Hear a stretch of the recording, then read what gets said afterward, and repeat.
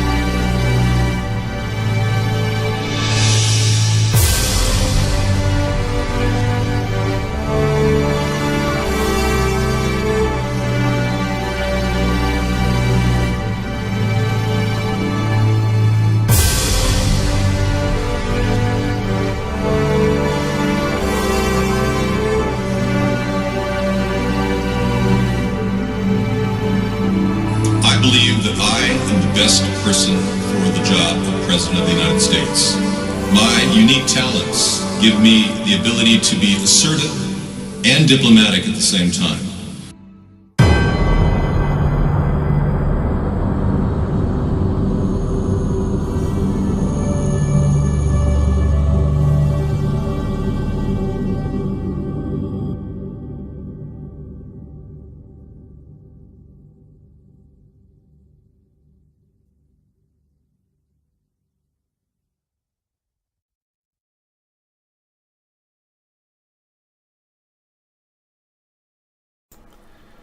I'm here.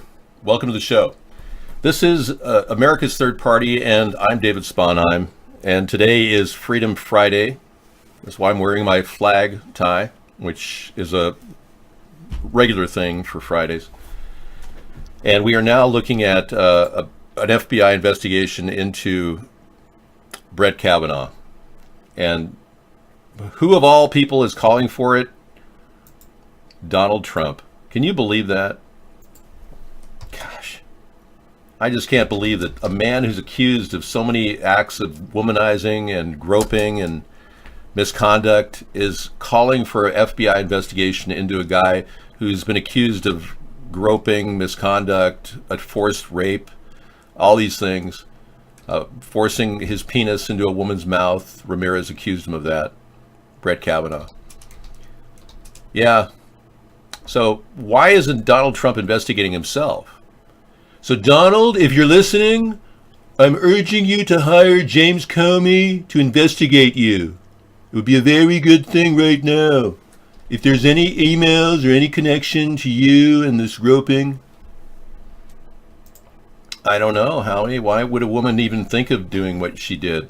She was drunk. And apparently all the women were getting drunk because Kavanaugh likes to drink. We know that this behavior is an ongoing, continual problem in his life, and it doesn't surprise me that this is happening.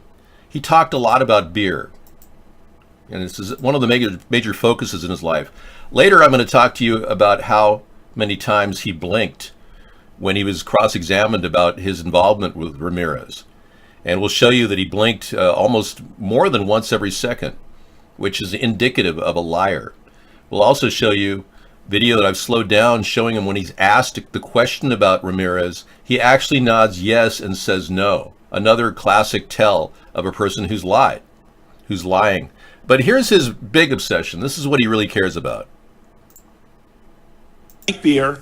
She had one beer at the party and had beers with, and having some beers with friends, or just to meet up and have some beers. Drinking beer, which I gladly do. I like beer. You haven't answered that. I like beer. I don't know if you do. Okay. Do you like beer, Senator, or not? What do you like to drink? Next one is, Senator, what do you like to Judge, drink? have In you, any event, we drank beer and still do. So whatever. I think you've probably had beer, Senator, and so. So you're saying there's never been a case where you drank so much that you didn't remember what happened the night before or part of what happened? That's you're asking about. Yeah, blackout. I don't know. Have you? Wait a second. He just said, have you? She asked him, have you ever had a blackout? And his response was not no. His response was, have you? I mean, look at this face. This is the guy you want to decide women's fate? And I just found out earlier he was 53 years old. Wait a second. I'm 58 years old. I'm 5 years older than this guy. This guy's living a pretty rough life. I mean, geez, he must be drinking all the time. Then she asked him again. Could you answer the question, Judge? That's not happened. Is that your answer? Yeah, and I'm curious if you have. So he immediately asked a question of the question, deflecting any inquisition into what he did. Of course he's had blackouts. This guy can't remember standing on top of a woman, pressing his body on her.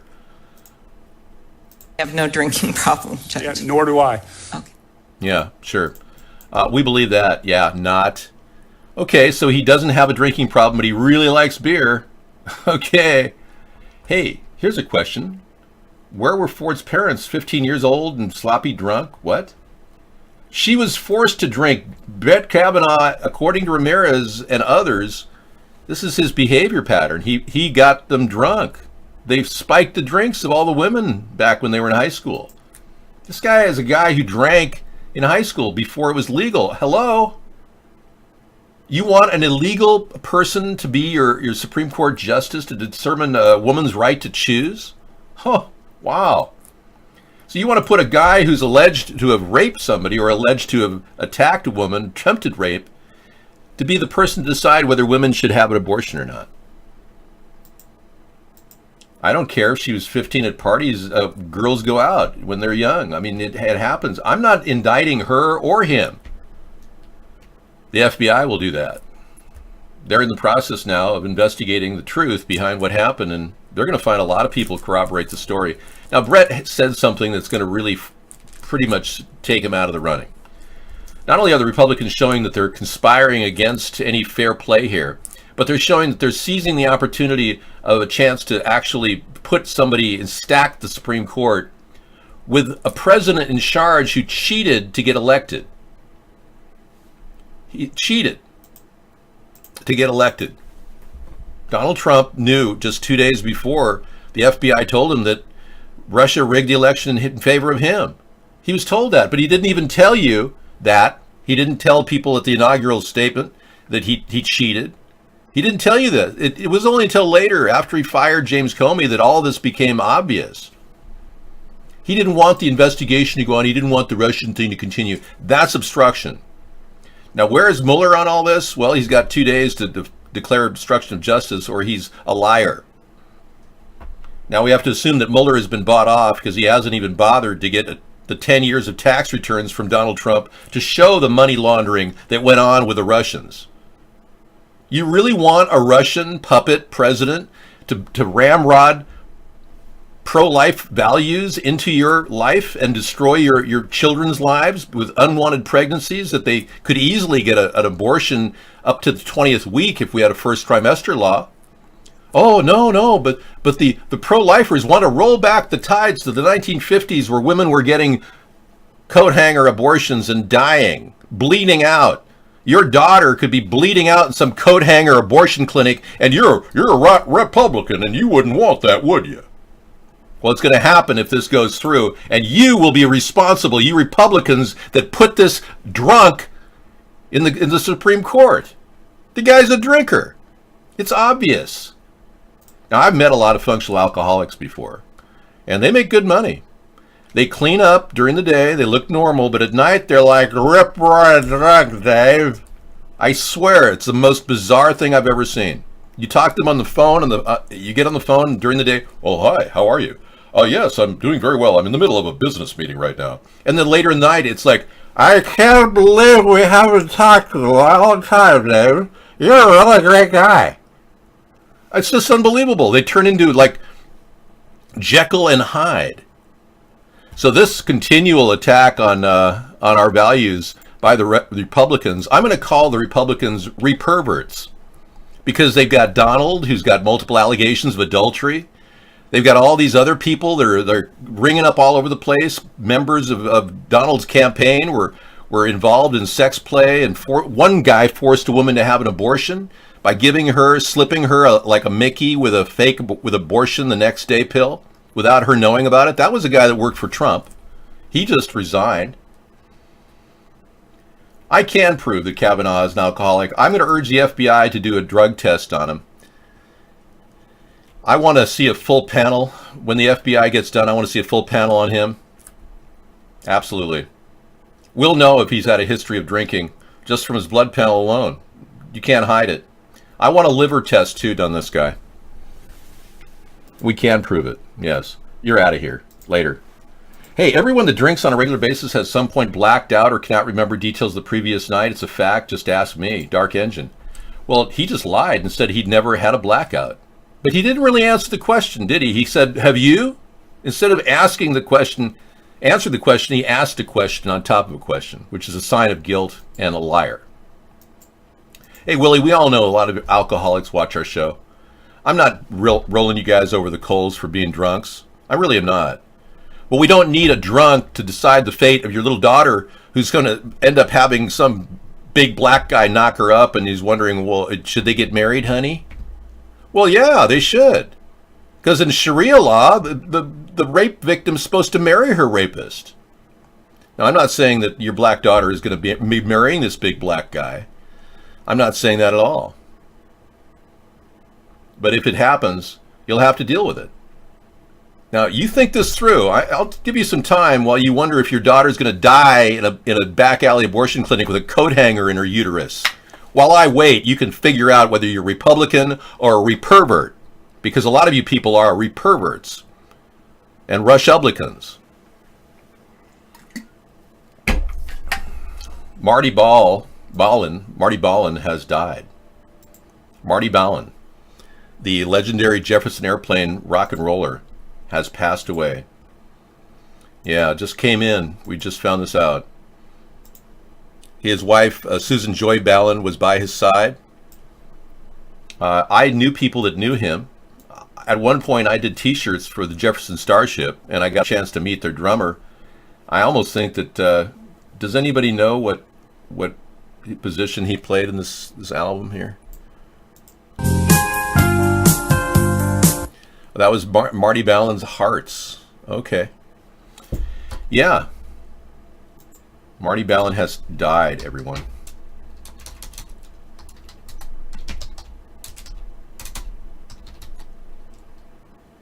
Yeah, his instrument was songwriter, founder instrument, vocal, guitar, keyboards. Yeah.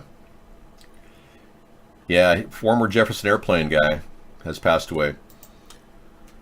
Yeah, so R.I.P. to Marty Ballin. Yeah, his music is incredible. I love Jefferson Airplane. We're going to play some Jefferson Airplane tonight, just to give you a taste of the incredible genius that Marty was. Yeah, the conservatives who are in favor of abortion are going to react to this. Well, there have been more than 54 million abortions. Your statistic looks a little old, Real Magoo. I heard there's over 65 million abortions since Roe v. Wade was passed. But yeah, we've got a little video here of, the beautiful music of Jefferson Airplane. I play it quite a bit in our show when I can. Yeah, it's amazing work. Grace Slick was in the group. Fantastic.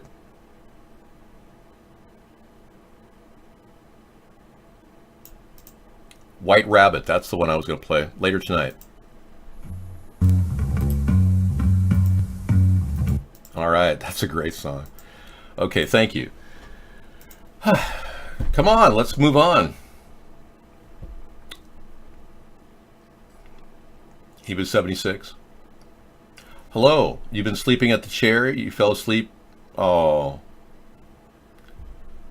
Gosh, you poor lady. Yeah. I hope you pass your stones, Anita. Anita's had some kidney stone work done with ultrasound, and she's hoping to pass her stones. We're hoping you get better, Anita. Thank you so much for sharing your life with us. Vinyl Sniffer, I thought we talked, you learned from your time out that you weren't allowed to ask stupid questions. I'm going to give you one more chance to not say those things. Oh no, you're incontinent? Well, that happens. Just get some necessary, they call them chucks for your bed. Yeah, they're plastic on one side and cotton, absorbent cotton on the other. They're called chucks. Yeah. They also make big diapers for people who have, problems in their bed. They kind of tuck under your legs and they have Velcro snaps on the side. Yeah, it's called chucks. Very useful, by the way. If you ever have a person who's older, who's bedridden, it's fantastic to have these things around. I keep a box of that kind of stuff in my emergency medical kit that I use for prepping. I actually have a bunch of things. I have air masks. I have 500 air masks that I could hand out to my entire community if we had a pandemic. I just put a bucket for air masks if there was a pandemic. I'd set it outside, free air masks. Yeah, I really think we have to start preparing for a reality that these things could happen. As president, I will task the CDC before I resolve their problems. I'm going to task them to actually get behind a program to distribute air masks. Everyone should have an air mask courtesy of Uncle Sam, and it'll be a good one. And we'll give out like 3 or 4 for families. And then when you run out and say you're using it, there'll be a reorder slip that you can pop in the mail, and we'll actually make money on it. We'll actually make a profit down the road. Not a lot of money, just a little money. But it'll add up with all the people that will want air masks.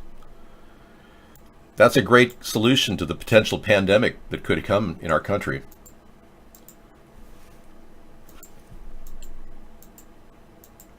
Thank you, I have diarrhea. I don't have diarrhea, but that's your name. I'm not going to sign a book for you anywhere. No.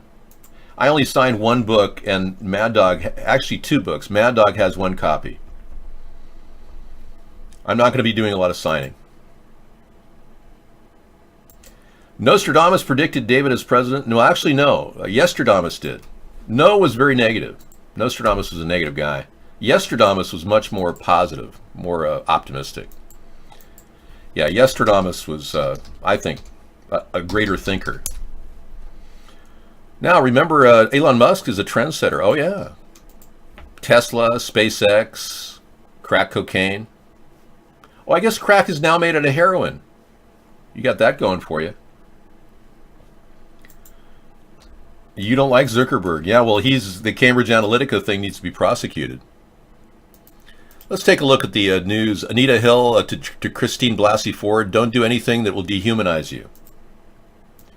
Anita Hill, we're still paying the price having, a memory of her testimony when Clarence Thomas became Supreme Court Justice after we found out that he talked about sex with animals, sex with orgies, sex with gangbangs with Anita Hill, according to her testimony.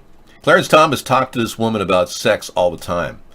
He even pointed out that the RC Cola that he was drinking had a pubic hair on it. And he also said to her that his nickname was Long Dong Silver. These are the kind of Supreme Court justices we've got. Yeah. I had a kick out of Lindsey Graham when he screamed like a little child the other day, acting like a spoiled brat, saying that he signed Sonia Sotomayor and Elena Kagan into the Supreme Court, and he should be rewarded for that. What an idiot. What a turncoat. Lindsey Graham brought us Elena Kagan, who's never ever been a judge in her life, and Sonia Sotomayor, who's A La Raza member? Thanks, Lindsey Graham. You're bragging about that to people? I just can't believe this guy. It's like he doesn't belong in any party. He belongs as a human anomaly somewhere. Maybe at a museum doing a stage act. He's a totally in closet. I mean, is he going to get married to somebody? You got to wonder. Video captures terrifying moments. Tsunami smashes into Indonesian city, sweeping away homes. Wow, let's take a look. This is from...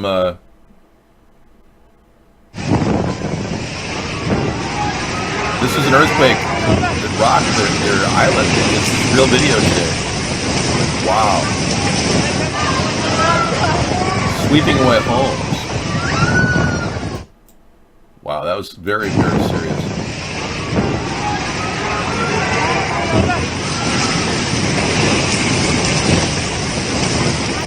Okay, the 3-meter tall waves swept away homes in at least 2 cities, according to the AP.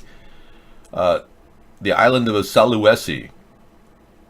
There was an earthquake that triggered a 3-meter tall tsunami. Wow, okay, thank you. You know, I don't think JFK was a rapist, no. There have been stories that he had sex with Marilyn Monroe, but there's no evidence of that. There's no evidence other than testimony from various women that claim that they were involved with JFK. He never had a chance. Dead men can't respond to questions about their sex play. No. You think that Marilyn was murdered because she knew something about the Kennedys, maybe that they did rape her? Hey, you're not allowed to come in here. You're going to get kicked again. Now, do you have proof that JFK said that about Monroe? No, I'm just saying, supposedly there's a porno video with RFK and JFK and Marilyn, her bodyguard, possesses. You know, they couldn't even find her diary. I seriously doubt that there's a porno video of them involved in a sex play. That's ridiculous. I'm not covering for JFK. I just don't see any solid proof. Well, RFK was told by his dad, Joe Kennedy, that you're messing with the wrong people and that you're ruining not only your career, but you're ending your brother's career. Joe told Bobby that you can't keep doing this and going after the mob. So, in a way, Bobby Kennedy had something to do with the death of his brother, ironically, because he didn't listen to his dad. No, in fact, I resent any of these accusations. You're not allowed to come in here. And I'll ban you if you keep this up. I'm not getting any money from George Soros. My goodness, I would never take money from him. I like solid proof of a lot of things. Like, for instance, did Brett Kavanaugh have a drinking problem? And are there other people that can corroborate that? I think the FBI should know real quick whether he's had a drinking problem over the years. Real Magoo says JFK was faithful to his wife. Wow. Glad you said that. At least you're standing up for our great president. I'd like to see Trump investigated by the FBI too. While they're at it, they should investigate him. I know. I've been saying all along, it's a federal offense to dox people, and we have records of him doing it for, what, 3 years now? I know. It's 5-year prison sentence for each attempt to dox. That's like probably 500 years in prison. How did work out for the Kennedys messing with the mob? I'm telling you, if you are a president and you're trying to take the mob down, like Bobby Kennedy did for his brother JFK, it's going to end up bad for everybody. I'm not here to justify the existence of the mob, okay? But I am telling you that we can put certain safeguards in place to protect you, the consumer, and we can give the people who in organized environmental cleanup, let's call it that, a chance to stick their bad toxic waste. I think it's a pathetic thing that our government hasn't worked with these people who do environmental cleanup and say, hey, we've got a recycling center, you can drop it off for free. We don't want anything dropped in the middle of Staten Island. We just want to make sure everything's done properly. That's not in any way affecting their business or unions or anything. I'm going to be very easy to deal with because I want to fix problems. I don't want to create problems. All I can tell you is Joe was dirty, and that's why John F. Kennedy became president. He had the power to make that happen, and John F. Kennedy knew it. But I still contend that John F. Kennedy was not dirty, that he actually cared about this country and about the people of this country.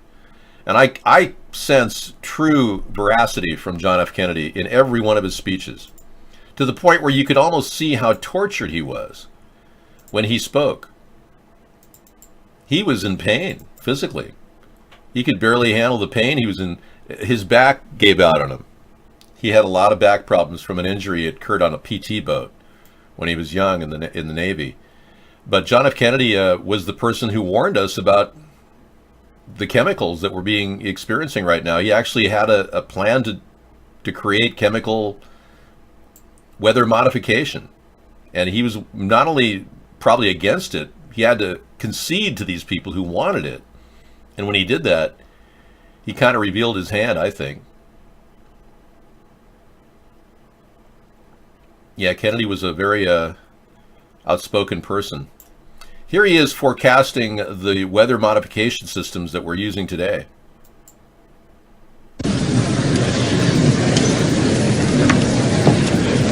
Mr. President,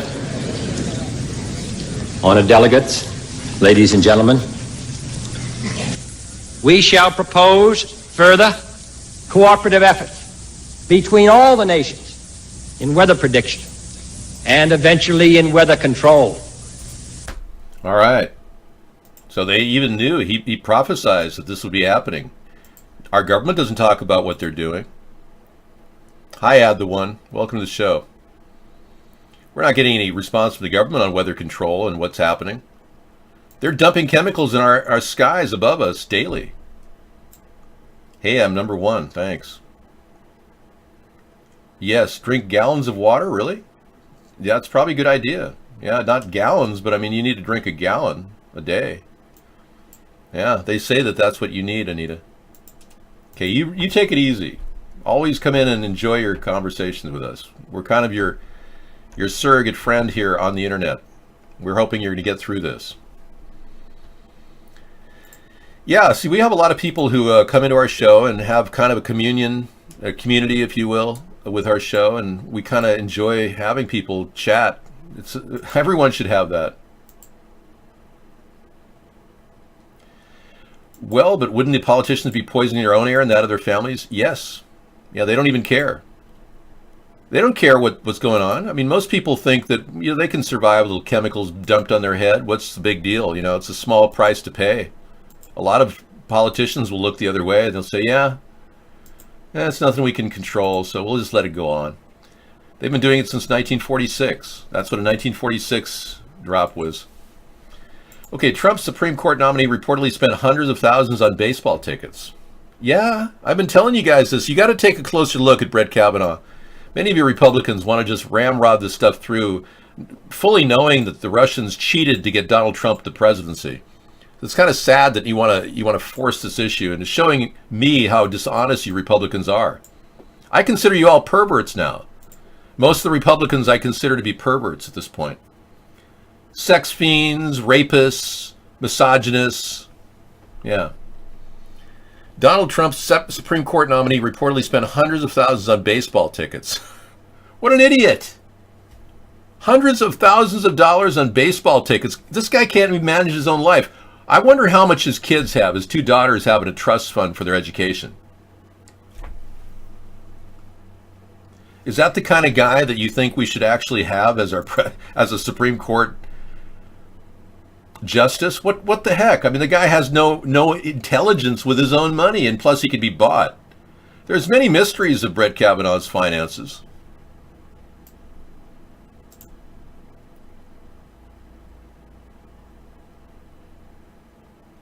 Before Trump nominated Brett Kavanaugh to the Supreme Court, he had a lot of debt.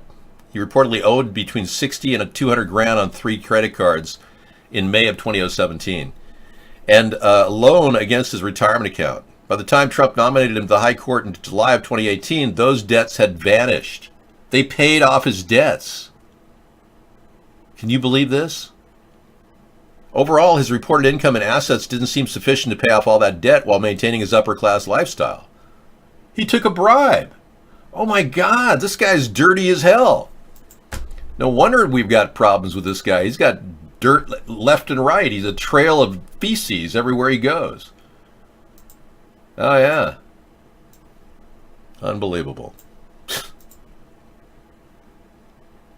Okay, the UN brief, according to Trump, they weren't laughing at him, they were laughing with him. Okay, well, China and Russia foil Pompeo's maximum pressure campaign for North Korea. Okay. Yes, Mr. President, they were laughing at you. I don't know about that. In less than 2 years, my administration has accomplished more than almost any administration in the history of our country. America's so true.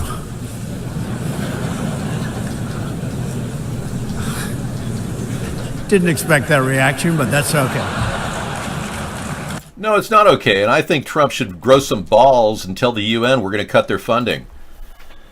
I can't believe that he would even continue this charade with the UN. We need to drop the UN's involvement in the U.S. Every single American document that Trump signs has the UN listed as one of the necessary agencies to consult in times of martial law. They have a plan the Army put together in 2010, the Civilian Detention Plan, with the UN named as one of the participants. Why would we want to let the UN control our police state? We even have a plan called the Global the Small Cities Network, the Strong Cities Network.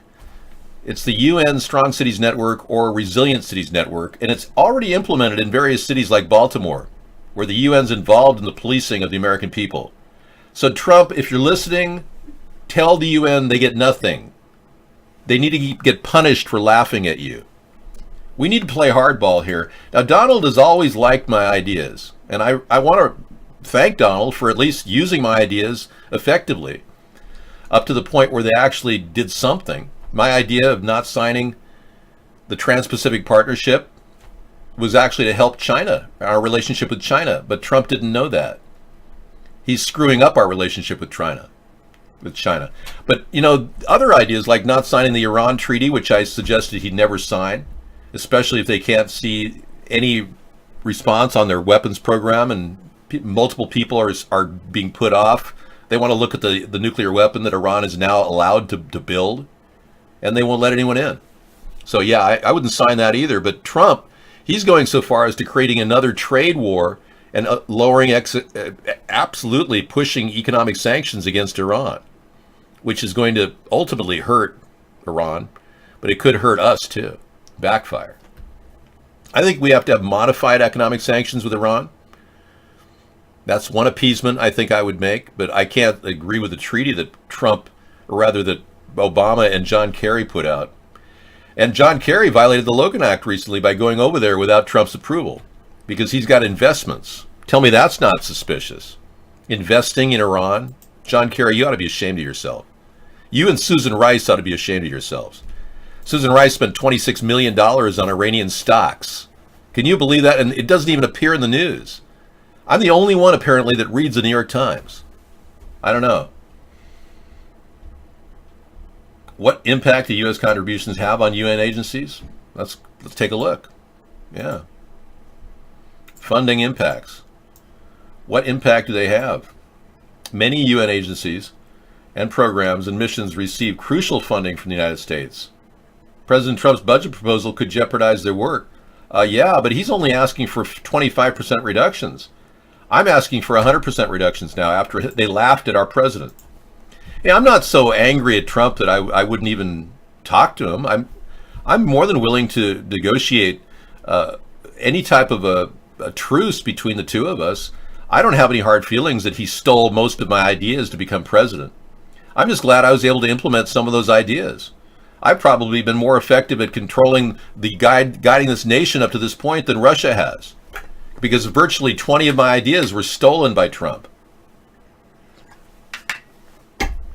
I have never come up with the idea of the fence. I did this with my father. We talked about it in 1992. But I was, very vocal with my father about building a fence, but Pat Buchanan picked up on kind of the idea.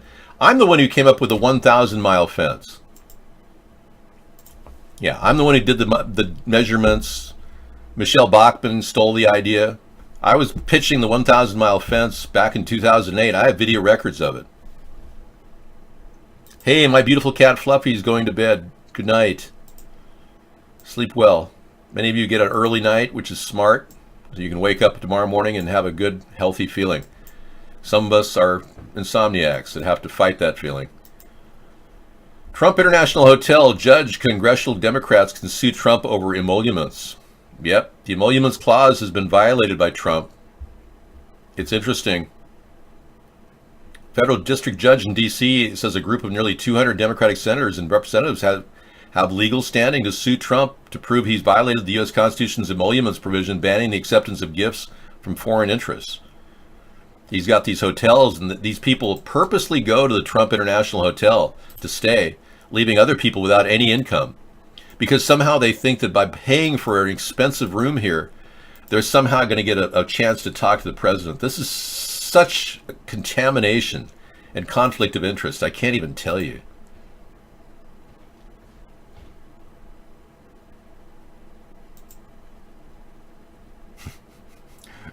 Kavanaugh in his true form. Yeah, we think definitely that Kavanaugh's probably going to be arrested for his behavior. Yeah, once they find out that all these allegations are true, the possibility that devils will be charged with crimes are real. Susan Rice holds as much as 600,000 shares in TransCanada, and the company seeking State Department approval to build the Keystone Pipeline. Wow.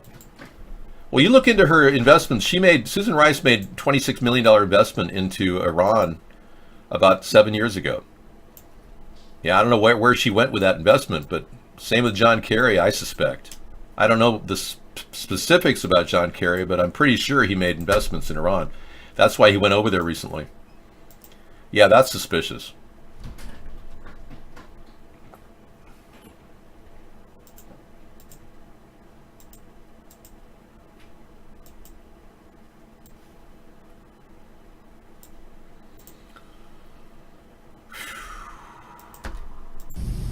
You're Brett, right?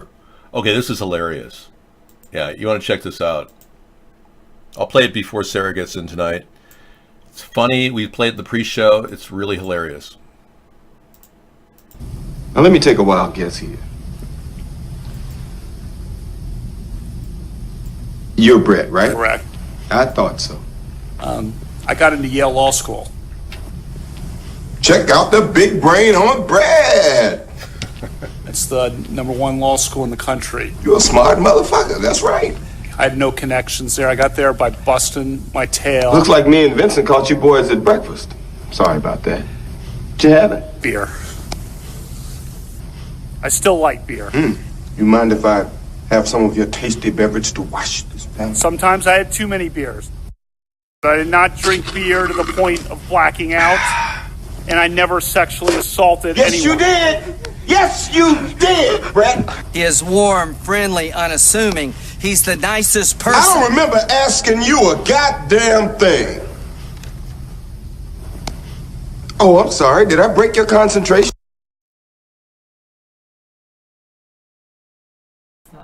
Yeah, so we're up and running here. Thank you. Wasn't that funny? It's not for a while. Yeah. Hey, former employee sued third Kavanaugh accuser. Now, Jeff Flake has been approached by people trying to stop this Kavanaugh nomination from going forward.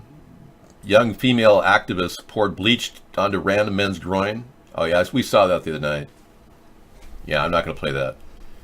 But no, there are a couple of activists against the Kavanaugh nomination that assaulted Jeff Flake, pretty much, but there's now another lawsuit. Jeff Flake was, basically shaken by that. But Jeff Flake's the guy holding up this whole thing. They're going to have an FBI investigation before the Senate votes. But the Justice Department ruled that this nomination's going forward.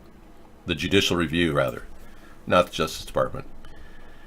Julie Swetnick, the third woman to accuse Brett Kavanaugh of sexual misconduct, faced allegations from her former employer that she engaged in unwelcome sexual offensive conduct in 2000. Oh, the third woman to accuse of sexual misconduct faced allegations from her former employer. Wow. But then she said after she was accused of that, then she made allegations against male coworkers. Okay. She had engaged in inappropriate conduct. Swetnick made false and retaliatory allegations. Kavanaugh vehemently denied Swetnick's claims. Okay, well, maybe she's got a history of making statements. So, former employer sued third Kavanaugh accuser for sexual harassment. Okay, I'm going to have to be investigating.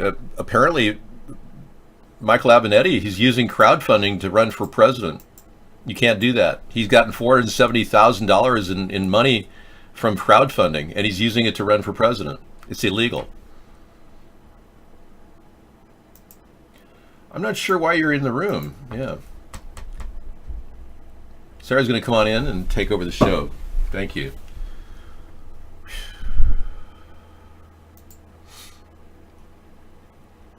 Yep, so Elon Musk believed he had a verbal agreement with Saudis for a Tesla buyout. So basically, Elon Musk opened his mouth and said he was going to turn his public stock into a private stock with a set price for the shares. And now the SEC is investigating it, but he's saying he had a verbal agreement with the Saudis for a Tesla buyout. So he's signaling a battle with the SEC over fraud charges, and his stock price has sunk again. Tesla has dropped as a result of this. All right, thank you. See you in a bit. All right. I totally disagree with you, Mad Dog. Completely and wholeheartedly disagree. And in fact, the fact that you've done that twice, I'm going to purge those messages. It's not true. It's not true. Fortunately, no one needs back alley abortions these days. However, in the past, a lot of different people needed to have back alley abortions. I mean,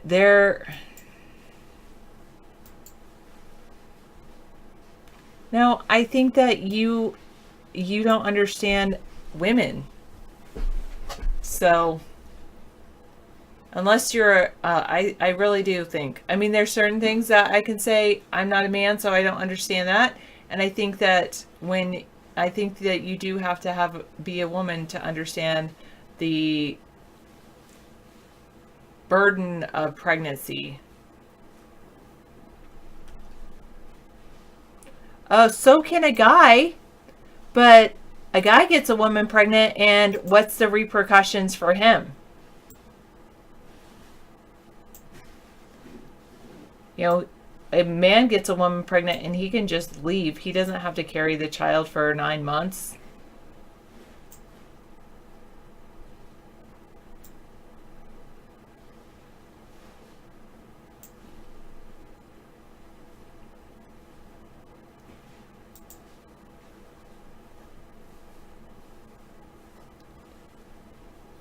Yeah, I think everyone has a choice to engage in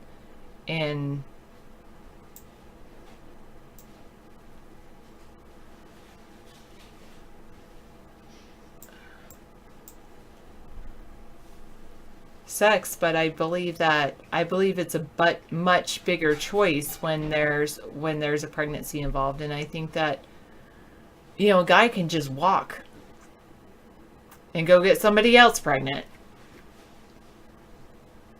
Yep, the woman is stuck, and you know, and there's other issues too, where a man who is married to a woman may refuse to use protection because they're married, and then she ends up with so many children that she knows that she cannot support that many children,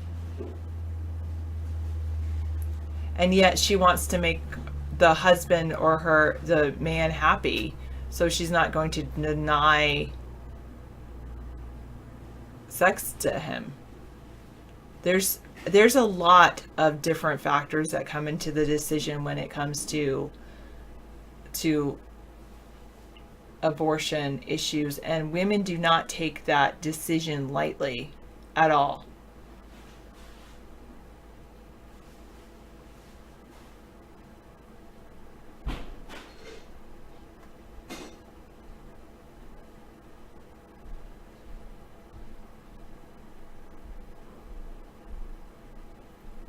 Yeah, true, Anita.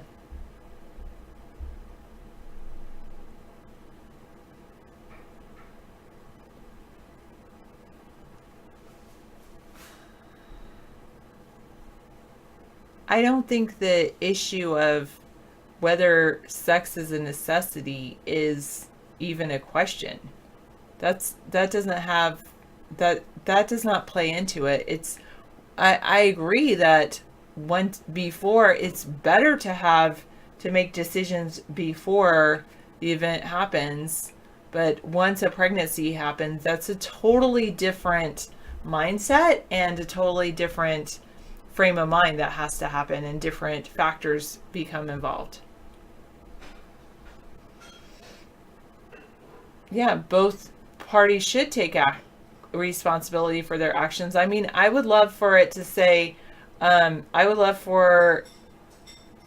would be in favor of changing certain things to say, have you informed the father of this child? Have they signed off on their parental rights? Because there might be a man who says, hey, just carry the child for 6 months and then or 9 months, then you can walk away. The woman can walk away, and then the man can raise the child if the man really feels that strongly about raising a child. I totally disagree with you. I think it's a woman's body. You don't have to you don't have to carry the child for 9 months. I completely disagree with you. Completely.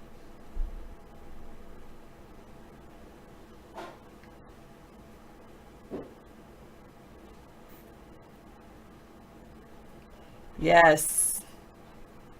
I agree. The whole phrase, the most difficult phrase to create is a palindrome. I taught some students about palindromes this week or last week, about like pans versus snap. Those are palindromes. And then I was confusing them with like the mom, which is the same forward and backwards.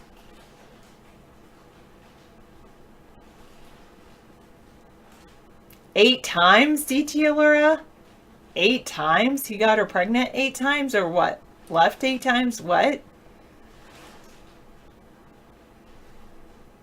Yeah, there are women that have done that. They've carried the baby for 9 months and then gave it over to the father and his family. And that's fine with me. But I really think that the decision is ultimately up to the woman.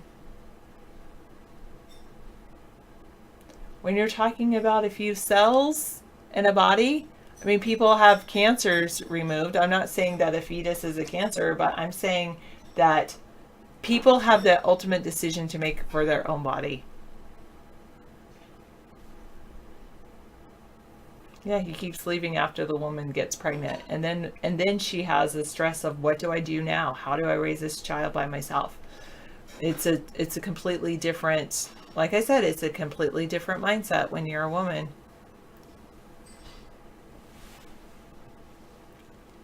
Wow, that's pretty interesting.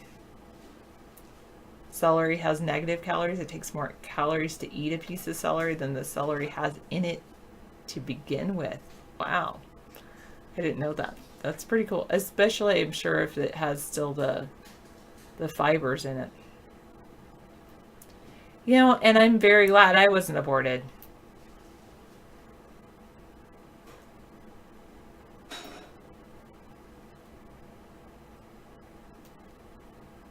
There are many more factors that play into it than just that. If a man says, "Oh, I love you, I'll marry you," and then there's a lot.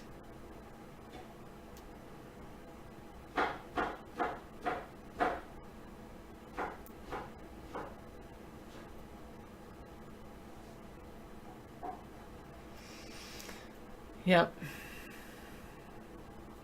All right, so Elon Musk believed he had a verbal agreement with Saudis for a Tesla buyout.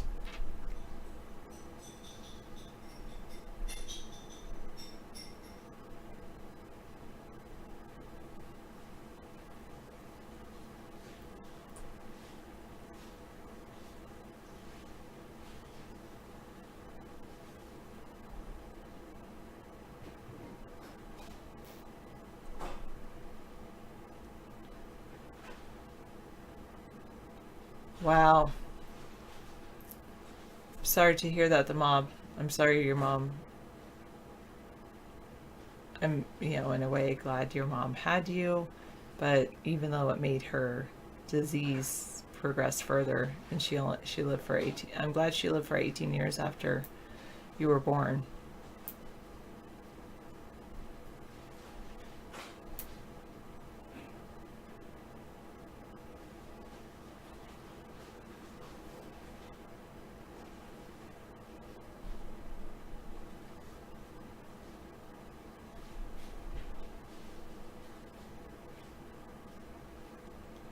Wow. Flooding is persisting in the Carolinas 2 weeks, nearly 2 weeks after Hurricane Florence.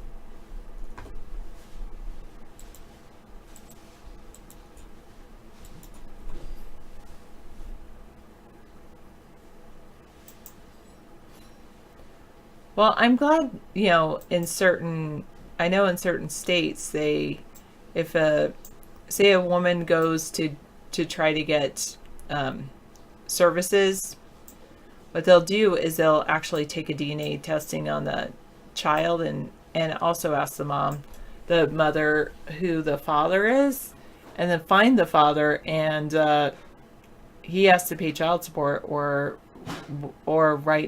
sign away his rights. There was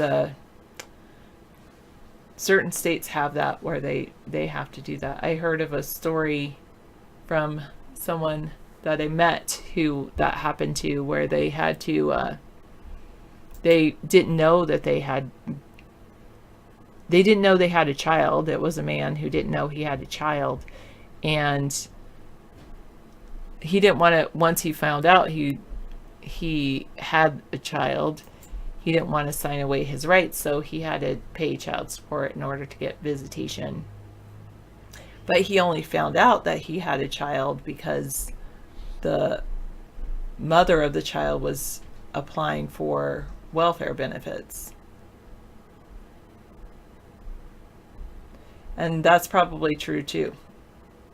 I haven't heard that part. Even if you waive your rights as a parent, you pay anyway, but I suppose that's true in certain states as well.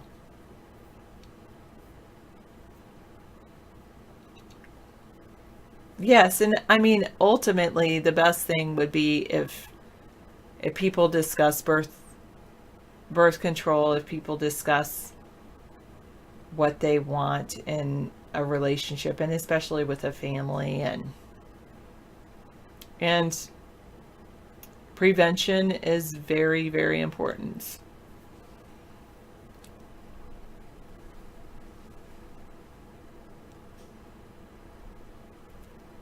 I believe in anything that will prevent an unwanted pregnancy.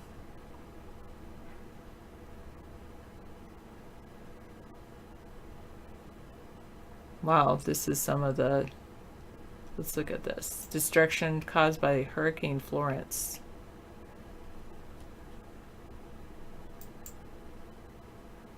Whoa. Nice cars underwater. Man. Those cars are not good. Hello, Howie.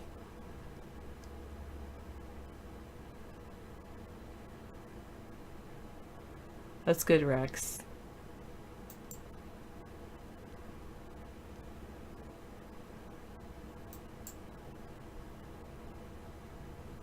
Trees fell. Wow.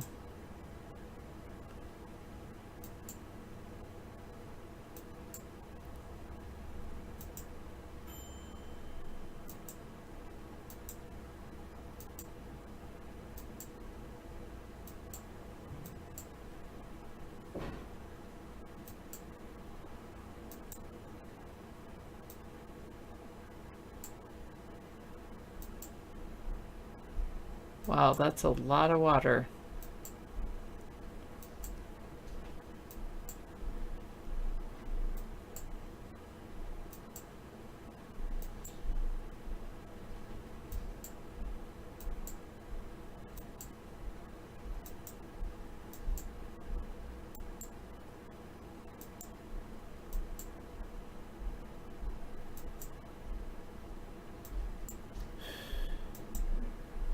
All right, a couple more pictures for you.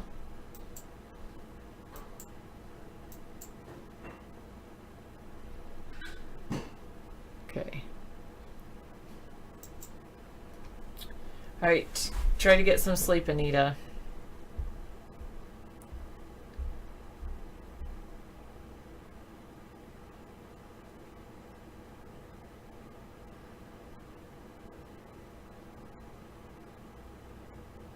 Yes, there are a lot more options today, Allura. That's very true.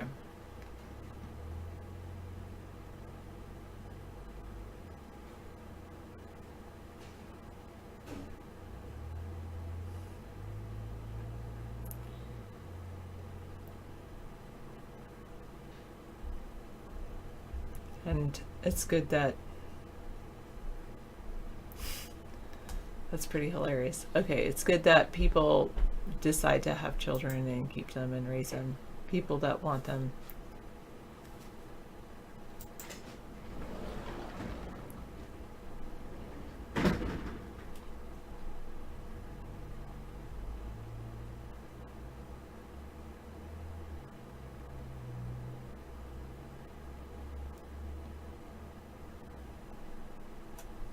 So Hurricane Rosa is expected to increase California surf, and a tropical storm Kirk is drenching the Caribbean.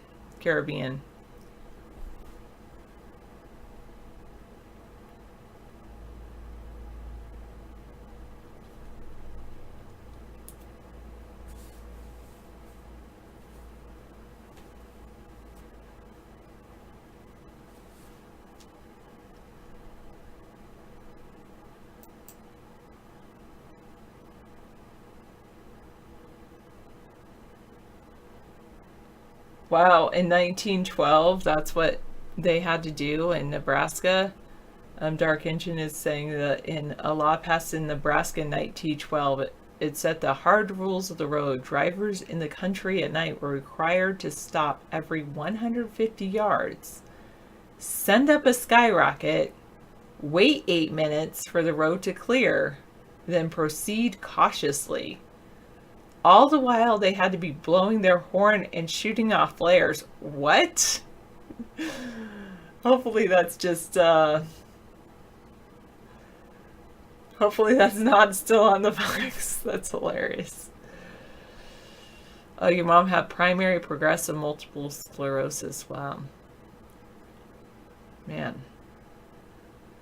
Wow, that's pretty intense. Hello, Robin Lynn.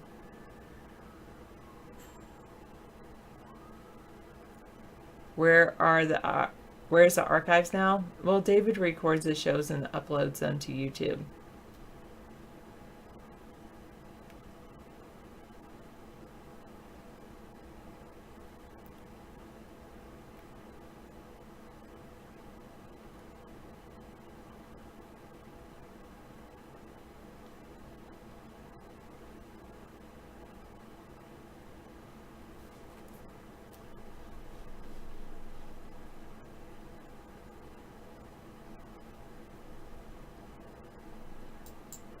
So Trump agrees to allow the FBI to open a limited investigation into the Kavanaugh accusations against Brett Kavanaugh.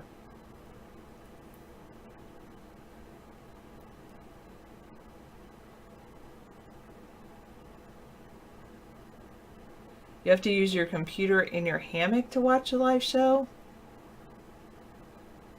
Why do you have to use your computer in your hammock now? Hog Slimer. In Vegas, it's illegal to have a monkey in your backseat while driving. That's pretty funny, Dark Engine. Robert says there's a law that is still on the books in Texas that it's illegal for your mule to sleep in the bathtub on Sundays. Gotta get your mule out of the bathtub on Sundays. I don't like the smell of incense. I love fries, but I don't know. You can't watch on an Android or a phone. Oh. Because you can't do that on Fawn Live or iVlog, or what about Periscope? Try this, Hug Slammer.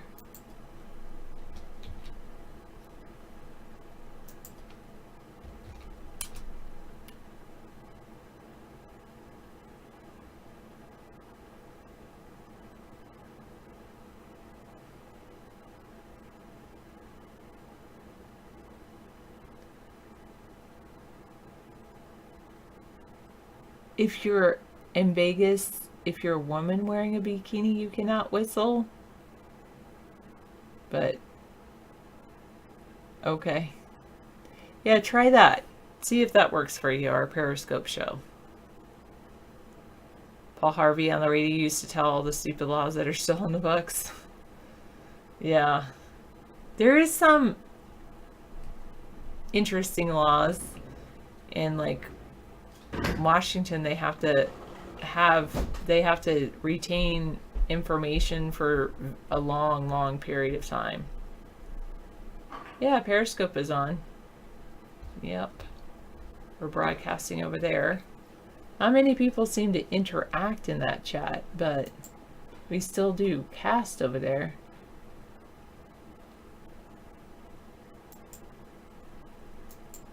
And we're casting at Tiki Live too, but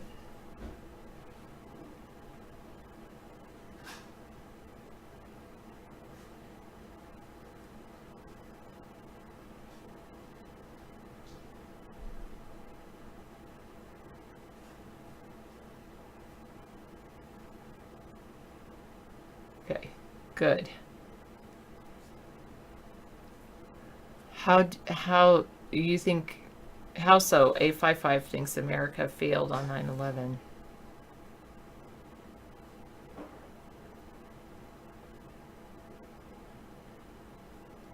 Okay, trying Periscope, installing. Good. Yeah, don't let your mule sleep in a bathtub on Sunday.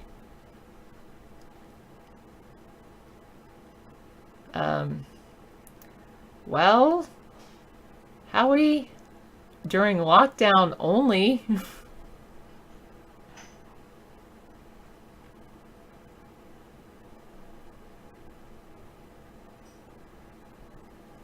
When we're in a lockdown situation, that's about the only time I've ever had that happen.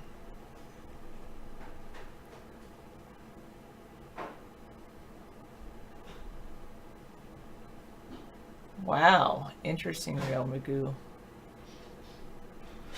All right.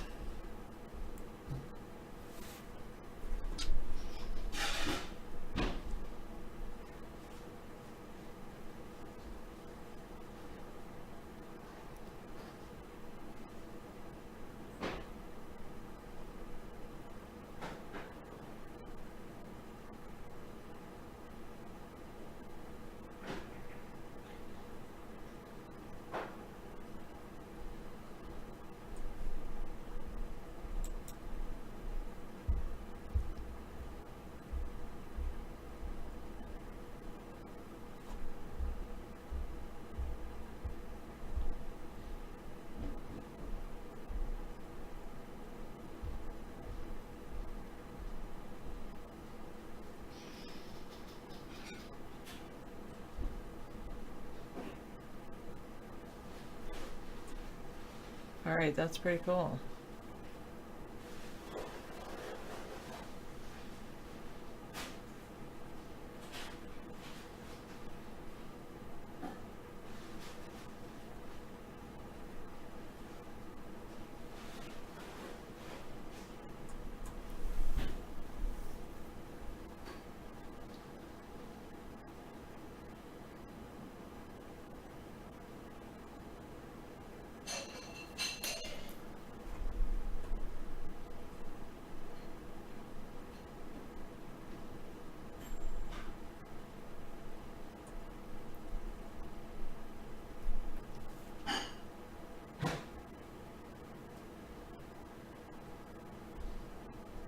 That's really neat. Okay.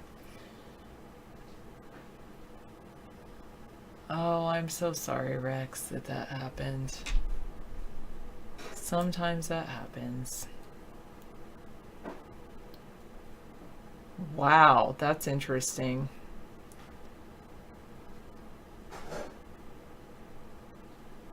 Real Magoo was saying some drug laws used to have really, like, during the height of Ronald Reagan's war on drugs, a pound of weed would get someone imprisoned for 20 years, even though manslaughter would have them imprisoned for 10 years. I'm glad the war on drugs is dying down too.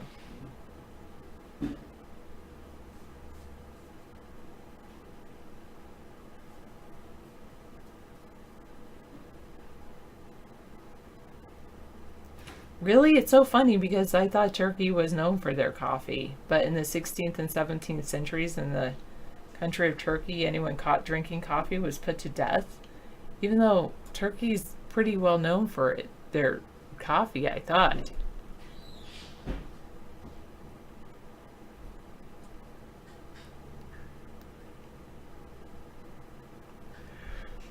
Facebook was hacked.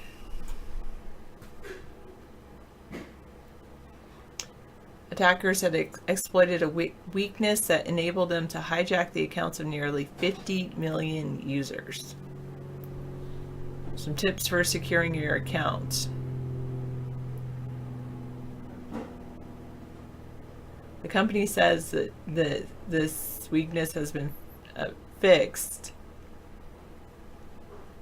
The issue was related to their View As feature, which allows people to see a preview of what their profile looks like to other people, like specific friends. Hackers exploited a weakness in the tool to gain access to digital keys that let people access Facebook from a personal device without having to re-enter a password.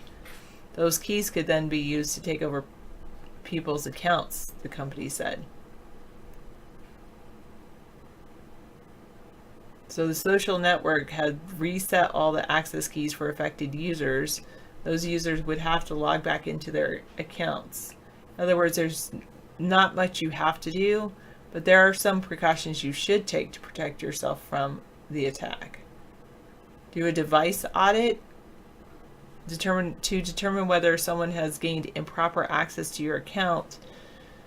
You can do an audit of the devices you've used to log into Facebook. On Facebook's security and login page, under the tab labeled Where You're Logged In, you can see a list of devices that are signed into your account, as well as their locations. If you see an unfamiliar gadget or device signed in at an odd location, you can remove it to boot it out of your account. I like that, Chrome often will, like if I have a login from a different device, it will alert me and say, here's a login from a different device. Is this really you? Definitely change your password. Facebook says that because it's fixed the vulnerability, you don't have to change your password, but to be extra safe, you should probably just change it anyway. Especially if you're using a weak password or saw any suspicious devices logged into your account. If you decide to change your password, you should use a complex one. Don't reuse a password you have used on a different site. It's probably, if I say this, it's probably some people will have like a password that they use everywhere, but then what they do to make it more complex is they'll actually add the name of the site to the beginning or end. So, for instance, if they're using Facebook, they'll put Facebook and then their password, or Google and then their password. So then it's their password still in there, but it's making it more complex. Thanks.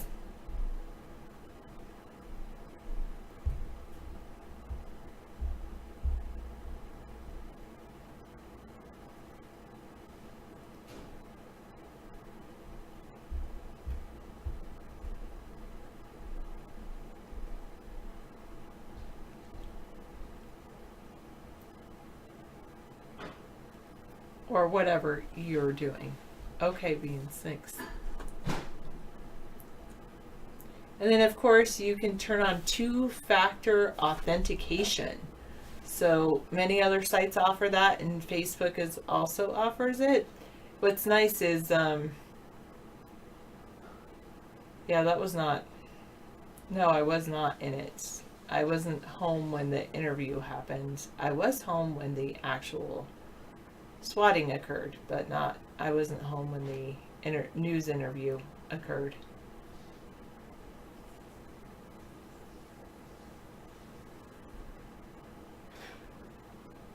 But two-factor authentication is really nice because, especially with devices, so you think like you have to use it all the time, but it's really, it'll authenticate your device, and then you can say, remember my device, and then it's, you don't have to authenticate it. But if you're going into a different location, signing in from a different place, you would have to use the two-factor authentication. So then they'll call you or send you a text message, or so you can't just log in from anywhere.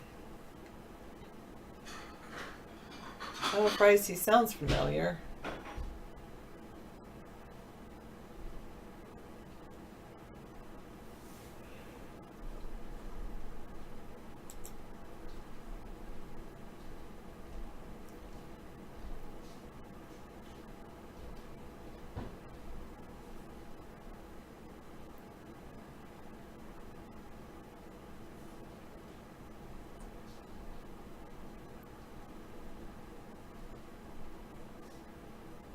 Oh, Walgreens is going to have to pay $34.5 million to settle charges of misleading investors on financial targets.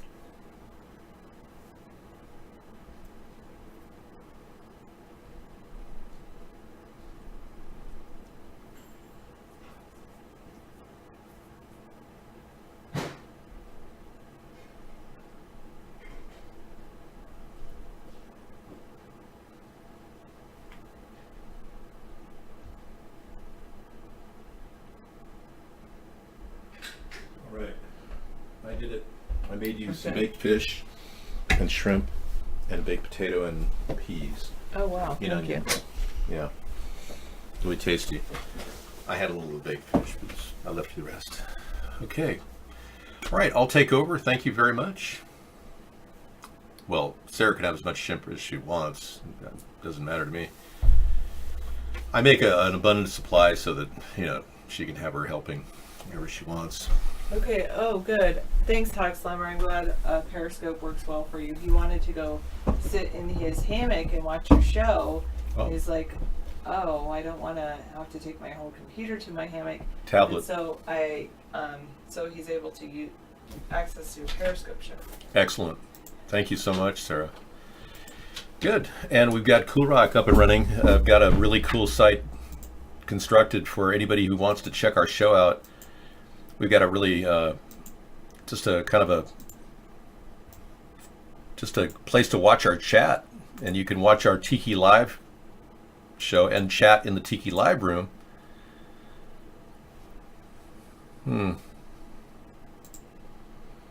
That's strange.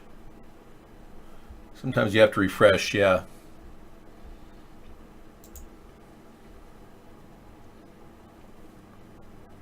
Robin Lynn created this for us. There it is.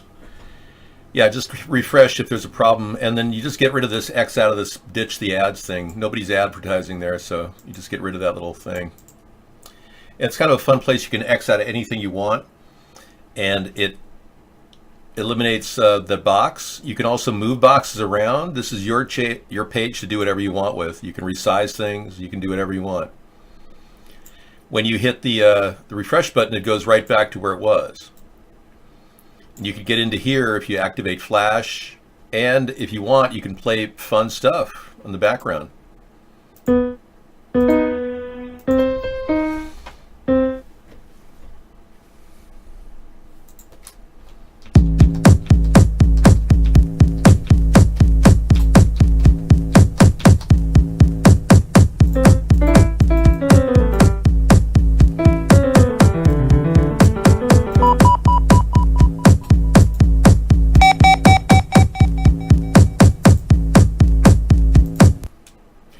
Okay, then you have to enable the Flash player to get this thing to work. Really cool. Fun stuff, and this is really awesome. I've just plugged in the news that you can use. This is a site Sarah and I found when we went to a conference. I'll play you a song, The Piano Man. We found this site called allsides.com, and if you're a Republican, Democrat, or centrist, you get every single position and all the different media outlets that give you that position. So you got the left with Kavanaugh vote coming out of the Washington Post. You got the right. Flake backtracks, creates new delay for Kavanaugh.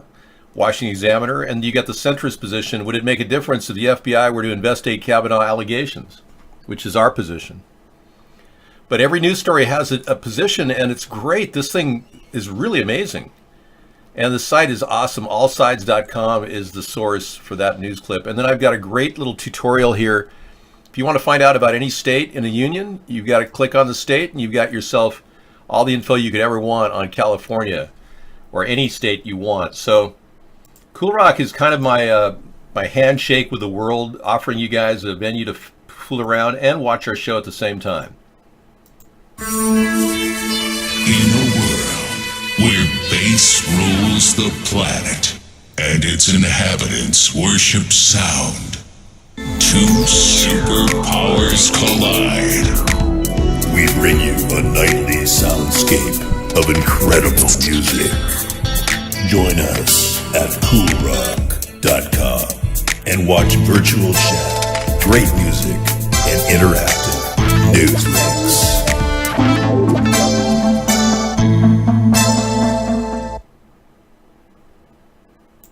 All right, thank you.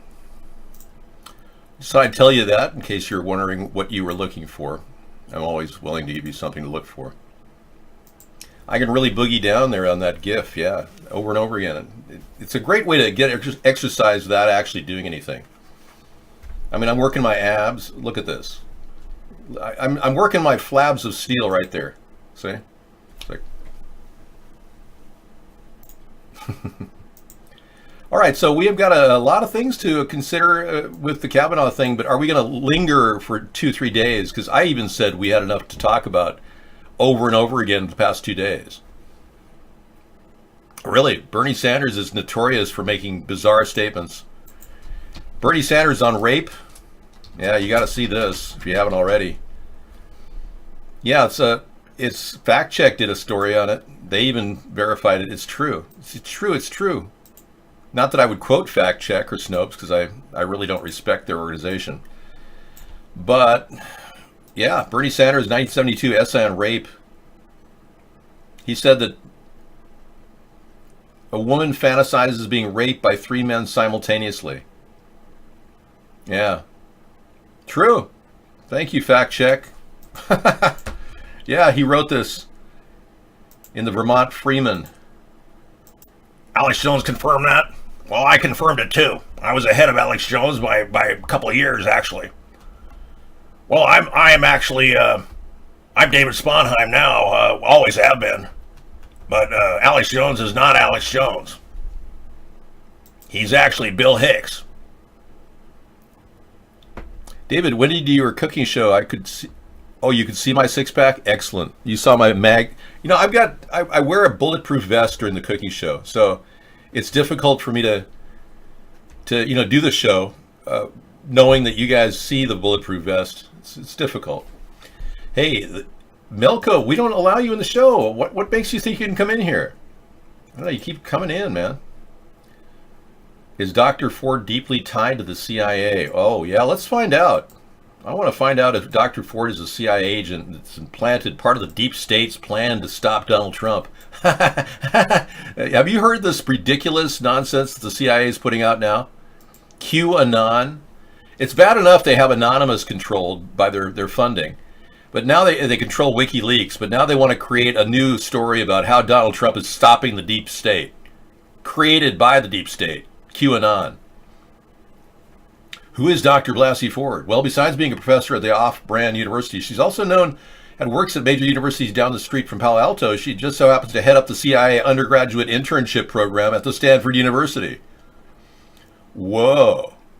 She grooms interns in the CIA. That's interesting. Her brother, Ralph III, used to work for the international law firm of Baker, Hostetler, and the firm created Fusion GPS. Wow. This is unbelievable. Wow, this is amazing.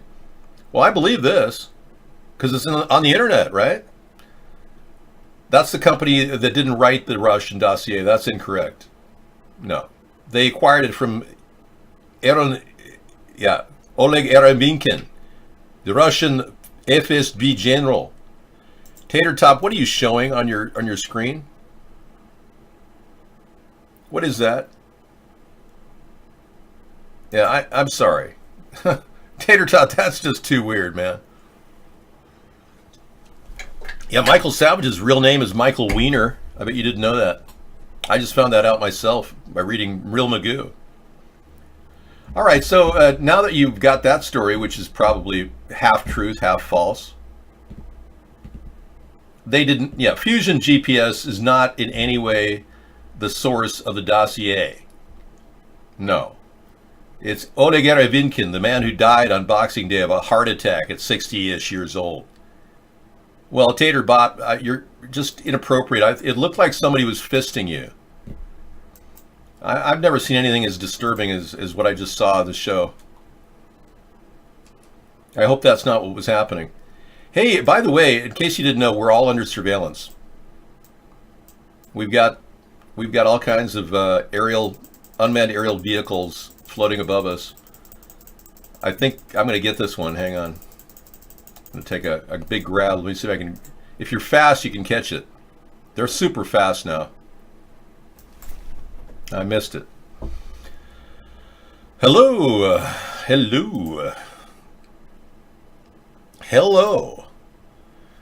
Well, this has been one heck of a morning, just waking up and realizing that we're going to keep going forward with this investigation.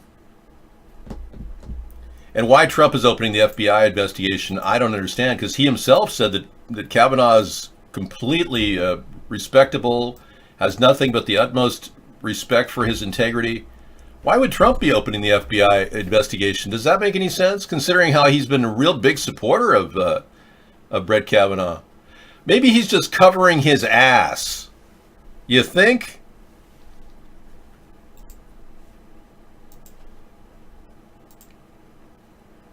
Hey, and this is a great story for all of you who drink Dr. Pepper and smoke cigars. Centenarians share their secrets to living past 100, and it includes Dr. Pepper. Yeah, photos of strange tips for living past 100. Let's take a look.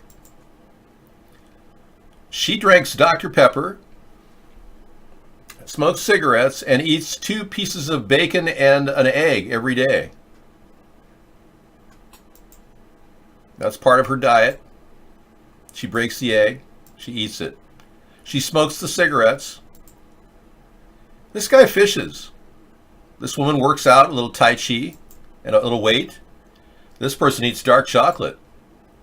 We really don't have any credible information that'll make you live longer. I can tell you my uncle, Fred Hale Sr., was perhaps, his remedy was the best, I thought, of anybody. And I follow it with as close as I can. I eat honey. But he ate bee pollen. And he lived to be 114 years old. He ate bee pollen. Fantastic guy. I never met him, though. I just read about him. He ate 1 teaspoon of bee pollen a day, and he had 1 shot of Irish whiskey a day. That's how he did it. Well, let's be clear. Let's be completely unclear. I want to make this perfectly clear. There he is. Look at him. He was 114 when he died. He looked pretty good for 114. He was 113 in this picture. Having a good time and enjoying myself, Dave.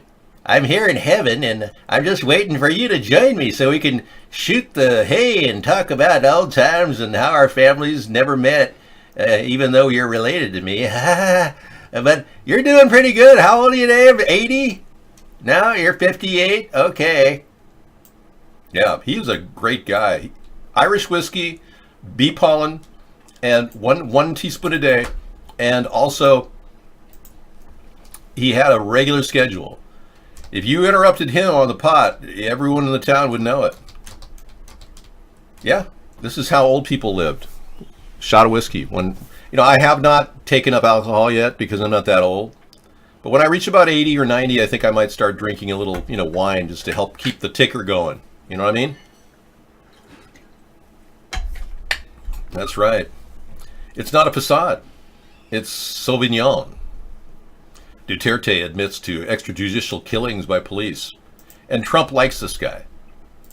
Oh yeah, and he admits to extrajudicial killings by police, where they just go ahead and, kill people willy-nilly. And Trump likes him. And you people still support Trump. Okay. And he's even getting the same orange tan that Trump is getting. Look at that. Mr. Duterte. Looking good. I bet all the Catholic girls want to just have wild, perverted sex with him, now that all the Republicans and everybody embraces perversion. Well, you guys, you're kind of coming of your own now. A lot of you Repub perverts have embraced this perversion. I bet many of you are going out tonight to cheat on your wife, like Donald Trump did, allegedly. Hey, we do have one additional feature to the show coming up in a second. Rodrigo Duterte has admitted for the first time that extrajudicial killings have taken place during his government crackdown on drugs, fueling existing demands from rights groups for an international probe. Yeah, I would say so. And he says, my only sin is the extrajudicial killings. I don't know. I wonder how many Catholic schoolgirls you're doing on the side, buddy. Not to mention your heroin addiction. Let's not get into that. The fake baked tan. Yeah. It's the fake baked tan. I don't know how they do it. I think it's beta carotene or something. Yeah, I don't want to do that to my skin. It probably has long-term effects. There's a link between Viagra, Levitro, and Cialis and skin cancer. I bet you didn't know that.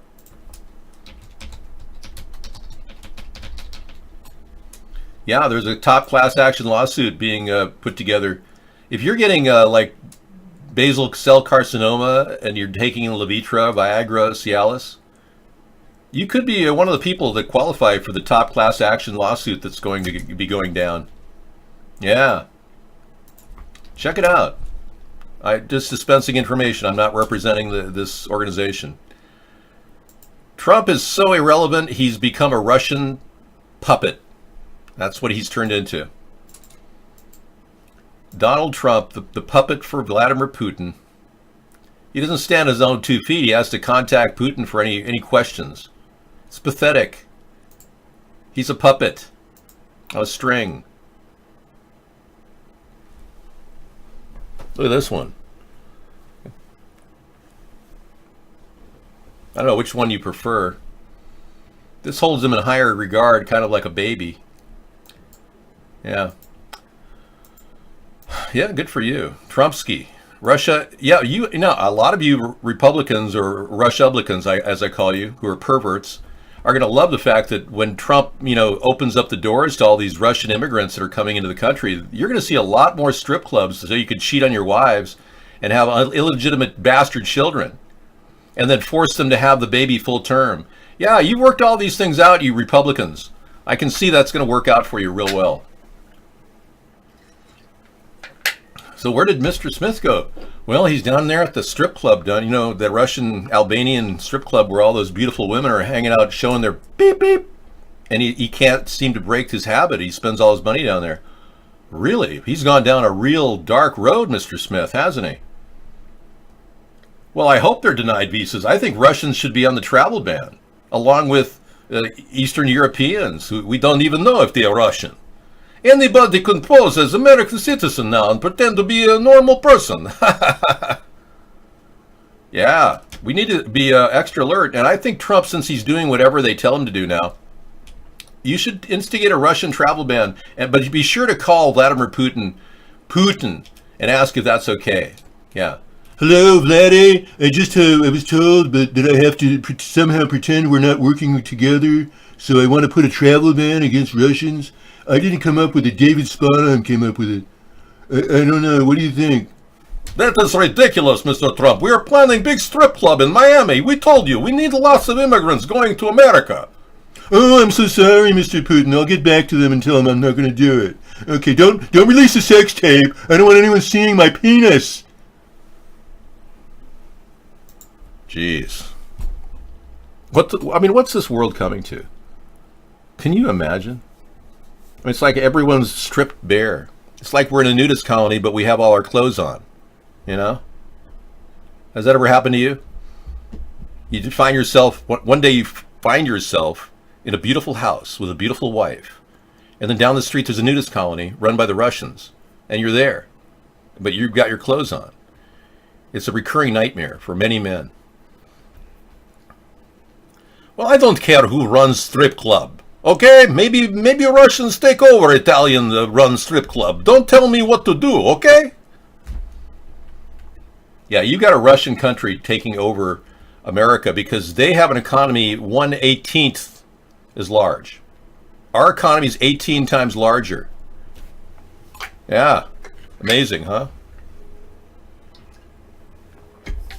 Yeah, they just want to fleece us. They want to suck us dry. And you Republicans are like completely complicit with the Russians. You should really just crawl into the hole you came out of and just call it a day, really. You know, you're going to sit back and watch the destruction of our nation with Russia's help. It's unbelievable. They want to suck us dry, I know. We're onto their little scheme, but look at me. I'm like the only voice of opposition trying to fight my way here on the internet. Russia's economy would not do better if there were no economic sanctions. No. Russia does not need American economic sanctions to be lifted. They need to take over your country of America. Big difference between dropping economic sanctions and bending over and greasing up for Mother Russia. Yeah, get used to it. You may want to learn Russian while you're at it, you Republicans. You're going to need it when I ship you off back to Moscow in a boat. Whew. 17 people charged in a string of Apple Store robberies. We saw one in real time on live link. It was bad. People come in and just start ripping people off left and right. They grab the, you know how people stand around Apple stores and look really cool, like, oh, I'm so rich, I'm looking at an Apple, oh, I'm willing to spend twice as much as a PC, ha. And they're like standing there looking so cash. Meanwhile, none of the salespeople have any of these locked down. Yeah, it was a flash mob. A number of individuals have been arrested in conjunction with a series of Apple Store robberies that resulted in the theft of over $1 million worth of merchandise. Rewind. The California Attorney General's office said in a statement on Thursday that 7 were arrested earlier in the week. Another suspect was in custody and 9 others have been charged with a crime. Since then, at least 2 individuals have been additional individuals have been arrested. Well, that's good. Well, isn't that special? Who cares? It's $1 million worth of Apple. They make that in a day. Probably in just markup. Lil Wayne daughter's Regina said he hid attention of the Carter v. battle for years. I'm sorry, I don't even know who these people are. Boy, I'm really out of it. I need to figure this out. Lil Wayne's daughter Regina says that he hid attention of Carter v. battle for years. What the hell does that mean? Ted Turner has Lewy body dementia. What is the neurological disorder? It's what Robin Williams was diagnosed as. Ted, you're going to have to go on a strict battery of what? They're going to have to put you on a suicide watch, Ted. You may be next on the list. Oh man, poor Ted. He's the guy that wants to get rid of 95% of the population. Yeah. He said we should only have 2 kids, and then he had 5 kids himself. And how Hillary Clinton's Murphy Brown cameo came to be. Oh gosh, she's still running for president. I'm telling you, it's going to happen. Oh yeah, Hillary is not going to give up. I'm telling you, she's going to run for president in 2020. I just know it. What difference at this point does it make? There she is. Hello, I'm here to interview for the secretarial position. Hillary? Yes, Hillary Clinton. Yeah, we all know who you are. Yeah. I think everybody knows exactly who you are, Hillary. Oh, we've had plenty of pictures and proof of your behavior, your history of 136 people now connected to the Clintons are now dead mysteriously, and nobody seems to care, except maybe you and I. I don't want to not include you. But yeah, there's a whole history of things that just don't add up.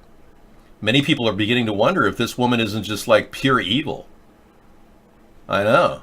And a lot of you are saying, well, at least we got Trump, he's better. Oh yeah, you'd rather have Russia take over our country?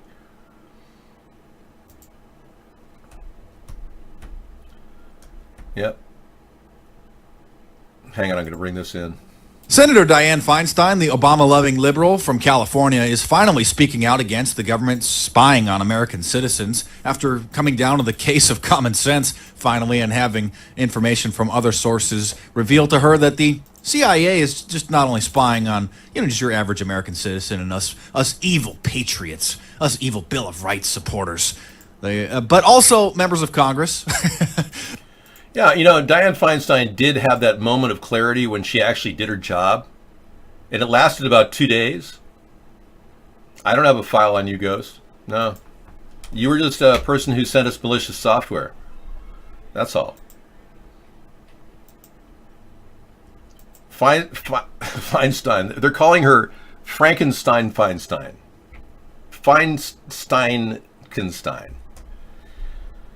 Yeah, I didn't think Murphy Brown was funny either, but whatever. Women that age have to get a job, so. Hey, there you go. California has signed the Cannabis Equity Act. Did, for sure. What's that? I don't know. I'm going to read into it. Okay, like the California Cannabis Equity Act has officially been signed into law. Totally. Ha ha ha. Governor Jerry Brown of California signed the California Cannabis Equity Act. SB 1294 into law on Wednesday, authorizing the expenditure of $10 million in state funds to support so-called cannabis social equity programs. They assist members of communities most severely impacted by the war on drugs who wish to enter California's newly legal cannabis industry. So it's like a $10 million stipend to open your own pot store. Oh, that's so funny. God, these people can't stop being socialists. What is wrong with California? They're $500+ billion in debt, and they're giving potheads $10 million to like waive their fees and whatever. Oh, totally, dude. Oh, can you believe these people in California? They're like communists. That's why I'm a centrist. I don't like the socialist, liberal California, Oregon, Washington. They call it the little Soviet Union. 10 million won't go very far. I'll bet 10 million will get a lot of people free licenses to grow pot commercially. Hello.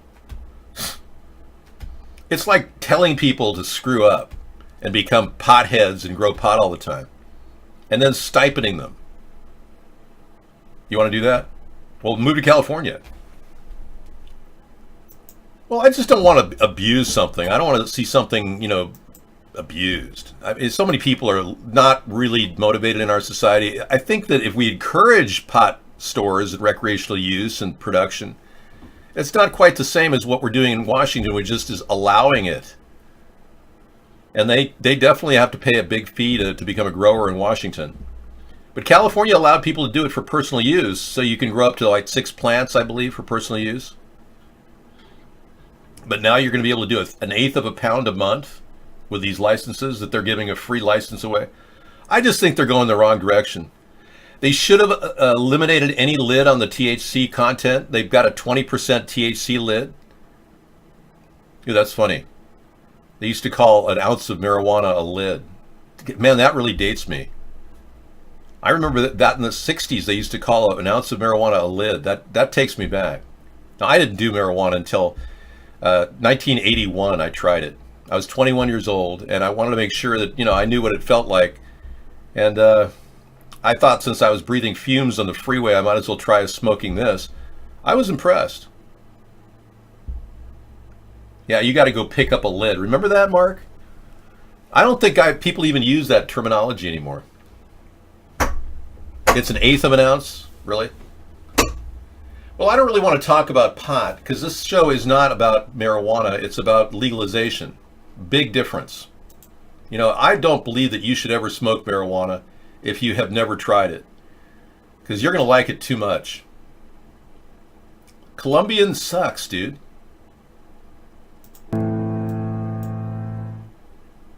Yeah, I don't even know why you would smoke that. Are you smoking Paraquat too? This is America's Third Party, interactive virtual chat, nightly from 5 to 10 p.m. Join us and change America.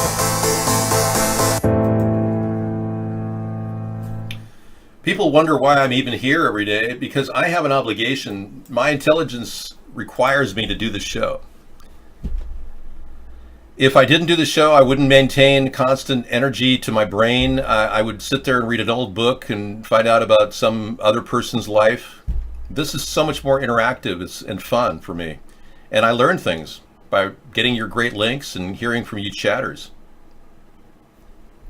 Well, if you want me to bring up marijuana, I will, but I'd rather talk about groping and the dangers of male abuse and how men are pushing themselves on women. Yeah. But you don't have to talk about anything. It's okay.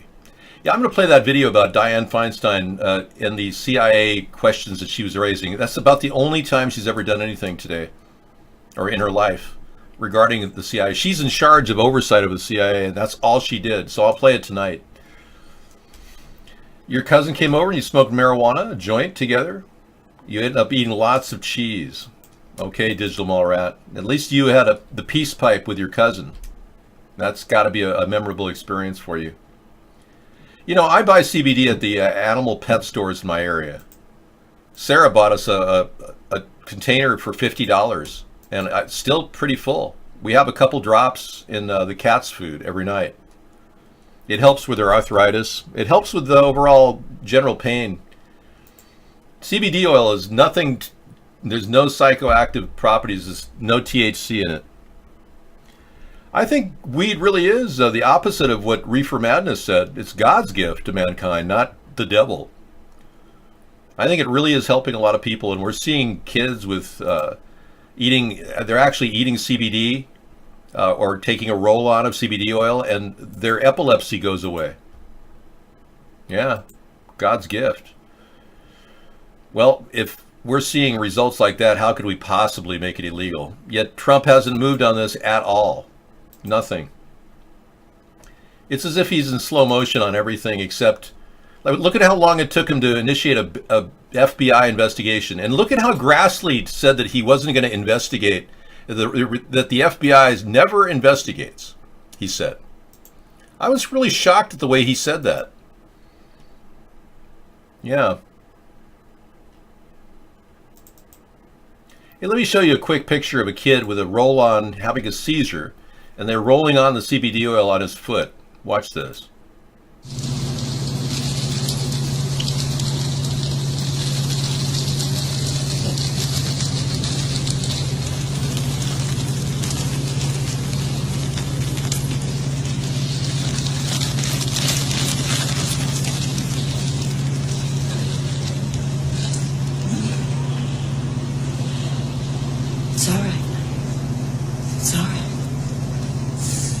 Couple of weeks have.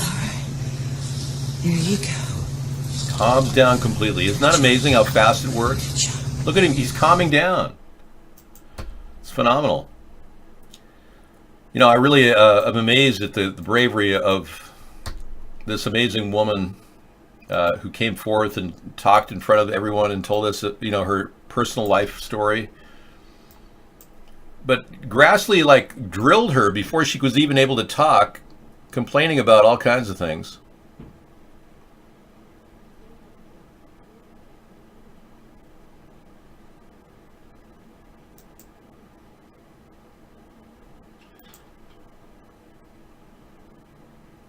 And she has spent years instructing prosecutors, detectives, and child protection workers on how to properly interpret Dr. Ford's letter on September the 13th. My staff and I recognized the seriousness of these allegations and immediately began our committee's investigation consistent with the way the committee has handled such allegations in the past. Every step of the way, the Democratic side refused to participate in what should have been a bipartisan investigation. And as far as I know, on all of our judgeships throughout at least the last 4 years or 3 years, that's been the way it's been handled. After Dr. Ford's identity became public, my staff contacted all the individuals she said attended the 1982 party described in the Washington Post article. Judge Kavanaugh immediately submitted to an interview under penalty of felony for any knowingly false statements. He denied the allegations categorically. Democratic staff was invited to participate and could have... Okay, I've got to go get that phone call. Hang on just a second. Yeah, there's another cannabis success story here.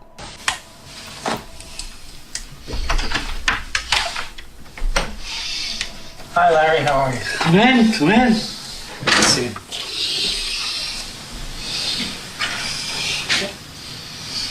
How you feeling? It's been a bit of a rough week, really. And the best way to take it is put it under your tongue and rub it in your cheek.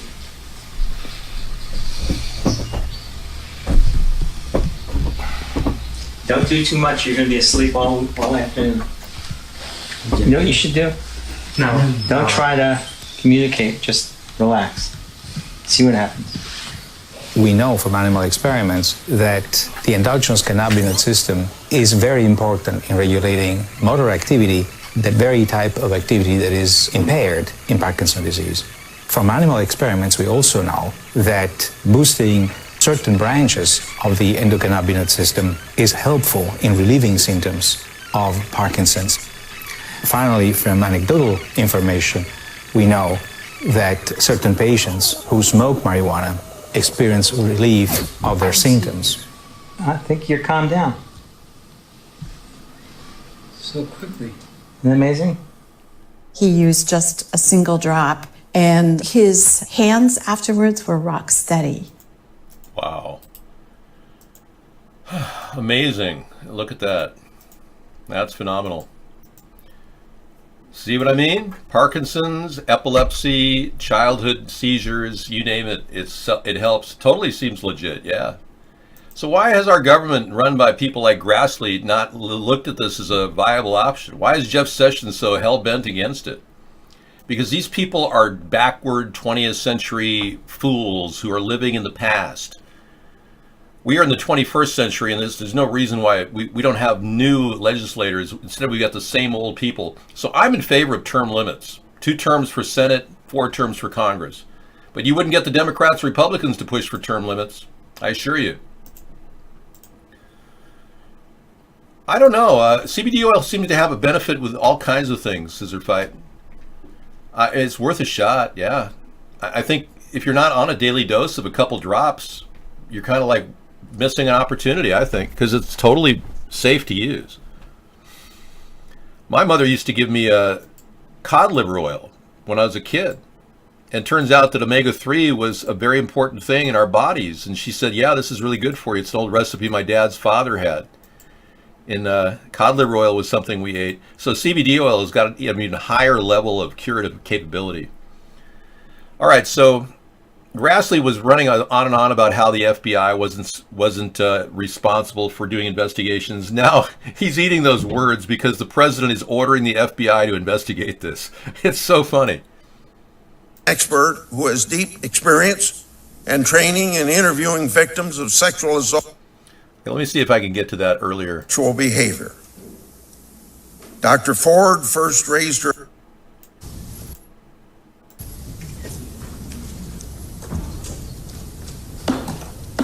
I'd have to cue it up again. I don't have it. But I do have something that's very interesting. If you haven't seen it, I'm going to show you Brett Kavanaugh's blinking problem. Now, I counted 45 blinks in about 25 seconds. I started counting these things at a certain point and got up to 45. So then I reset the counter at 0, and I slowed it down so I could count the blinks within the short period of time. And you'll notice that he's going to be asked by by someone else, if he is in fact knows anything about the the allegations from Ramirez, that he's forced to put his penis in her mouth. I want you to look me in the eye.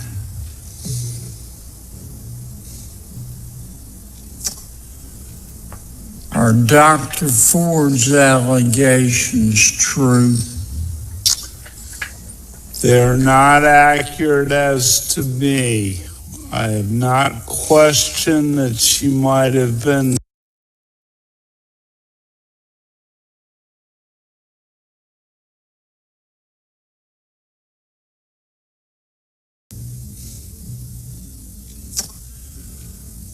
Are Dr. Ford's allegations true? They're not accurate as to me. I have not questioned that she might have been sexually assaulted at some point in her life by someone, someplace. But as to me, I've never done this. Never done this to her or to anyone else. And I've talked to you about what I was doing that summer of 1982, but I'm telling you, I've never done this to anyone, including her. Are Ms. Ramirez's allegations about you true? Those are not.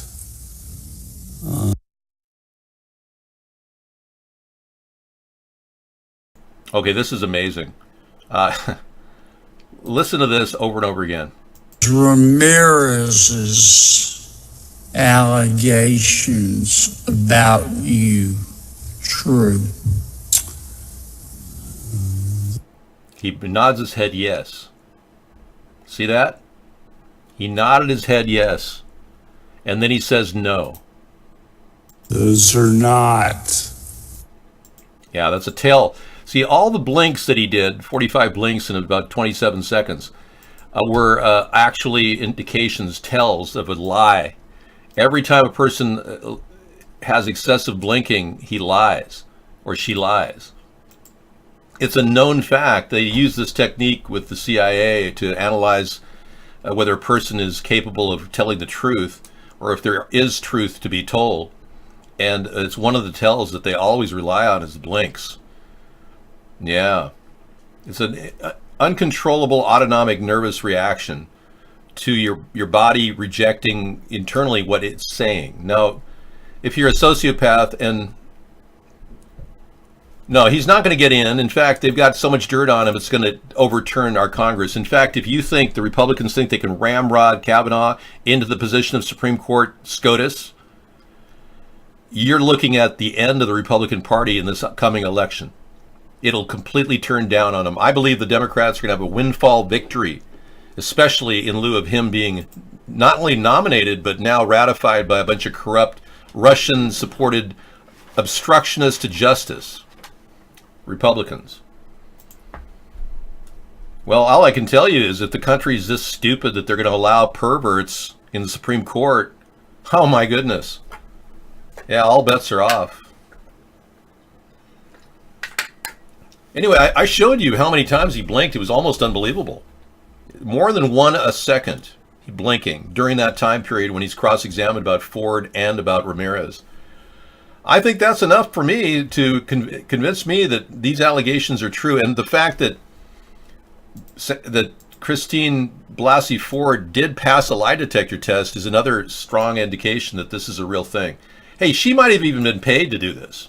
I'm not disputing the alt-right's belief that she's working on the side for money. I really am not going to, doubt that for a second, but apparently a lot of people are getting things paid off. Brett Kavanaugh, for one, he owed $200,000 in 2017, and by 2018 it was paid off, and no one knows where he got that money. How can we ratify a nomination of a guy who can't trace $200,000 over the past year that he got? That's where we're at right now. Plus, 90% of Brett Kavanaugh's judicial experience has been sealed from the court and from anyone to look at it in the Senate. No one's going to be able to see it. That's just a classic example of a dirty judge. I mean, this guy is flat out dirty and a big drinker, too. There's a case of the worst first human case of rat disease discovered in Hong Kong. Let's take a look. You dirty rat. The presence of the rat version of hepatitis E in a human is of major public health significance. First human case of hepatitis E. A Hong Kong man developed the disease according to new research from one of the city's leading universities. There had been no evidence until now the disease could go from rats to humans. It can infect humans to cause clinical infections. It was found in a 56-year-old man who repeatedly produced abnormal liver function tests following his liver transplant. Well, he already had an autoimmune disorder because of his liver transplant, and he was probably, stuck in some rat-ridden place, and some rat bit him. I mean, I don't think it's that big of a deal. What? Rat hepatitis E, it's called. And one guy got it in Hong Kong. Here's a person who directly contradicts the testimony of Kavanaugh. Here she is. Kavanaugh drank heavily. But I thought he said he does drink. He denies having ever blacked out. And he won't even answer the question, actually.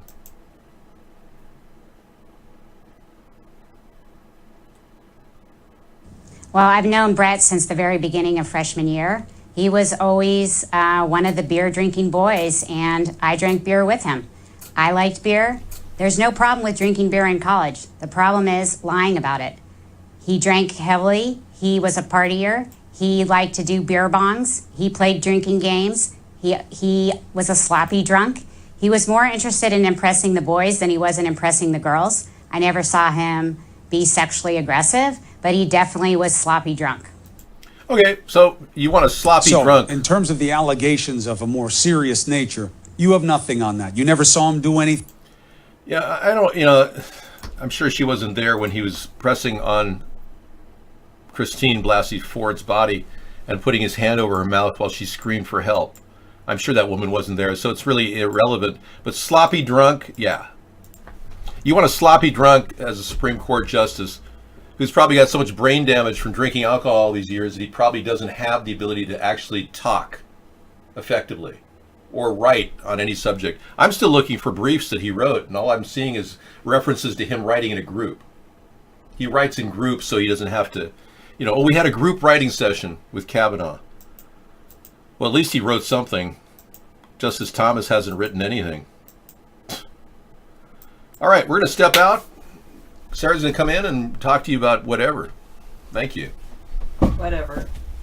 Whatever? Whatever. W-A-T. W-H-A-T. Whatever. Oh, just kidding. Moving on. Whatever.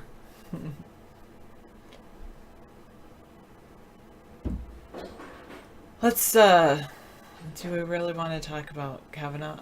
So I heard the it's being postponed to have him the vote for Kavanaugh, so that's good. I can share my own opinion. Yeah, I suppose I could. I'm not a Kavanaugh fan. How about that? That's my opinion.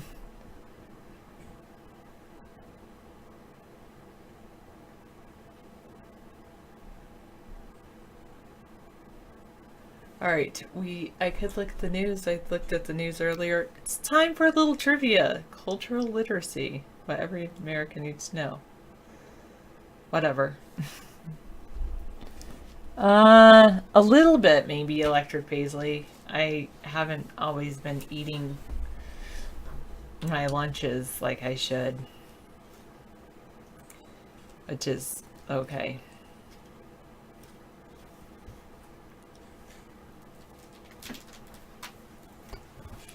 I'm a little hungry lately. Keeping myself hungry. All right.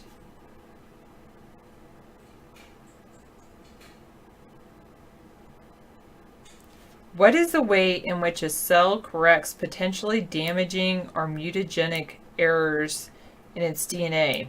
DNA bases may be directly replaced by enzymes, or part of a strand may be replaced by enzymes, using its opposite paired strand as a template.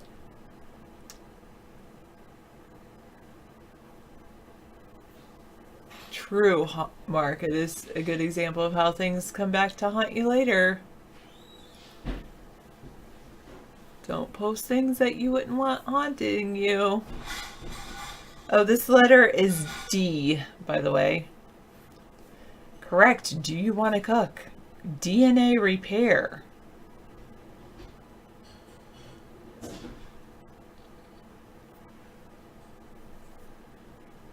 right, what is the process by which the sequence of nucleotides along a strand of DNA is determined? Originally, this was a difficult process to carry out, but now it can be done routinely by machines.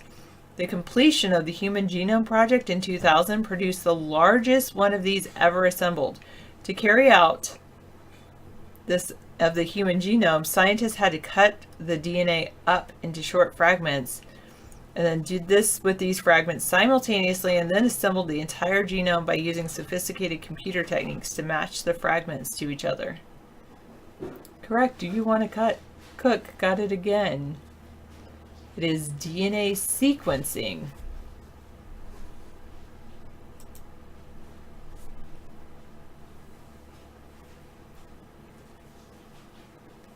Whereas Tonka Truck says RF. What? RFLP, polymerase chain reaction genome sequencing. There you go, that too. This just says DNA sequencing. All right. Many believe that the knowledge of the human genome will lead to enormous advances in medicine.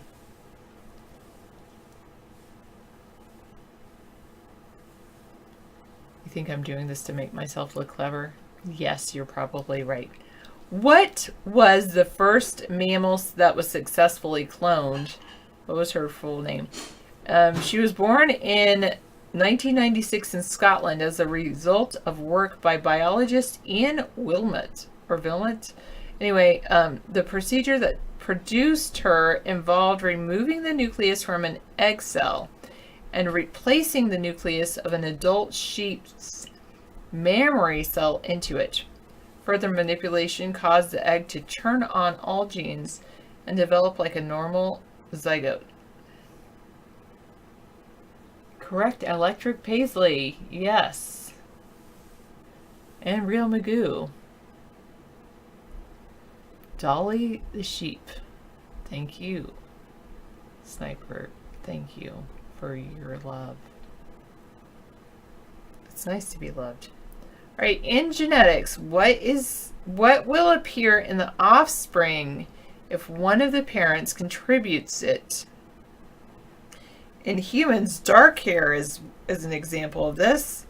If one parent contributes a gene for dark hair and the other contributes a gene for light hair, the child will be born with dark hair. Oh, good, Salted. Is that what happened?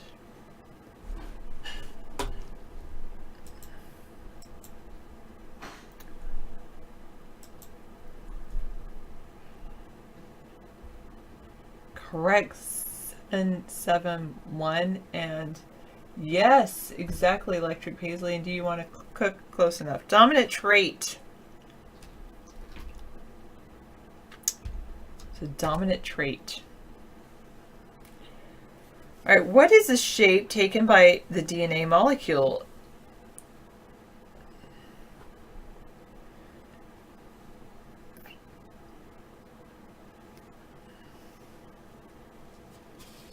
Correct, Electric Paisley. I agree, Peanut. Well, they delayed a vote on Kavanaugh.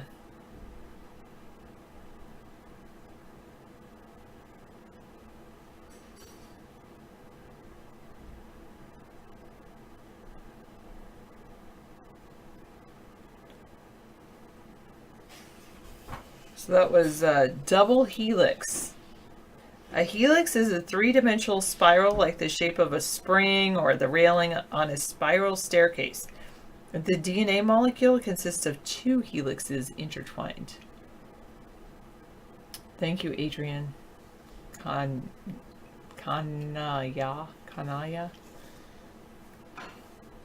A Twizzler ladder. Yes, exactly. Just a pug.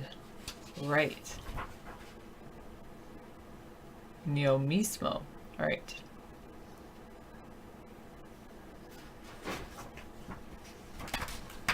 Well, I'm glad I don't talk about you and your country that way, Sniper. One, but I understand your point of view considering who our president is.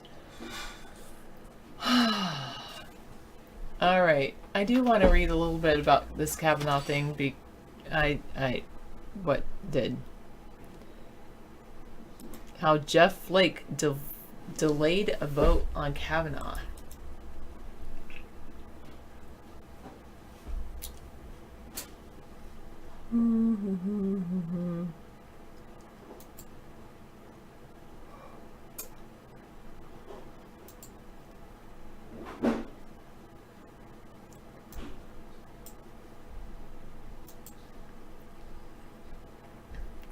Surrounded by his colleagues in a cramped corridor behind the Senate Judiciary Committee, Senator Jeff Flake was in agony, getting pounded on all sides.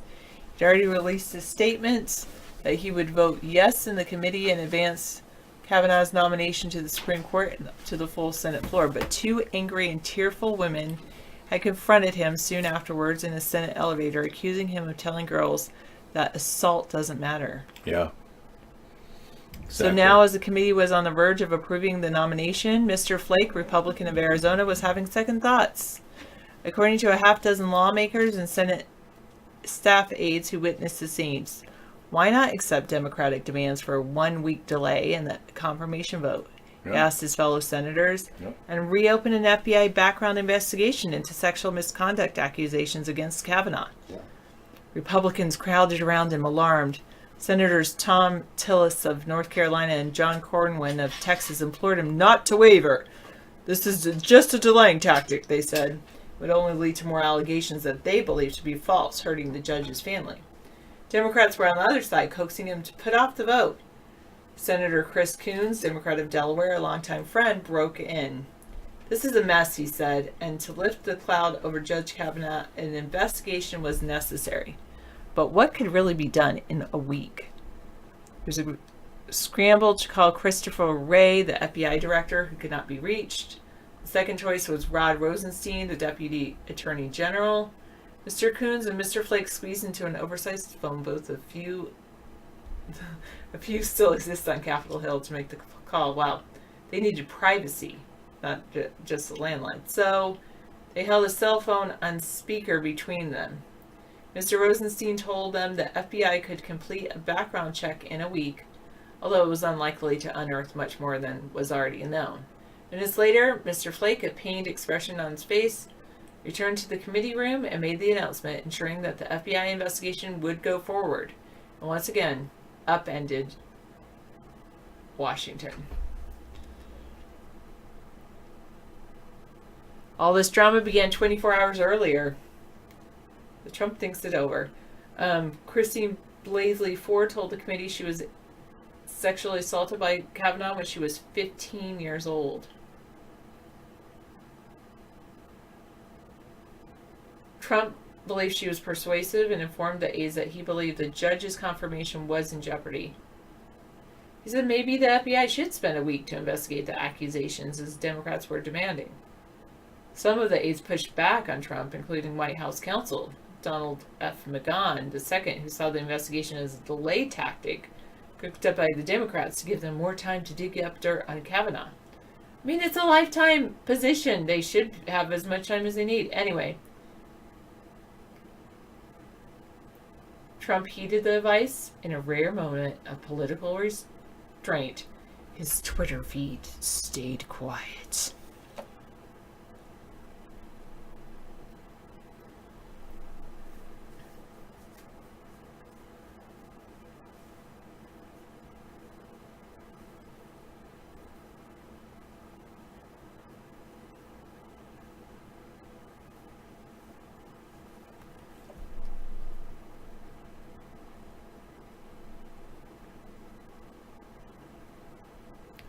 Then Trump tweeted, "The Senate must vote."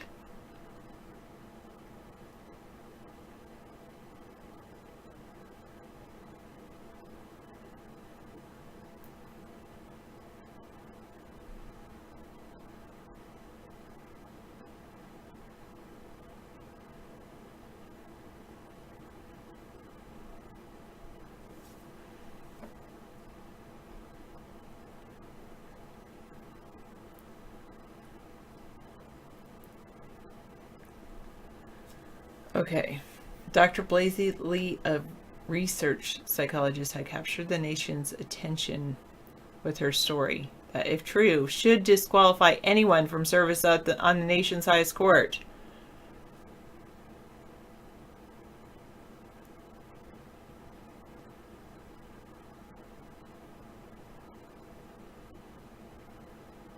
All right.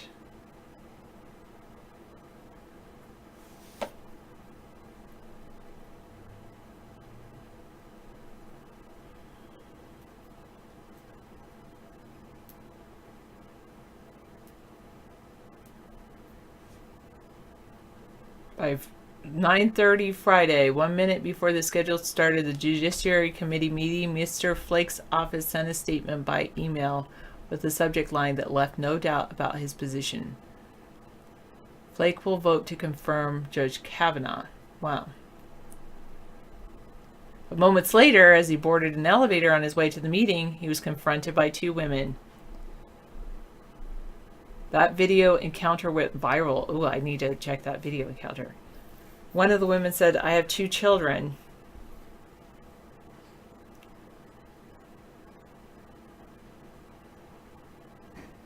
I can imagine that for the next 50 years they will have someone in the Supreme Court who has been accused of violating a young girl. What are you doing, sir?"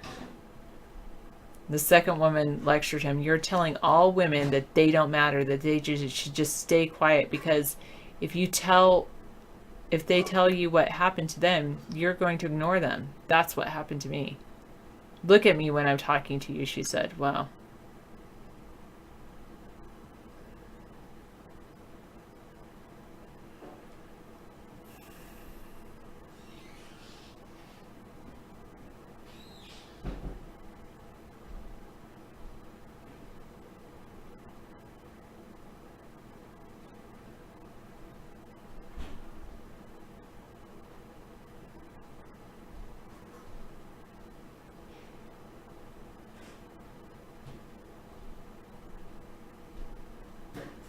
Good.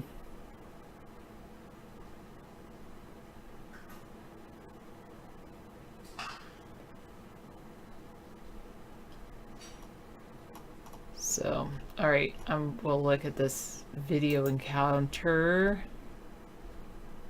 that went viral.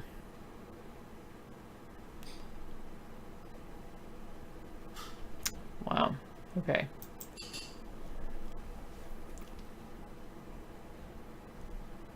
I think that's what he's trying to do, Real Magoo. Do you think they will repeal Roe versus Wade? I think they want to. I really do think they want to. I really hope that they don't, but I really think that they want to.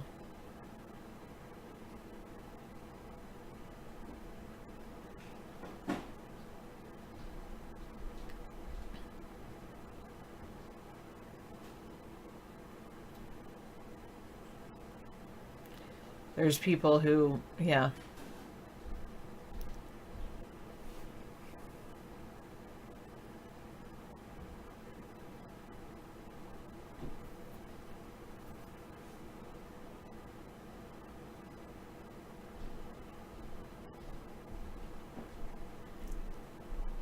Yeah, it's sad, but it's true. I think so, Jim. I really do think that they do. But that doesn't make any sense. Why would they want more people for their companies? They can just build more robots. They want to make money from the police state? That's a possibility.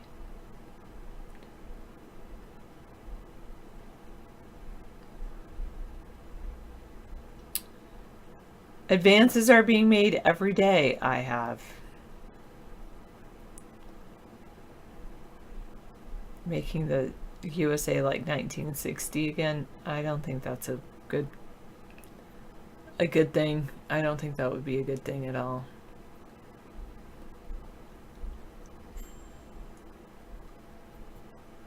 Yeah, the truth will prevail. I hope so.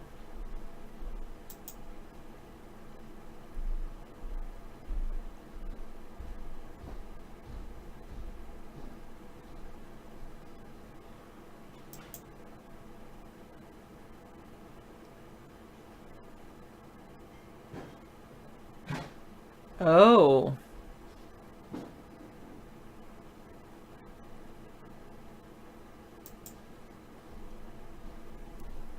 And then I have this other one.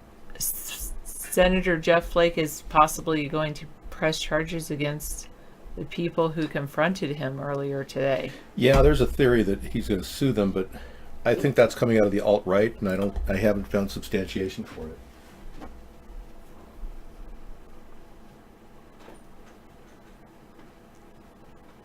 Like that picture of Christine Blasey Ford that claims that she's drunk on a park bench. I can't confirm that.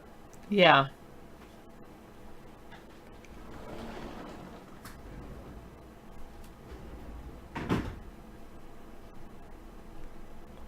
Yeah, that's just potentially. I don't think that he's going to do that.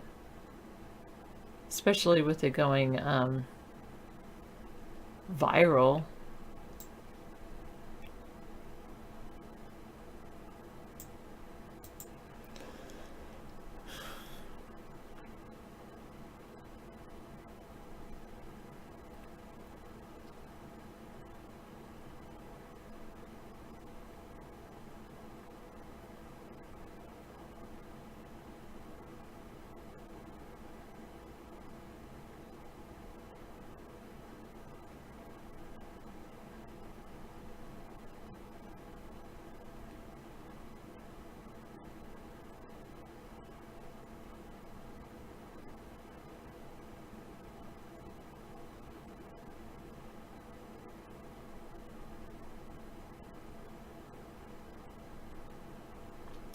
Anita Hill's advice to Christine Blasey Ford: don't do anything that will dehumanize you. Yeah, I got rid of that website that claimed he was going to sue them. Yeah.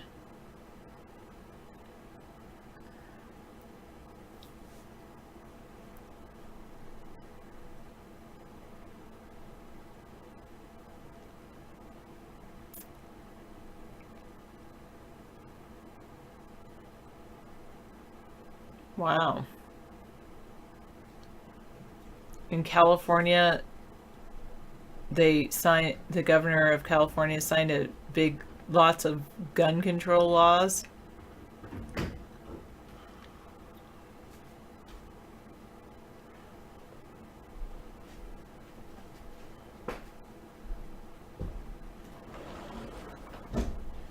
Well, I almost feel like this whole thing is such a sidetrack. It's parked our nation in kind of like a parking space where we're just talking about nothing but this Kavanaugh thing, and there's so many other issues that seem to be ignored with all this going on. And I'm just. Did you wondering. see the video? I didn't see it. I was waiting for you. Of this one about the two women that Oh, I haven't seen it. Flake. No, let's take a look at it. Thanks, Sarah. Look away from me. Look at me and tell me that it doesn't matter what happened to me. I feel when people like that go to the highest critical end and tell everyone what they can do to their bodies. You have an answer, Senator? Senator Flake, do you think that Brett Kavanaugh is telling the truth? Do you think that he's able to hold the pain of this country and prepare it? That is the work of justice. The way that justice works is you recognize harm, you take responsibility for it, and then you begin to repair it. You're allowing someone who is unwilling to take responsibility for his own actions and willing to hold the harm that he has done to one woman, actually 3 women,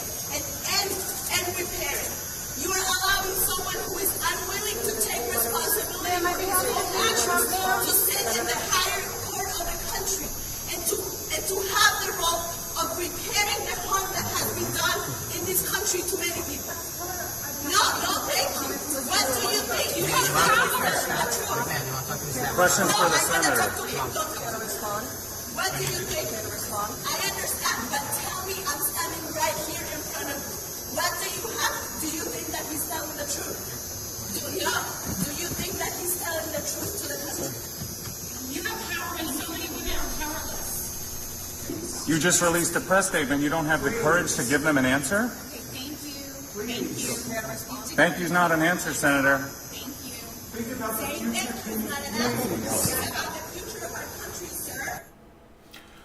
So Jeff Flake did not answer the lady, and I don't believe that there's any truth to that. But I was reading an article that said that before he was confronted by those women, he had released a press statement saying that he will vote to confirm him. Yeah. And then after that confrontation, he put forth the idea of an FBI investigation for a week. Yeah. Well, thankfully, Jeff Flake is answering to his conscience, and I'm really glad that that woman caught him in the elevator. I don't think that was in any way assault at all. That was just him answering a question. He could not answer it. The people have a right to go and speak to their representatives because that's really what it is that those are the people that are supposed to be representing us, the American people. Yeah, it's a shame that we don't have more confrontation from people on a daily basis. I have to say thank you for representing people, at least listening to your conscience and allowing this 1 week. 1 week is good. 1 week to delay. I mean, when you're talking about a lifetime appointment, it's okay to wait. Right. It's okay to wait. How many other women are out there that are not professors that may have been abused that haven't gone forward too? You know, there's a lot of questions about this. If this guy has been involved with 10 parties, as one woman claimed, there's a lot of witnesses. This should be an interesting week of FBI investigation. But if we rely on the FBI to investigate anything, it's kind of like a shot in the dark because nobody really knows what kind of investigations are going on. Nobody questions the FBI. Nobody questions their integrity. Thank you, Sarah.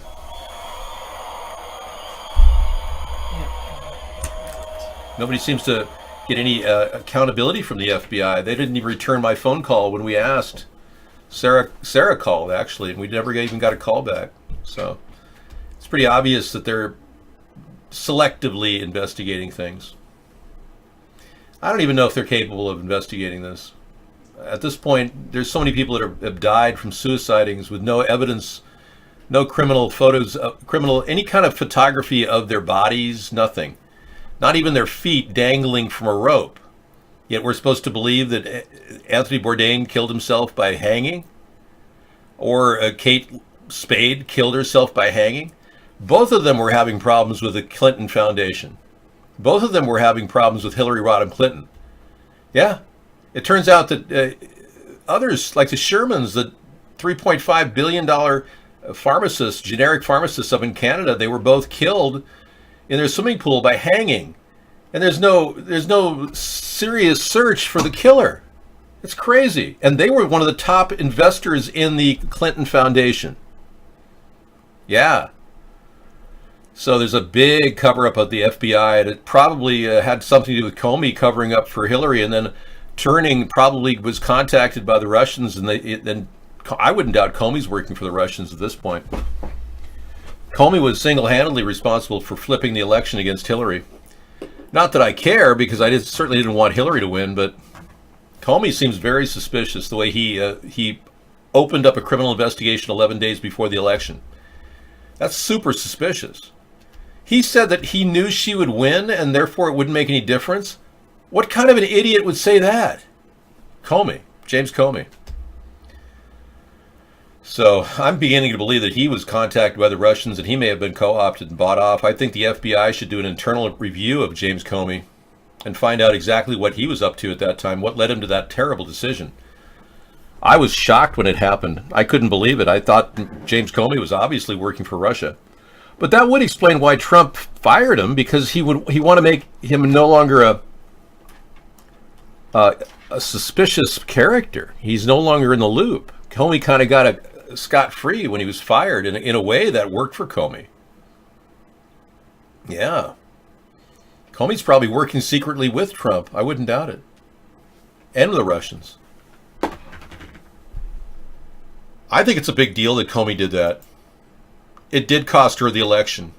New York Times published that Hillary was under criminal investigation a week before the election, without even any proof. Plus, let's not forget, James Comey had the dossier in his possession for 5 months prior to the election, and he didn't mention one thing about it.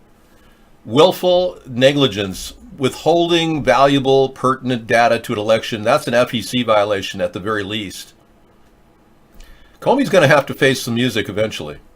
I don't know what he's doing right now, and Trump said he was going to process him. There's been no effort.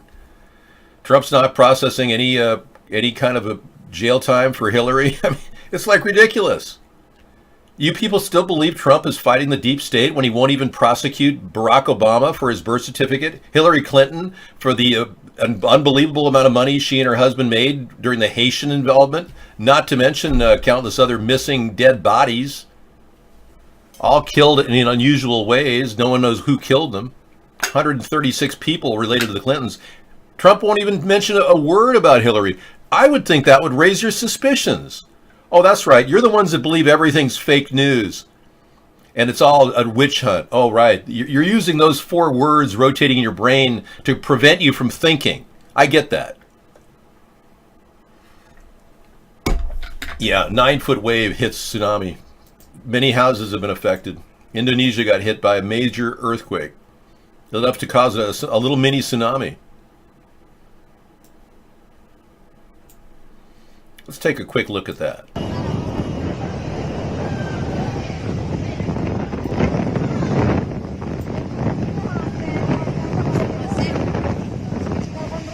Whoa.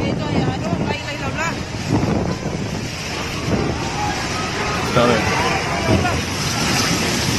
Whoa. The houses were taken out. Look at that.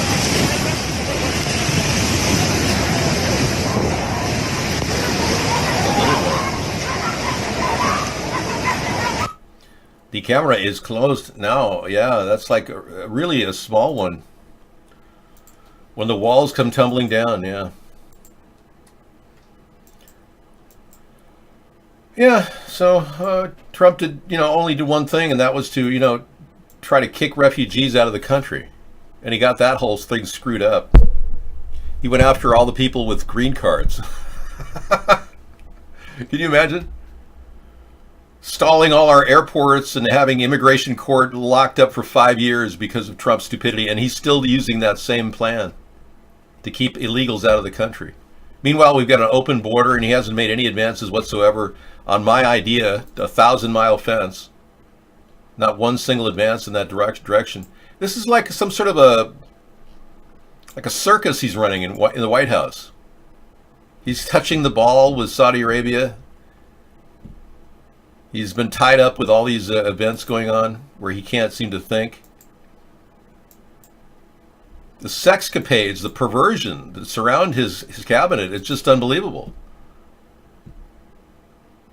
Especially when he said, our president said, grab them by the pussy in the United States.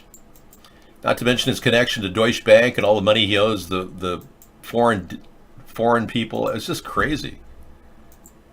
And then all the money laundering that went through Deutsche Bank, all related to Trump. Wow.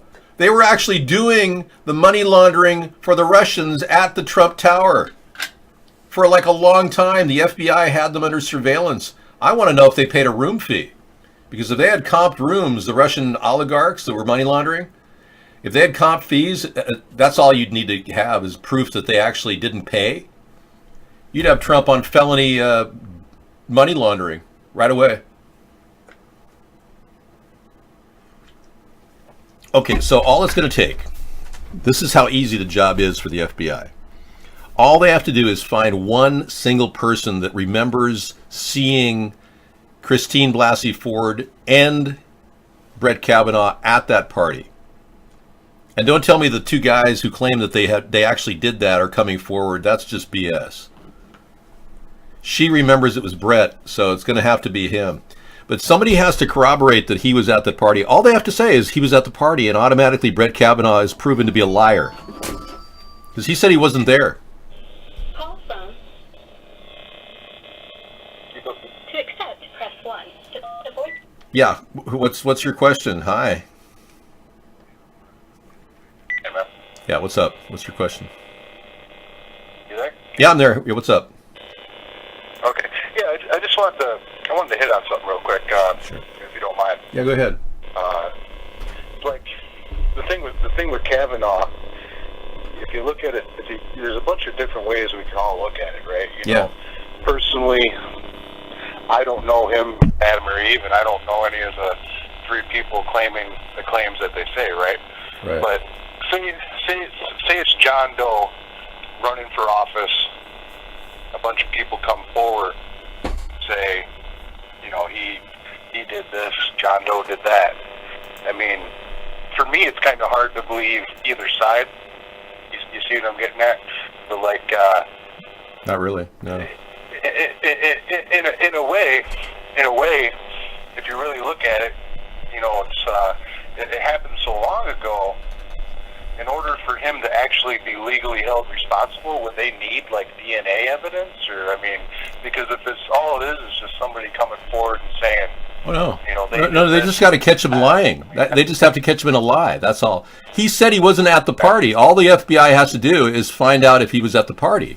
I mean, that should be pretty easy for a bunch of stiffs who haven't done anything to investigate anything for the past 50 years. Yeah, it should be pretty easy for the FBI to do this. Yeah, but I mean, if all we're here, I mean, when I turn on the news sometimes, or I see these specials on this, it's like both sides. I mean, even his there's claims from his side, and there's claims from the other side. I mean, if all it is just claims, I mean, how is it? You see what I'm getting? There's a gray area there. You know? No, I don't see what you're getting to. No, I don't, because you're in subjective land, and I'm just looking for one specific piece of proof. No. I mean, I want to believe her as much as I want to believe him. Is what I'm getting at. You know, I mean, it's sure. Like somewhere if something wrong, if something wrong took place, you know, then he should be held accountable, right? I mean, if he's lying. I don't know. I mean, this guy could be charged with perjury right away. That's 5 years right there. So Brett Kavanaugh, instead of being a judge or Supreme Court justice, will be going to jail for 5 years. That could very likely happen. Yeah. Absolutely. Oh, yeah. Absolutely. I totally agree with you on that. And like you said, he should be held accountable. And if it's true that this really took place, he should not even, you know, be close to being thought of, you know, as holding any type of political position. Right. But in the same aspect, you gotta, I mean, I look at it as, you know, I could be somebody doing something, and say somebody has an issue with me, you know, because they don't want me to get that position. I mean, now anybody could come forward and just make a claim, right? I mean, oh my God! You just called Christine Blasey Ford a slut? She's a victim of a rape attack, you stupid piece of shit. I don't mind you knowing that I feel that way about you too. Well, no, I've had a lot of respect for you, Dave. Not you. I'm talking to a guy in the chat room, not you. Sorry. Okay. No, you're fine. Your question is real good. Yeah. We had a guy named Mad Dog's Backyard saying I was supporting a slut. There is no evidence she's even been a slut. There's just a BS photograph of somebody laying on a park bench with bottles around her and somebody saying she had sex 64 times. None of that's been corroborated. Not one stitch of it. That's you know, hearsay to the court, man. Yeah. But you know, I just don't want to see other people get discouraged from this. From both sides, I don't want to see women get discouraged from not being able to come forward and say what they want to say.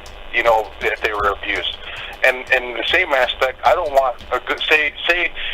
I believe that you're a good man and you mean well, and that if you got elected to office, I think you do the people right. I don't want somebody like you to get discouraged, even though I know it's been hard for you in the past to do what you are trying to do. Oh yeah. You know, I don't. That's my gray area with it. You know what I mean? Because anybody could come forward and say, hey, you know, this person did this to me. But I want to believe. I want to believe somebody. It's Three just hard people. for me to believe either side. 3 people have come forth. I mean, come on, 3 people have come forth. Even if you just have Ramirez, and you saw his reaction, he was blinking incessantly, which is a sign of a lie. Absolutely, yeah. And you saw him nod his head yes when he was asked, did you know about Grassley's or Ramirez's accusations? And he nodded yes and said, no, I didn't. Who nods yes and says no? I agree with you there. There was, you know, I watched the whole hearing all day, and there were a lot of things on his side that discouraged me from believing him. Yeah. You know, I mean, Totally. I kind of seen a little bit on her, maybe not as much, but his blinking definitely, and the head nod. When you hit the head nod, that right there, that's almost like answering yes to a question he should have answered no to right away. Right. You know, if he was innocent. So, you know, it's just a toss-up for me, Dave. I just wanted to call and Okay. you know, Yeah. the main thing is I don't want people from either side to get discouraged, whether they're a politician or somebody running for judge, to do what they want to do. But now, if they're just a piece of crap that, you know, been raping women, then I don't want women to be discouraged either from coming forward and, accusing their attacker.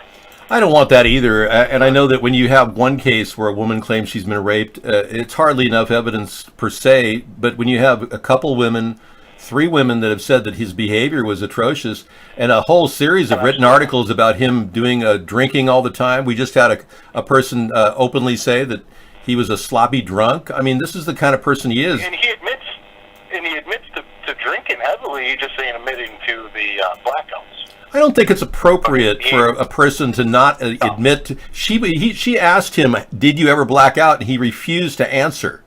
We showed you how he quickly turned the question on her. He never answered, have you ever blacked out? He won't answer the question. And he just couldn't do it. He's evasive. Yeah. He was very evasive, yeah. Yeah, so I just wanted to shoot that out there, Dave. I mean, we're gonna have to all sit back and kind of see where this goes, and you know, I believe, hopefully, that's one of the things that makes this country great is that, you know, we all have a lot of freedoms, and even though they're trying to smash our freedoms, but you know, it's hopefully the right person prevails in this big mess, you know. Yeah. So, all right, man. I'll just get back to watching the show here. I just wanted to call in and put my 2 cents. You're good. Thank you so much for calling in. Appreciate all right, it. man. Thank you. Thank you for taking my call. Take care. Bye-bye. All right. Juanita Broderick said that then President Bill Clinton, had raped her 20 years earlier. She received skeptical media attention at the time. Several polls found that the American public didn't believe her. Yeah. Juanita Broderick speaks after a town hall debate between Donald Trump and Hillary Clinton on October 9th.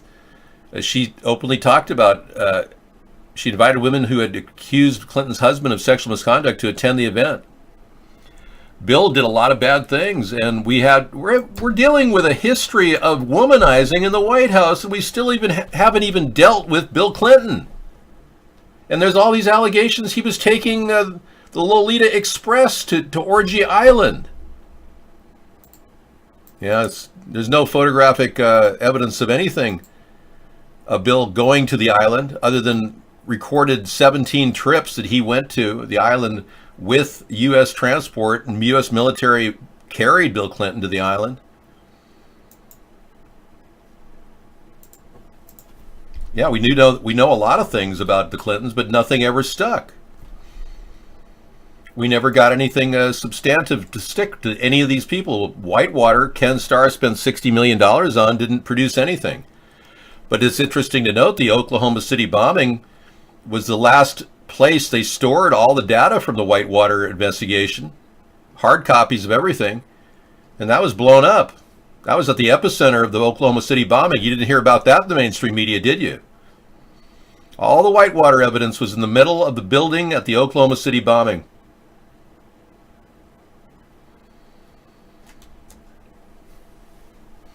We need women involved with politics, and we need women to know that they have a right to stand up to their accuser, or vice versa. They need to stand up to their accuser. They don't even have a chance to speak out. It's pretty pathetic. Hey, if you want to get into a Skype call, we do have the Skype link in the show. Yeah, it's up and running right over here. Yeah, I've got audio up. Everything's working. I did a test on the audio. It looks good. Settings. Let's check settings.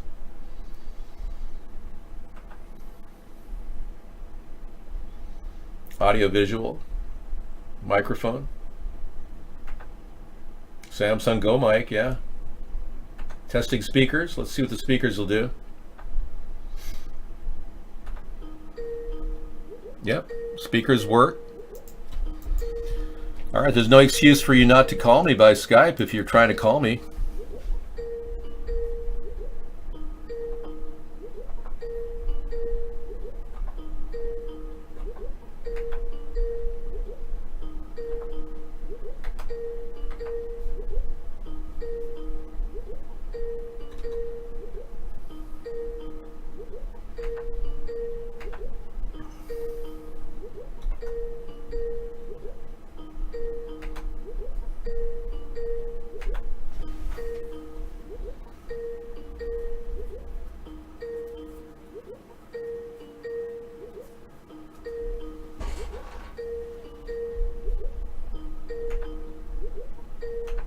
You know, Skype's been really messed up. I don't know, somebody's going to call in. Skype's been pretty messed up ever since Microsoft bought it.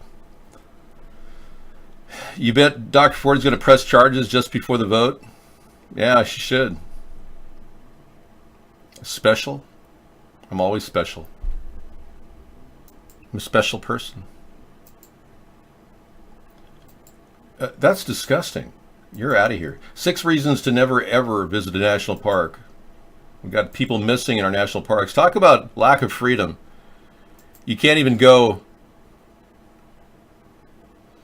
to a national park without worrying about being abducted by some scumbag living, in a tent. We don't have any safe places for Americans to go anymore. It's pathetic. Yeah, nice place hanging out at night here. Yeah. Your worst nightmare.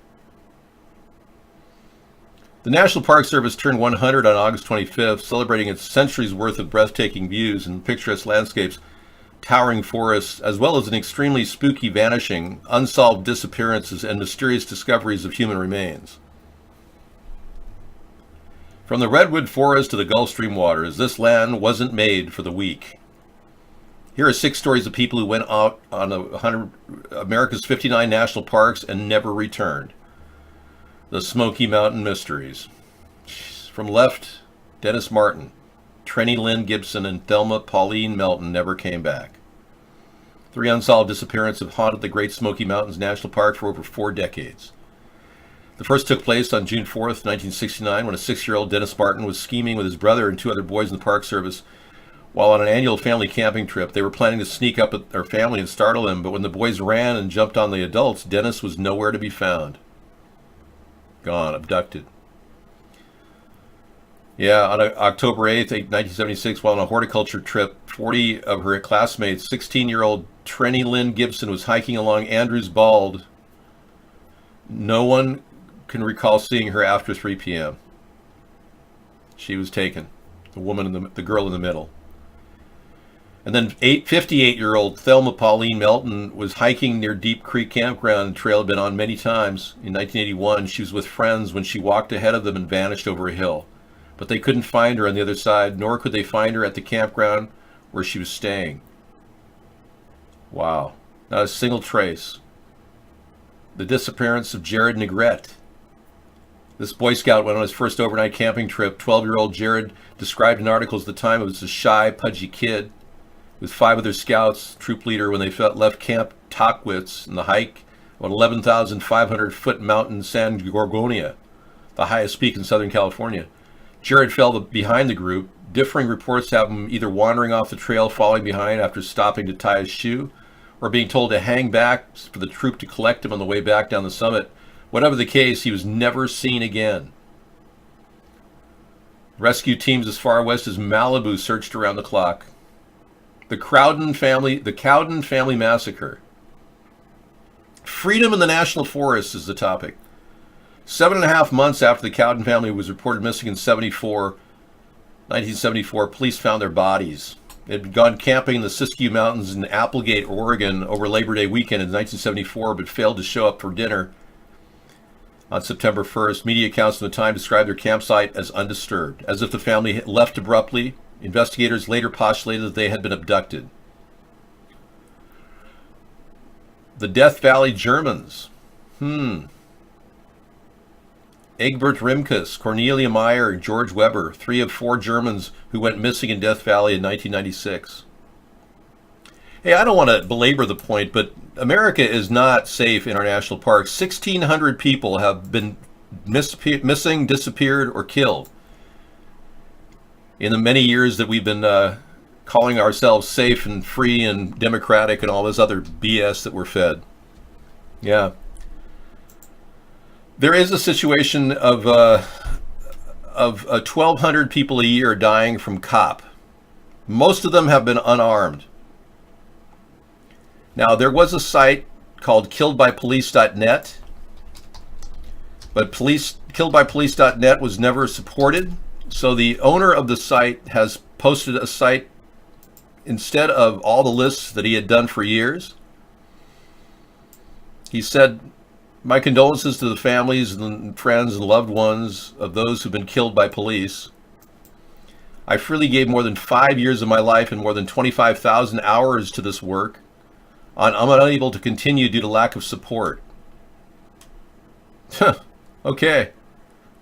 Considering a parting gift as I attempt to find my way. Many thanks to the very few who helped. And you can donate at killedbypolice.net. That's his PayPal. But all the work he put in is still here, so you can see it, but he can't continue it.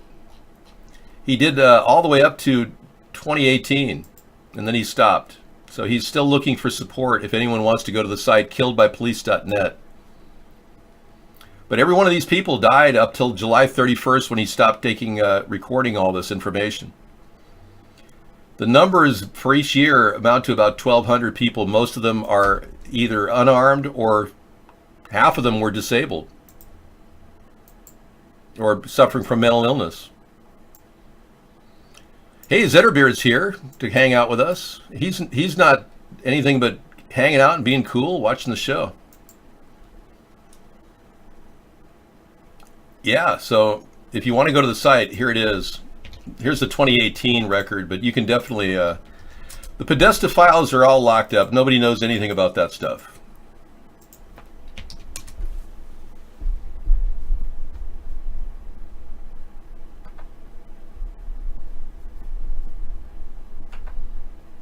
No one's had any recollection of any of the events that have happened. We have had no investigation by the FBI into John Podesta and his brother Tony Podesta. Nothing. The FBI hasn't investigated one single thing of Pizzagate because they're basically in on it. Ever since the Nebraska Boys Town incident, in which the Franklin Group was responsible for abducting children and selling them to elite people to molest and kill. The Franklin Group, that investigation, Nebraska State Police found a link to the DC. They were told by the FBI to stop investigating. So that's what the FBI does. It intercedes and obstructs with an investigation. I seriously don't think there's going to be much of an investigation here, unless somebody comes forth and says that they saw Brett Kavanaugh at that party and also saw Christine Blasey Ford there. That's all they have to do. One person has to ID him at that party, and it's pretty much done deal for Mr. Kavanaugh. He will not be able to continue because he would have lied. He said he was never at the party. So just take one person at a party that happened 30 some odd years ago. That's all it's going to take for his house of cards to fall. Thanks, Purple Diarrhea. I can't tell you how much that means to me. I'm sorry you're suffering from purple diarrhea. That means that you're probably bleeding out. You may want to contact a doctor and get a colonoscopy. Yeah, that's not a good sign to have purple diarrhea. Unless, of course, you ate beets. Yeah, beets will do that. If you eat pure beets, it'll be purple. The whole thing will be. Dave, my family and I were just assaulted at Hoboken, New Jersey, Dairy Queen by crazed liberals for wearing our matching ATP windbreaker tracksuits. They shouted shame and made harassing slurs in your name. I wish you'd get this stuff on videotape, man. This could go viral. Could you at least activate your cell phone when this is happening so we'll have some proof that you're not lying? Because I really want to believe you. I'm sorry that happened, allegedly. There's nobody smoking crack. No, he's vaping, but he's not doing it on camera. Almost. He's that's a nicotine vapor. He's smoking nicotine, man. It's all organic. Yeah, have you seen the new movement toward vaping? It's keeping people off cigarettes. Yeah, you didn't know, but some of these squares in our show are just unbelievable. Man, I can't believe Puff the Magic Dragon lived by the sea. I'm sorry, I was having a 60s flashback.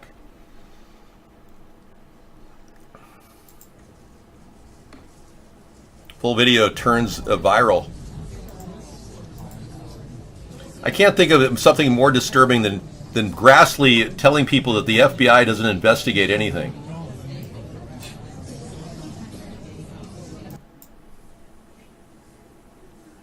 Don't these people look like they're about ready to retire? I mean, really. I'd like to start out today where we left off on September the 13th, although this is a new meeting.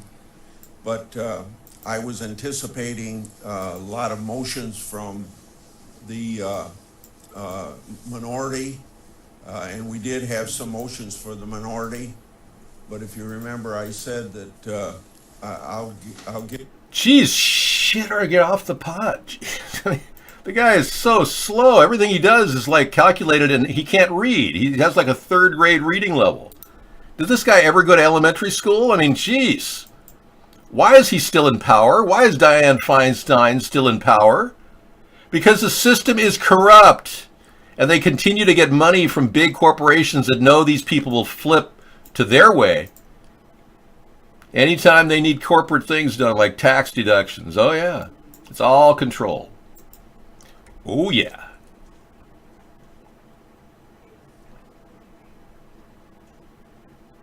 I think that I personally think that the woman has had a rougher life because she's been dealing with the stress of having been nearly raped.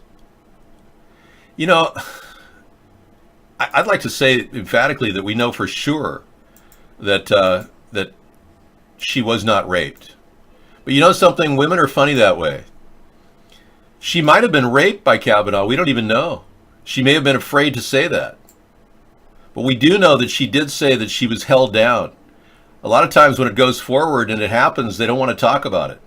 But held down, definitely. Nice smile. Hey, you got your new press-on veneers. That's great. Unless that's your grill normally. You got a pretty good grill there, man. So is Bill Clinton a drinker? I don't know. You tell me.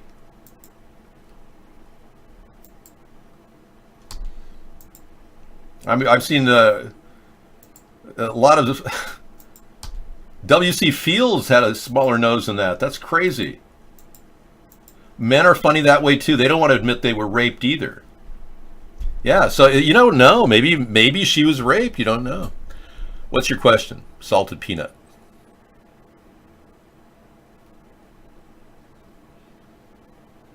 Oh, her husband was buying doors at Home Depot instead of supporting her at the hearing. He's going to use the GoFundMe money to buy doors for the house to get exit doors. It would be great to put at the front of her door in her house, exit only. Wouldn't that be great? That'd be funny.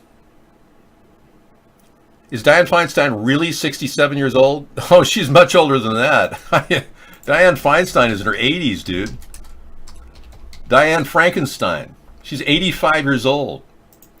I don't dislike her. I'm even going to play a video of her talking to Congress where she really did speak out about the CIA once in the past 25 years that she'd headed the committee. I mean, it's nice to know that she actually did that once.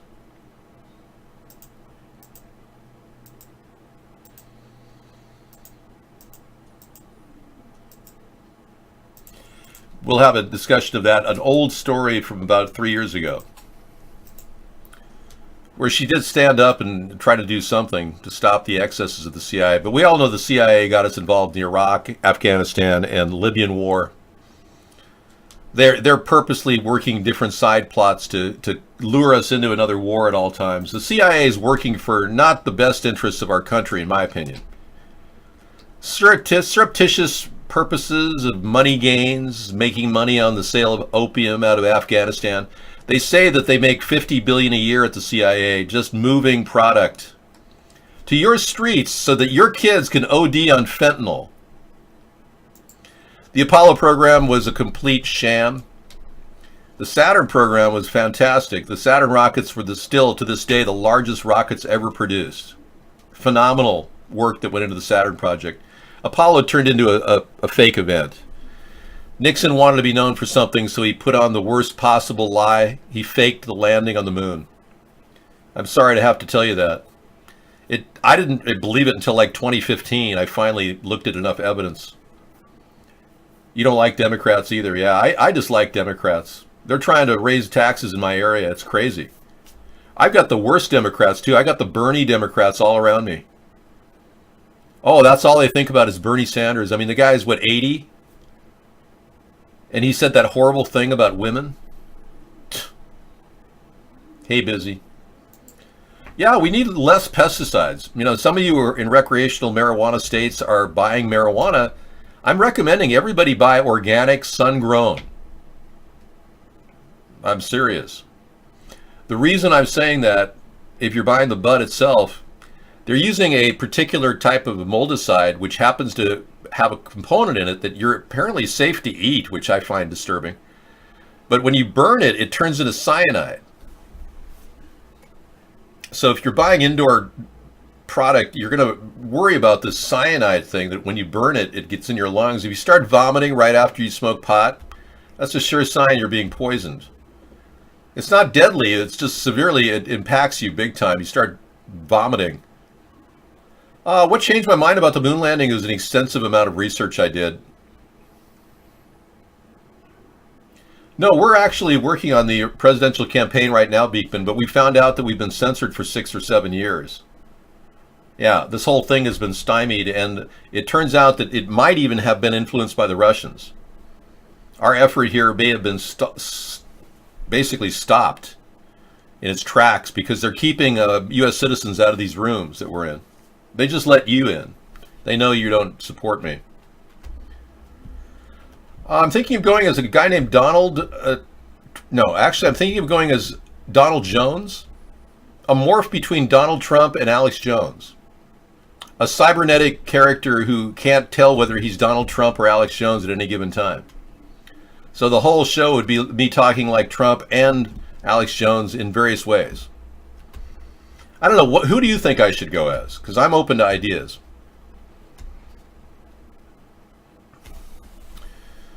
Right. I know you don't have any ideas. That's okay. Not everybody has ideas. I'm just so tired of this Kavanaugh thing, just like you are. I can't believe you still believe him after 3 women have come forth and said these things. I don't think I could be accused of being a racist. I've been very upfront about never using any racial slur. I've never called Trump a honky or whitey. You're a Wonder Bread, so I've never been racist toward Trump. Oh, okay. Orange face. I even did a skit in blackface to prove that you can't call me a racist. It's true. Yeah, I had to impersonate Barack Obama in some way. I mean, the guy was a New World Order puppet. He wasn't even a U.S. citizen, and you people still believe he's not gay. The guy wrote in his recent book that he had feelings for his professor who he visited twice in the Oval Office secretly. Come on. I just don't know who the catcher and the pitcher was in that relationship. Well, I didn't repeat it because I'm serious about it. I'm repeating it because it's the truth. I had to do a blackface video in order to bypass the censorship. And I'm glad I did, because otherwise people wouldn't even have known who I am. I would have been some white guy running for president. That's what I was destined to be in the eyes of the world. Who cares about that? No, blackface is not inherently racist. That's ridiculous. What an idiot. I've got a black guy in my room right now who's laughing at that, going, yeah, you people are living in the 20th century. We're living in the 21st century. I mean, this man, Zetterbeard, he could do whiteface for all I care. I wouldn't be calling him a racist. We're way beyond that crap. You people who are Democrats, who have white guilt, you're all stuck up on this whole blackface thing. You're stuck up on it. Zetterbeard knows much more about what's going on than you and I. He's living the life of being black. I live in the life of being white, and I've been a victim of prejudice. People have gone up to me and says, yeah, whitey, white bread, you don't know nothing about nothing. People have said that to me. And I don't care. That's what I believe in, free speech. I'm not going to prosecute you for calling me a honky. Al Jolson did it, and he had the greatest entertainer of our time at that time, replaced by Michael Jackson, of course. Well, I don't hate Obama. I dislike him intensely. I don't hate Trump. I just dislike him intensely. Screw. Hey, Hog Slammer, you wrote something. Hog Slammer finally discovered our Periscope show, which you guys can get a link to if you go to our Twitter site. If you're ever on the road and you need to access our show, just go to our Twitter link and you'll see the Periscope thing pop up. But we have a Periscope show that's very effective. And we've got a Tiki Live show, which is going down, but sometimes has errors, so you have to keep refreshing it. Refresh. Always refresh that screen. It kind of stops up on its own. If you're watching that site at Cool Rock, yeah, you just have to hit the refresh button. I installed that at Cool Rock because Mark was blocking the site when we had Vaughn on Cool Rock, so I had to put something else there. But the Vaughn chat is still there. Yep. Purple is claiming he's the real diarrhea, and I have diarrhea says he's the real diarrhea. Who's the real diarrhea? Please step forward. Please dribble down your leg. My favorite president of all times is John F. Kennedy. That's why it hurts me to see people malign his character and make it seem like he was some womanizing rapist. I seriously doubt that any woman who allegedly had relations with him extramaritally did so against their will. I don't know. I mean, you look at Brett Kavanaugh and you see his face and you go, well, this guy he definitely doesn't look like a man who's a 53 years old. Yeah, I don't know.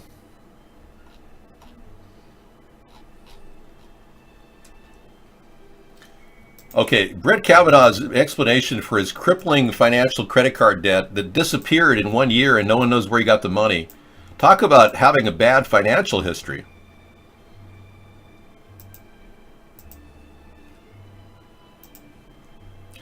I didn't like Jimmy Carter. No, I think that in the end, Jimmy Carter was too weak as a president.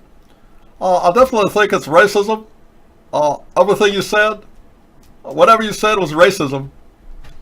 I don't think he was the best guy we could have had at the time. But I don't think that Ronald Reagan did enough either. The only thing that Ronald Reagan knew about Iran-Contra was it was a word. Nothing else. He was kept in the dark about Iran-Contra. Of course, you've been kept in the dark too. You don't even know what I'm talking about. Johnny Carson. I'm not going to do a Johnny Carson impersonation. Ed and I have been working directly in the afterlife to bring a show. Okay, Brett Kavanaugh's explanation for his crippling credit. I want to see this. As part of its ongoing pretensions to anti-elitism, the White House has sought to portray Donald Trump's Supreme Court nominee Brett Kavanaugh as a regular aw shucks guy, with whom any member of MAGA Nation, Make America, Russian agent again, would totally crack open a cold one, and conservatives are going all out to soften his image. Even though he has Ivy League credentials and a fancy job, he's kind of a regular all-American guy, they say. Helgi Walker, a Washington litigator who worked with Kavanaugh under George W. Bush, told the Washington Post he likes to play basketball and drink beer. It's very refreshing in a town like Washington. If you didn't examine his judicial record, you'd never know that about Kavanaugh. He's a relentless advocate for business interests and financial deregulation. In fact, you might not even know he's a judge. Tim Higgins, a bartender at the Chevy Chase Lounge, saw Kavanaugh as a middle-aged guy named Brett who likes to pop in for a Budweiser and a burger after coaching his daughters' basketball games. Until his nomination, he told the Post, "I never knew Brett was a lawyer." Indeed, Kavanaugh is such an all-American guy that he racked up to 6 figures worth of credit card debt on baseball tickets over the past decade, at times listing liabilities that may have exceeded his assets. If that's not Make America Great Again, we don't know what is. Yeah. According to financial disclosures provided by the White House, the would-be Supreme Court judge reported having $60,000 to $200,000 in debt accrued on 3 credit cards and a loan. The cards held between $15,000 and $50,000 in debt each, and his thrift savings plan loan was between $15,000 and $50,000. In a statement, White House spokesman Raj Shah told the House that Kavanaugh acquired the debt by purchasing Washington National season tickets and a playoff game tickets for himself and a handful of his friends, in addition to home improvements. While the figures may represent a drop in the bucket for more wealthy members of the Supreme Court, some of whom are multimillionaires, that was not the case for Kavanaugh. As a federal circuit court judge, he made roughly $220,000 annually, plus $27,000 from lecturing at Harvard Law School last year, while his wife, who didn't report any income for the 4 years prior to 2015, makes $66,000 annually as the town manager of Chevy Chase, Maryland. Fortunately, we don't have to worry about Brett's financial situation or spending habits because, rather fortuitously, the credit card debts and loan were either paid off or fell below the reporting requirements in 2017, according to the filings, which do not require details of the nature or source of such payments. So unless it comes to light that he killed and buried a guy below the Nationals dugout, he's virtually guaranteed to be confirmed. And even then, Republicans will probably find a way to push him through. I don't know. If the FBI turned up one witness at that party that said they saw him, it's it. It's over. That's it. Okay, please answer your phone. Okay. It is available. I don't know why you're not getting through. The most luxurious first-class airlines. Wow, nice. So somebody paid off his debt last year, a couple $100,000 he got as a side deal. And they call that okay? That's a bribe. Wow, that'll be great. First-class airlines, the most luxurious in the world. Yeah, you get to watch for free. How about that? It's like almost like being there. Have you ever flown first class and asked yourself, can it get any better than this? I don't know. We're going to find out tonight at the top of the hour. It's 9/11, everybody, Pacific time. Yeah.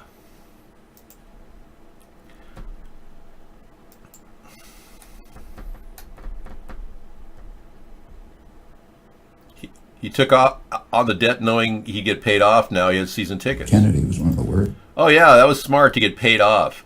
Do you realize that Brett Kavanaugh may very well be receiving bribes and they're covering up a $200,000 debt that just was paid off?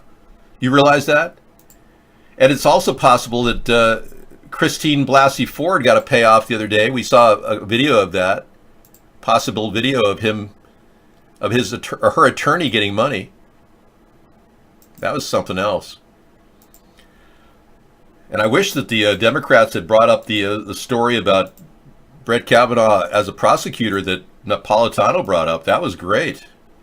Now, if we were White House. right, How did his body get from the White House to Fort Marcy Park? Who was the White House to How did his killed himself in the White Kavanaugh as well? It's funny you mentioned Hillary Clinton because she comes into Brett Kavanaugh as well. You remember Vince Foster who killed himself in the White House. Right. How did his body get from the White House to Fort Marcy Park?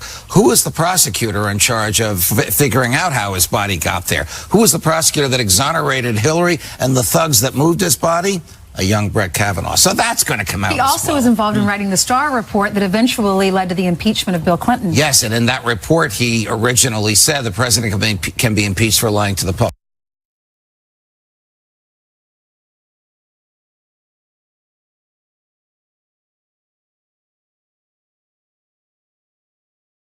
Process to do a TV interview.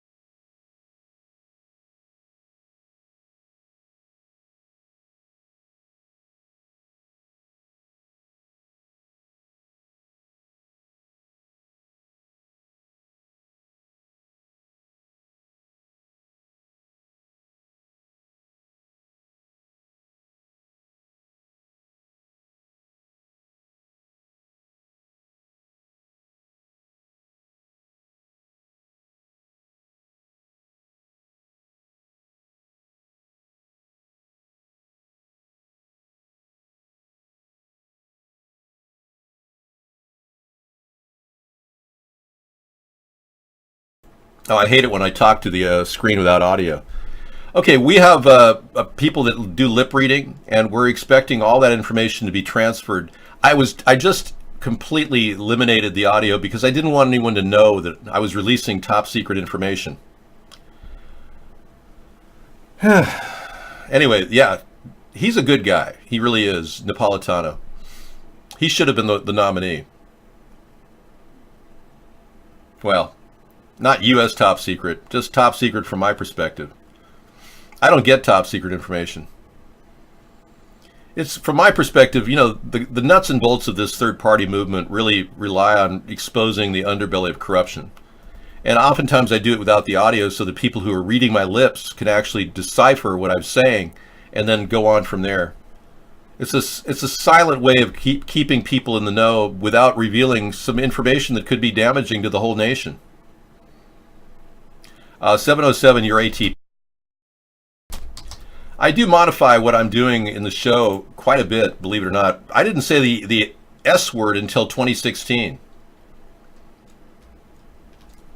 And it was only until recently that I started using the A word. Hello, Dogbone.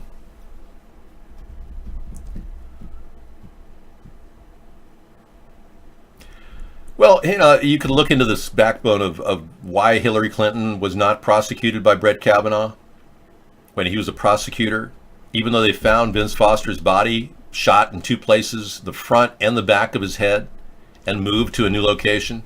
I mean, how can a prosecutor not prosecute Hillary Clinton over that incident and Bill Clinton? I mean, it's ridiculous. Brett Kavanaugh is clearly dirty. Everything about him reeks of dirty judge.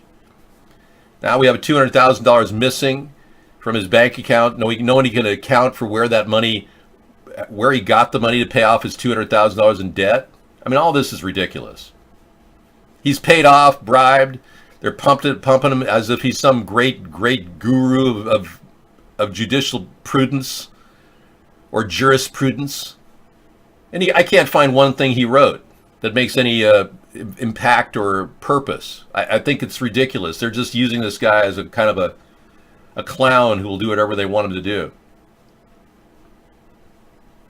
White males have a place in America's third party. I'm even carrying the right on this one because remember, a lot of my ideas have been stolen by Trump.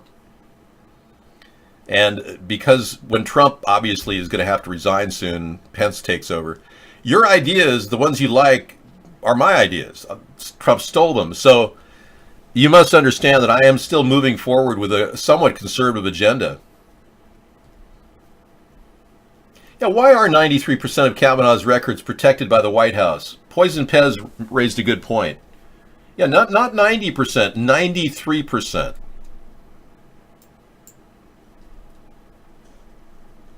We just don't want people with white guilt in our show. Yeah, we want people to embrace the idea of racial integration, but don't feel bad for being white. This is history here. You're history. This is garbage. I can say I bled for garbage. So this is meaningless? No, at one time it meant a lot. When you're just a young kid, this is everything to you. But then you realize your priorities change. And you just want your children to be happy and do nice things, and that makes you happy. This is nothing. This is just nothing, man. Wow. He must be doing the same thing Jim Carrey's doing, because Jim Carrey doesn't exist anymore. They must be studying the same, like, religion or something. They no longer exist. Nothing matters. Yeah, that's pretty funny. This is nothing. He must have had a major change in his life. I mean, you know, life-changing events happen.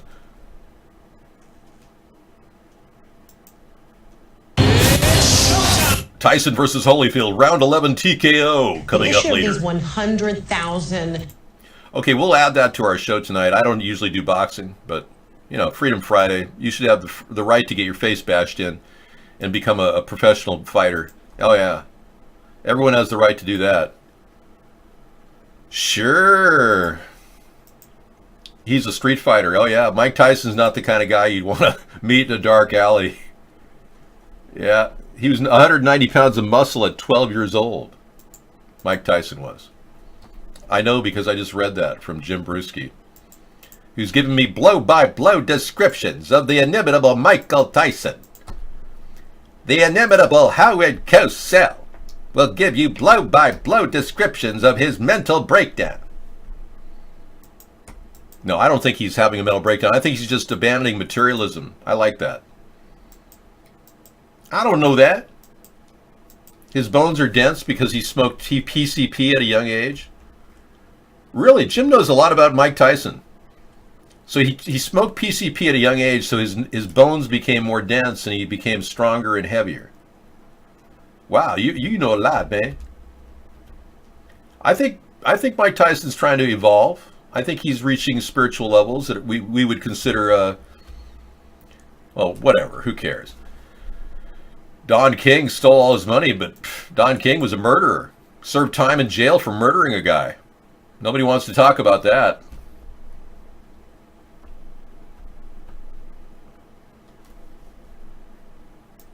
When you have to tell people your name is Salty Nuts and you say everyone loves salty nuts, you realize what that means, don't you? Nobody's tooting your own horn, man. You got to toot it yourself. See? Your job lingo, your job turkey lingo is live.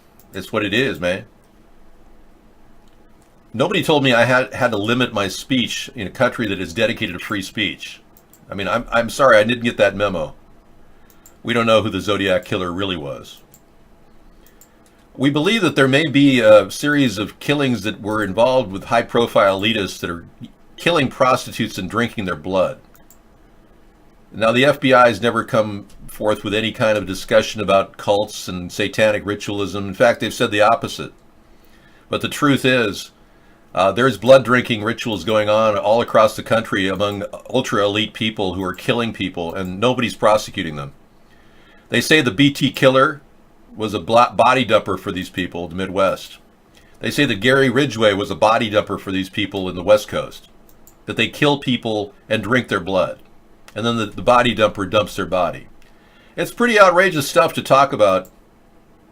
I don't know.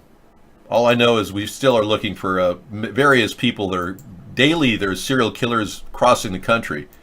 I read that the FBI says that every single day in America, 15 serial killers are actively roaming the country looking for victims at any given time in America.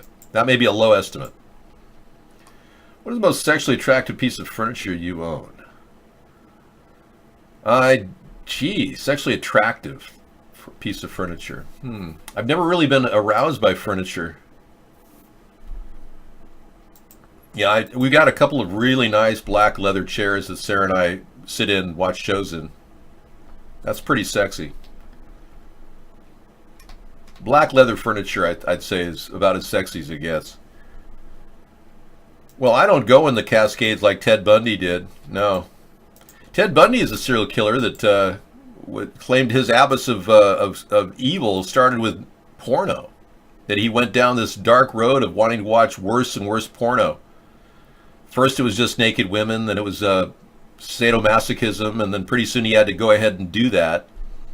And he said that he even invited people to witness what he said before it was executed. But Ted Bundy said that porno led him to serial killing. That was his statement. And he was not a stupid man. Maybe we should play her entire testimony. We should sit here and evaluate it. Okay, we can do that. Ladies and gentlemen, Christine Blasey Ford. On cue. Oh, sorry. That was Zetterbeard.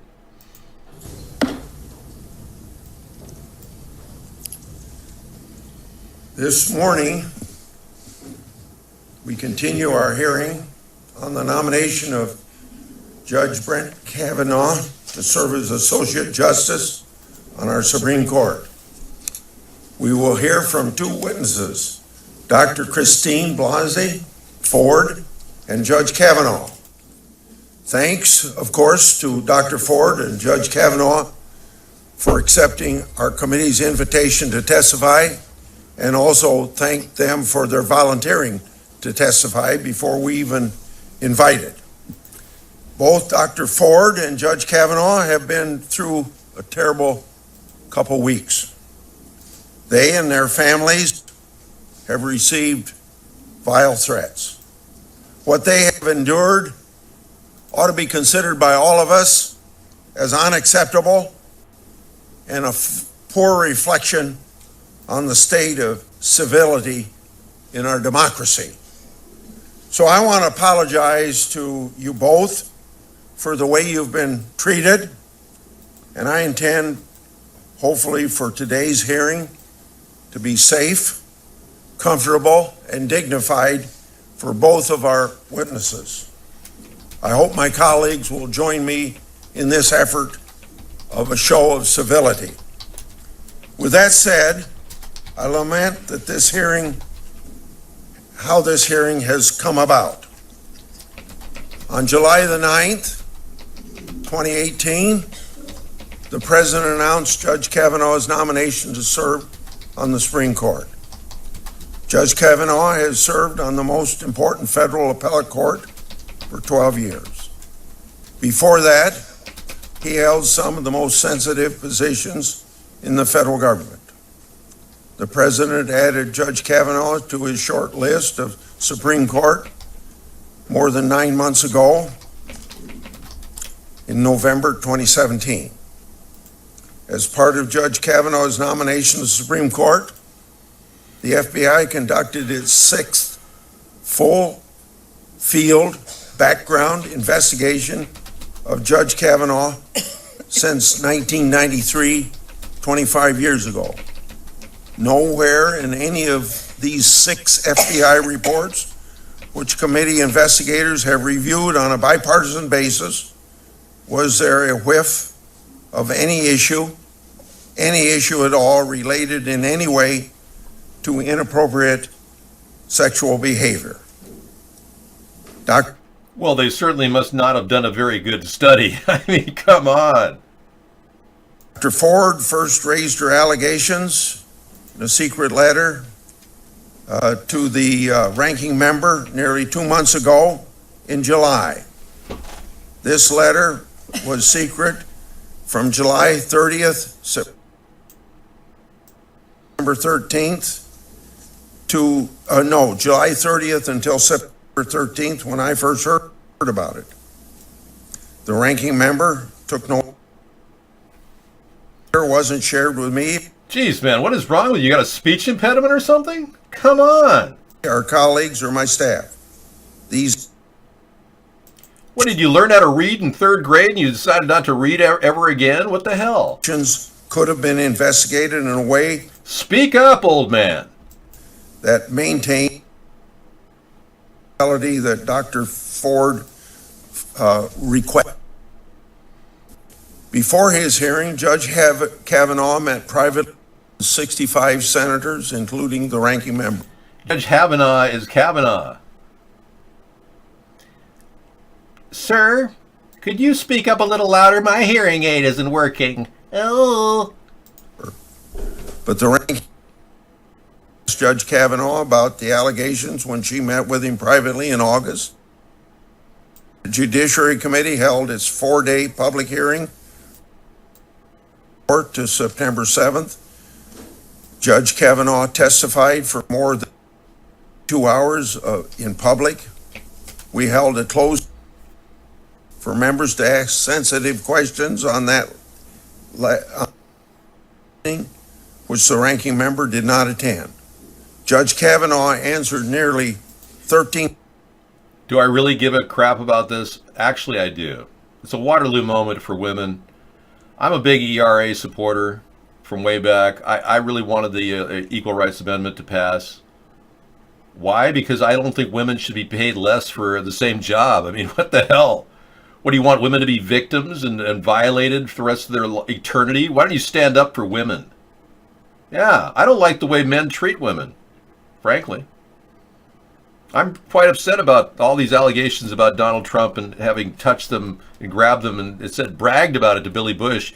All you have to do is grab them by the beep, beep, beep. It's totally true. You got 3 witnesses, you moron. Get out of here. You don't belong in the show. 1,500 written questions submitted by senators after they heard, more than all prior Supreme Court nominees. This period, we did not know about the ranking member's evidence. Then, only at an 11th hour, on the eve of Judge Kavanaugh's confirmation vote, did the ranking member refer the allegations to the FBI. And then, sadly, the allegations were leaked. And that's where Dr. Ford was mistreated. This is a shameful way to witness who insisted on confidentiality. And of course, Judge Kavanaugh had to address these allegations in the midst of a media circus. When I received Dr. Ford's letter on September the 13th, my staff and I recognized the seriousness of these allegations and immediately began the committee's investigation consistent with the way the committee has handled such allegations in the past. Every step of the way, the Democratic side refused to participate in what should have been a bipartisan investigation. And as far as I know, on all of our judgeships throughout at least the last 4 years or 3 years, that's been the way it's been handled. After Dr. Ford's identity became public, my staff contacted all the individuals she said attended the 1982 party described in the Washington Post article. Judge Kavanaugh immediately submitted to an interview under penalty of felony for any knowingly false statements. He denied the allegations categorically.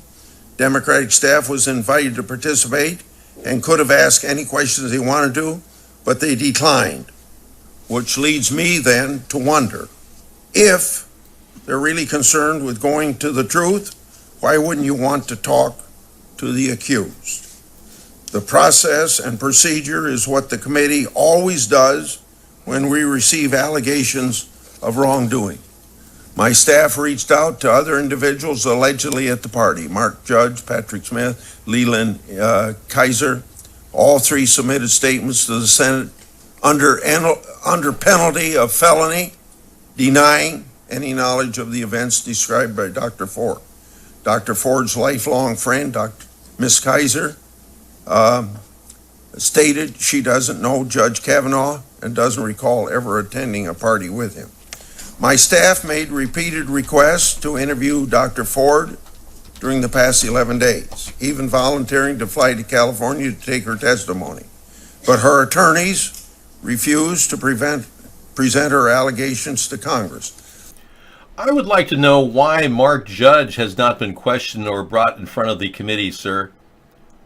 Could you tell me why Mark Judge, who is alleged to have been with Ms. Kavanaugh and Brett Kavanaugh, Mr. Kavanaugh, at the time that they pressed onto the body of Christine Blasey Ford?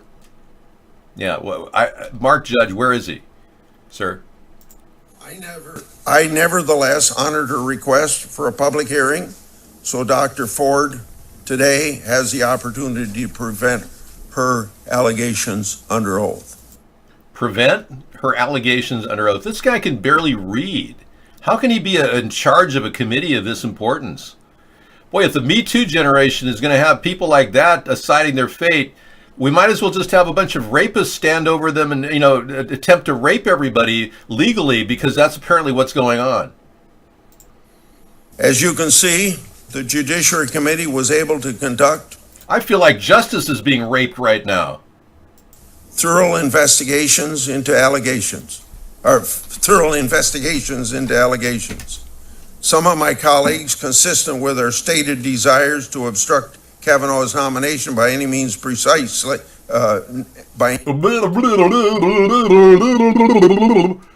We interrupt this breaking show to bring you a breaking story. Japan has landed on an asteroid, and they have pictures to prove it. Oh yeah, like this wasn't photoshopped. Nice. This is Japan has landed a probe on an asteroid. Would you like to probe an asteroid? Well, they're doing it. Look at that. And wait a sec, we have photographs.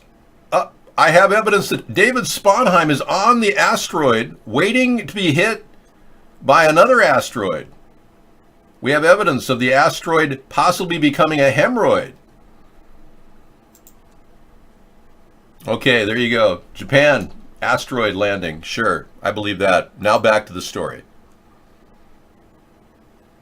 Wait a second, this is relevant.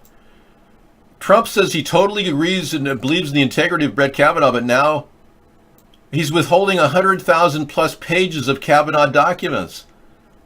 How can you believe anybody who's having 100,000 pages of documents withheld? I mean, what the hell's going on? This guy's obviously a dirty judge. They're not revealing anything to the senators. How do they make a decision? We need a person of great caliber to sit on the court. I recommend I should be the one. I have absolutely no legal experience whatsoever, which makes me a perfect candidate to be an excellent determiner of how the Constitution applies to every situation.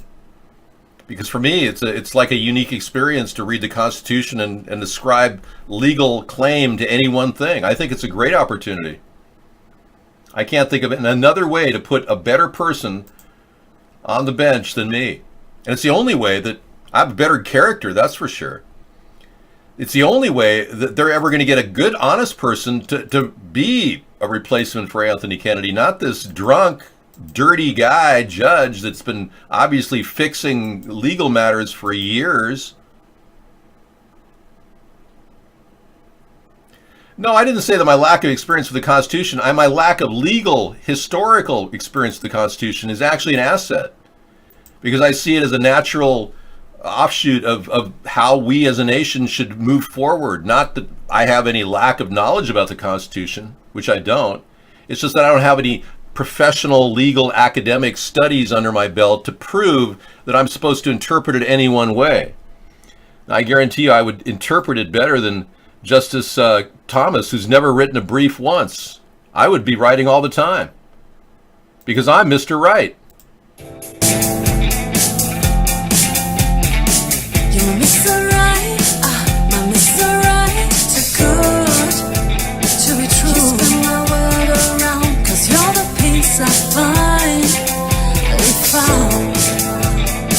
You sweep me off my feet, my heart stops to beat, cause you make me melt away. You're my Mr. Right, my Mr. Right, too good.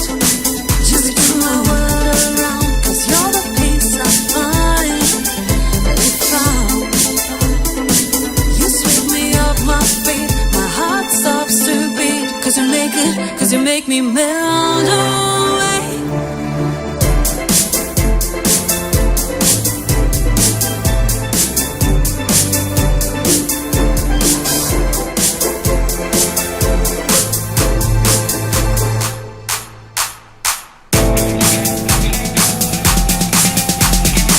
You're my Mr. Right, my Mr. Right, too good to be true. You spin my world around, 'cause you're the peace I finally found. You sweep me off my feet, my heart stops to beat, 'cause you make me melt away. You're my Mr. Right, my Mr. Right, too good to be true. Okay, coming up at the top of the hour, we got the Jefferson's airplane. Yeah, there's a terrible loss of a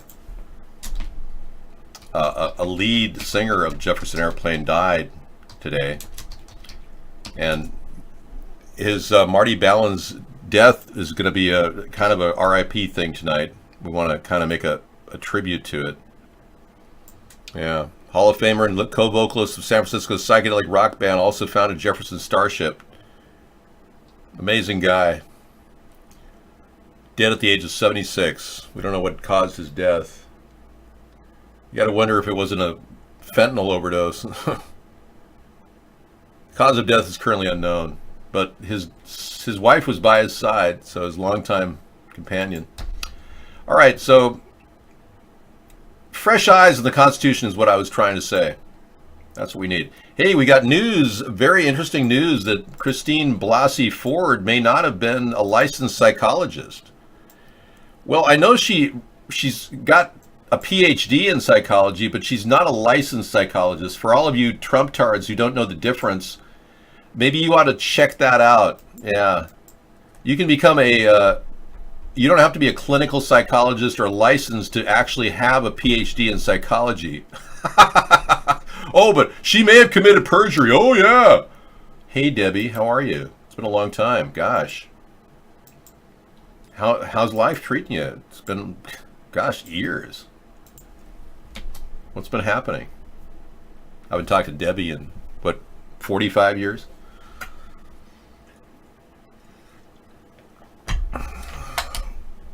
Well, Debbie, you'd have to come up with your last initial of your last name to verify that you really are Debbie of my past. Yeah, you'd have to come up with the spelling, the particular. Okay, E.T., the woman who accused Supreme Court nominee Brett Kavanaugh of sexual assault revealed her identity Sunday in an interview with the Washington Post. Christine Blasey Ford, a 51-year-old California professor, accused Kavanaugh of groping her and trying to take her clothes off when they were both attending suburbs. High school. Apparently, you can call yourself a psychologist if you have a PhD in psychology without an active license. So you Trump-tards don't understand much. Fresh eyes with no versed constitutional background, judicial experience. Yeah. I was merely making a point that Elena Kagan had no experience. I wasn't against her for that. I was against Elena Kagan for blocking the birth certificate issue that arrived 18 times in front of her desk as Solicitor General. I wasn't going after her because she didn't have any judicial experience. I just made a note of that. Yeah, I would be willing to do this job. If Trump wants to keep me from taking him on in 2020, I think the best way to do it is to make me a judge for life. Yeah. I'll pass the muster. I got nothing in my past that would come up like this. Well, Elena Kagan is historically part of the Harvard Law Review. I mean, she's been heavily involved with Harvard politics for years. I'm not a Walmart greeter, sir. I'm a man with a higher IQ than Brett Kavanaugh by far. I don't believe in aliens. I believe there may be alternative life forms in the universe, but I don't believe aliens have arrived and bothered us and abducted you with their long fingers with no lubrication. Yeah, big difference. Brett Kavanaugh's IQ is not on record. And that's something I think it's kind of not related because his IQ is being damaged by the beer he drinks. It really doesn't matter what his IQ is.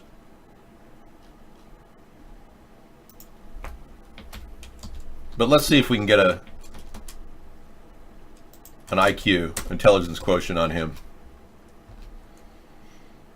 No, there's no IQ study ever done on this guy. I think he cheated to get through Harvard or Yale. Yeah. Why Brett Kavanaugh will make a great Supreme Court judge. Okay.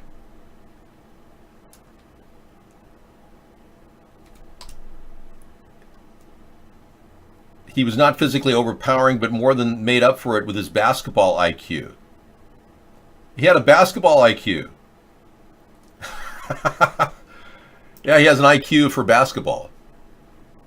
Hey, I don't think you realize I'm living a better life than Donald Trump, so yeah. I don't think he has a swim spa in his backyard. Yeah, Debbie, you're not the Debbie of my history, so thanks for coming in though, Debbie. That's okay. I know you've been in here before, but you're not the Debbie that I was thinking of. She's an unusual person. I'll never forget that person. I'm writing about her in my book. Wow. All right, so Trump's withholding 100,000 pages of the Kavanaugh history documents, everything he put together. The question is, why is Trump holding 100,000 plus pages of Kavanaugh documents? Why is he keeping them sealed? If it is political theater, it fills the gap right now while we're waiting for Mueller to press charges for obstruction of justice.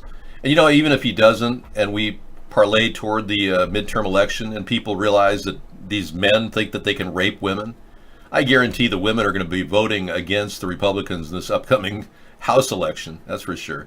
Senator people might still believe in their Republican senators, but after the House pretty much obstructed justice with Devin Nunes leading the parade, it's pretty obvious that the House has got to go. I can't read a chapter of my book because it's completely secret. I'm not even writing it online. I looked into all kinds of online encryption technologies that are available. I don't trust any of them. Somebody could read my book if I wrote it online. So I'm writing it on SD cards.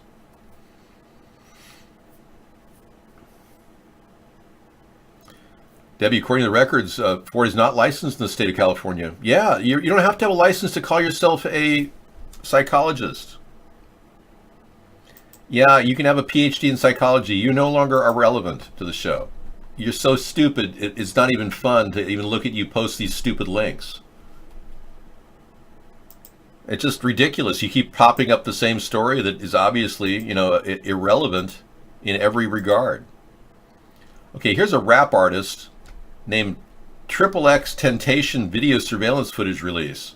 Oh yeah, shown in public for the first time. It confirms that the rapper was being followed by his assailants, that he tried to fend them off once they'd fired at him. With the assailants fleeing the crime scene after his death, they also took a Louis Vuitton bag and $50,000 in cash with them. Okay, we're about to see something pretty serious. The rapper XXX Temptation basically fighting for his life against assailants.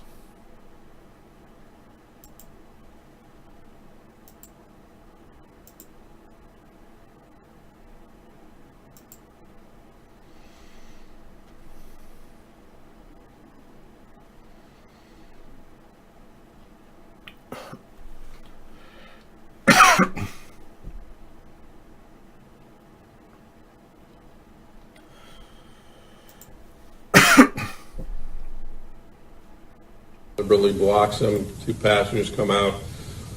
The taller one's got a short-barreled rifle. The second one has what looks like a handgun. Testimonial evidence is they're trying to get the victim to remove his chain that's around his neck. The victim is somewhat resisting. You can see the victim's hands coming out, trying to push them back or not cooperate. The littler guy goes to the passenger side. Sorry, I was trying to pause it. Yeah, that's already happened. Here, one more time. So, based on your investigation, the smaller of the two individuals, who is this? Newsom. And this bigger person is who? Bo Wright. Newsom's going to go in the vehicle. Boatwright's going to fire rounds in at the victim, and Newsom's going to run out with the Louis Vuitton bag. Wow. We know now that's the footage. Wow. And look at this. Poor Bingo. He couldn't believe that Justice Thomas hasn't filed any briefs. So he sends me a link on legal briefs and Supreme Court briefs. Right. And I did a word search for Clarence Thomas. If you didn't find what you're looking for, sorry, you need a new search. He hasn't filed any briefs, dude. You don't believe me? No, there's no legal briefs for him at all. Yeah, just look for his name, Clarence Thomas. There's nothing. WikiLeaks drops more crap you should already know by now. Yeah, WikiLeaks is the NSA public relations firm. Whenever they want to put a limited hangout together and pretend like they're giving away secrets, and it's all, completely illegal, they do that. They just have WikiLeaks reveal the information. They own WikiLeaks. The NSA does. So is Julian Assange. He's owned too. I don't have a favorite Tupac song. I like them all. WikiLeaks drops new information related to arms industry corruption and war in Yemen. Yeah, right. Like, who cares? Jeez. We already know our country is corrupt as hell. We don't need more WikiLeaks to confirm that we're not even listening. Dave, do you ever sing? I'm sure, and I can speak for everyone here, we would love to hear you sing. Really? Well, I have a beautiful voice. I don't use it because if I did, I would be incredibly successful. Yeah. You know that Julio Iglesias never sang until he's like 47 years old, I think. He was in a really bad accident, hurt his back. Add what link? Honest government ad, encryption law, satire? Okay. Hello, I'm from the Australian government. Do you have some... Oh, this is funny. I'll play that later. Yeah. Very good.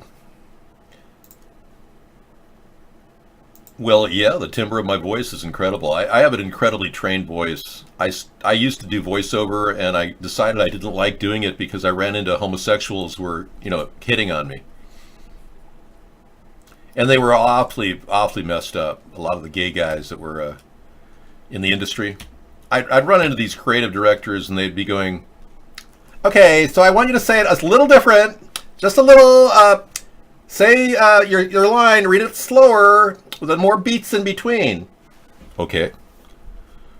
1-800-555-1212. That's 1-800-5... No, I don't like it. I don't like it. You're talking too fast. Okay, I'll try it again. 1-800-555-1212. That's 1-800-5... Stop it! You keep doing that! You don't take a breath between the first words and the second words. So you saw why I got out of that industry. Yeah. No, there's no homophobia going on here. I just don't like sexual harassment.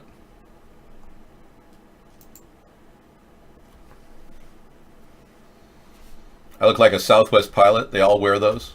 Really? I'm going to have to get one of these Southwest pilot lights. That's kind of cool. I didn't know that. Yeah, there's no homophobia here. I'm not afraid of being a homosexual. I deplore the idea of them harassing people. Yeah, many gay guys come up to heterosexual guys and try to hit on them all the time, and it's really disturbing. But my history in voiceover really is extensive. I studied it professionally, but I didn't really want to make a big deal about it. How is taking in that accent sexual harassment? It's sexual harassment to be harassed by somebody. Yep, who sexually.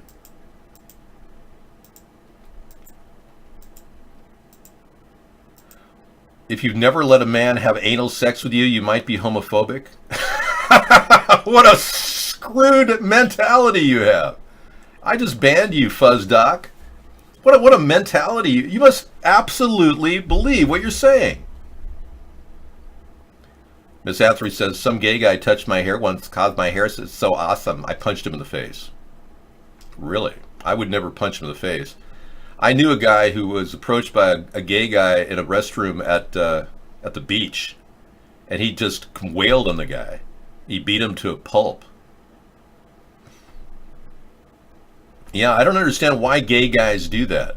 They walk up to people in bathrooms at the beach and, you know, hit on other guys. It's like one good way to get your ass kicked royally. But no, that's sexual harassment to use, you know, constantly come on to heterosexual guys.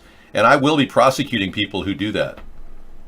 In the military, if anybody's accused of sexually harassing you, if you're heterosexual and some gay guy says, "Hi, can I play with your AR-15?"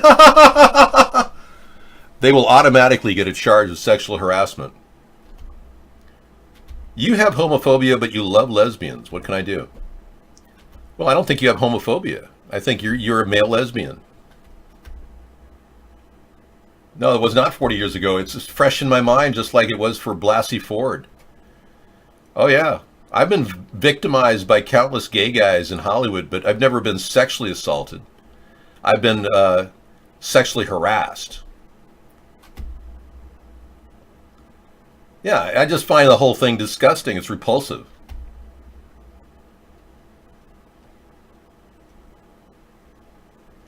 Oh, for F's sake, do you have any idea how many repulsive men have hit on me? Am I allowed to tase them and beat them?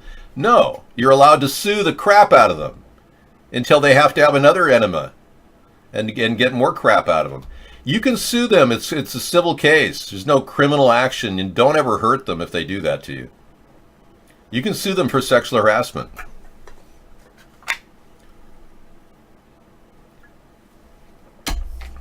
Howie, I think you're sick. You're watching too much porn. You're reminding me a little bit of that guy, Ted Bundy, who did a video describing how porn leads to serial killers.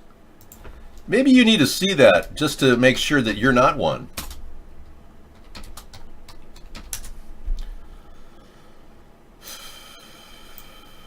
Here's his dire warnings about pornography. Ted Bundy, the serial killer. Turn Signal with Kim Troby. The evening before his execution in 1989, serial killer Ted Bundy sat down for an exclusive interview with Dr. James Dobson. Bundy took responsibility for his actions, but he blamed pornography as a key factor in the killings of at least 35 women and girls. I've lived in prison for a long time now, and I've met a lot of men who were motivated to commit violence just like me. And without exception, every one of them was deeply involved in pornography, without question, without exception. Bundy requested the interview with Dr. Dobson because he had watched him serve on the Attorney General's Commission on Pornography. He trusted the focus on the family founder to convey. Yep, so there you have it. We'll play that video, and it's 3 minutes long, but yeah. Yeah, even he was talking about the abyss of pornography. Well, he was a serial killer. Of course he would lie. He seemed like a good guy. That's why women were vulnerable to his persuasion. One of the things he did is well, I'm not going to tell you how to abduct a woman, so forget it. I'm not going to tell you anything. He basically talked about how he would do this, and if you want to read his history, you can. You're okay with gay people who are not hitting on you? I am too. I'm not asking for homos to stay in the closet. I'm asking for them to stop harassing people like me, heterosexuals. I'd appreciate that. Like if Michelle Obama or Michael Obama was to come up to me and, say, "David, I heard you're a pretty big guy, That's what they're saying. And I'm going, no, I think you're bigger than me, Michael. I mean, look at this. When you dance, your flailing penis and testicle is like staring at us. How can we not know that you're a tranny, Michael? I mean, come on. At least admit that you're a tranny. Otherwise, we don't know what you are. Can you imagine Michelle Obama, Michael, running for president as a woman? Isn't that the ultimate slam to women's rights? I mean, can you imagine somebody, this is not photoshopped or doctored in any way. You know, I wish the show could last another 10 hours because I just love talking to you guys. You've been a great audience tonight. I do. I have to keep warning people that Michelle Obama is a transsexual. Otherwise, you're going to vote for a tranny for a woman. I mean, how weird is that?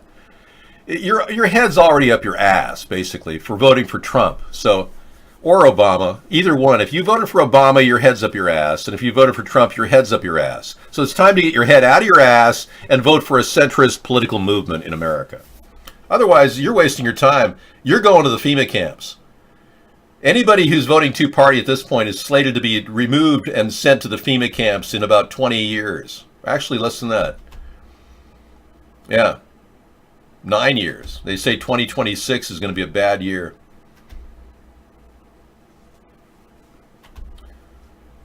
No, I'm not. I'm not infatuated with the tranny's penis, Eric. I'm trying to make all of you Democrats who voted for Barack Obama know that Michelle is a dude. But you don't want to hear it, Eric. You're just clinging to your democratic beliefs. Oh, I just believe in democracy. Oh. Hardly democratic in this nation. I've been trying for 10 years to get 1 second of mainstream media attention. I can't even get 1 second. No, Eric's a full-on Democrat. David, what if lesbians don't get like getting hit on by men? Yeah, it is sexual harassment when a straight man hits on a lesbian. That's right. Lesbian women could definitely say it's sexual harassment. Absolutely. Thanks, Eric, for being a Dave Tard. That's nice of you. You've been preparing for martial law for over 10 years. They have to catch you first. Yeah, well, I've been in preparation for martial law since I bought my first tube of Preparation H. Yeah, that's your first step in your prepper package is Prep H. So you know you'll have a little lubrication when you're getting screwed. TX girl like that. You know, this type of humor doesn't come cheap. This would be about $45 at a casino. David, we need social standards with sexuality in this nation. We are in the 21st century already after all. Yeah, I know. We also need to have a Me Too call-in line like 1-800-ME-TOO. I mean, how hard would that be? 1-800-ME-TOO. Just talk about your assailant. And if you get enough people calling in, they'll do an investigation. Rod was removed from the show. All he would say was, "Hey, good buddy, how you doing? Living large, man, living large." And the other thing he'd say is, "Hi, Dave. How's the lovely Sarah doing?" Yeah. He doesn't have a place here. Well, you can do all kinds of things. You guys have got me on big screen TVs and have done a lot of things with family members, and it's all fun. You know I'm going to come on the show at a certain time, guaranteed, because I've been doing it for 10 years. So you know I'm going to be out there. If you want to put me on a big screen, we will interact with you.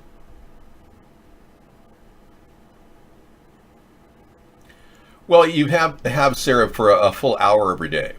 If you want to go through all of our shows, every single show, you know the cue point right around 7:30. Cue on Sarah, drop out at about 8:15.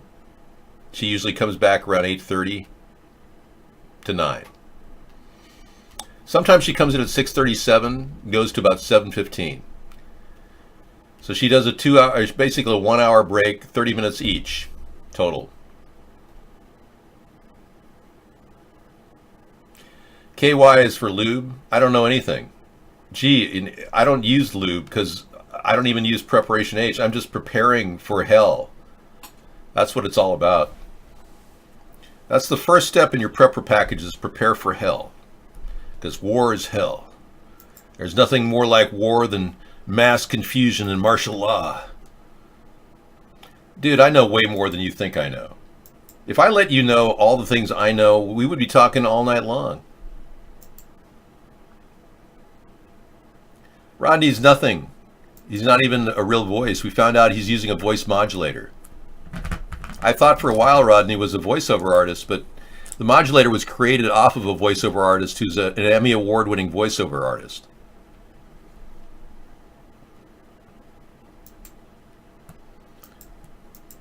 Well, you can use Preparation H for gear oil too. It works great for your CV joints. If you're ever having a break of CV, I had a break go out one of my CV joints. I threw a little Prep H in there. Worked just like hard grease.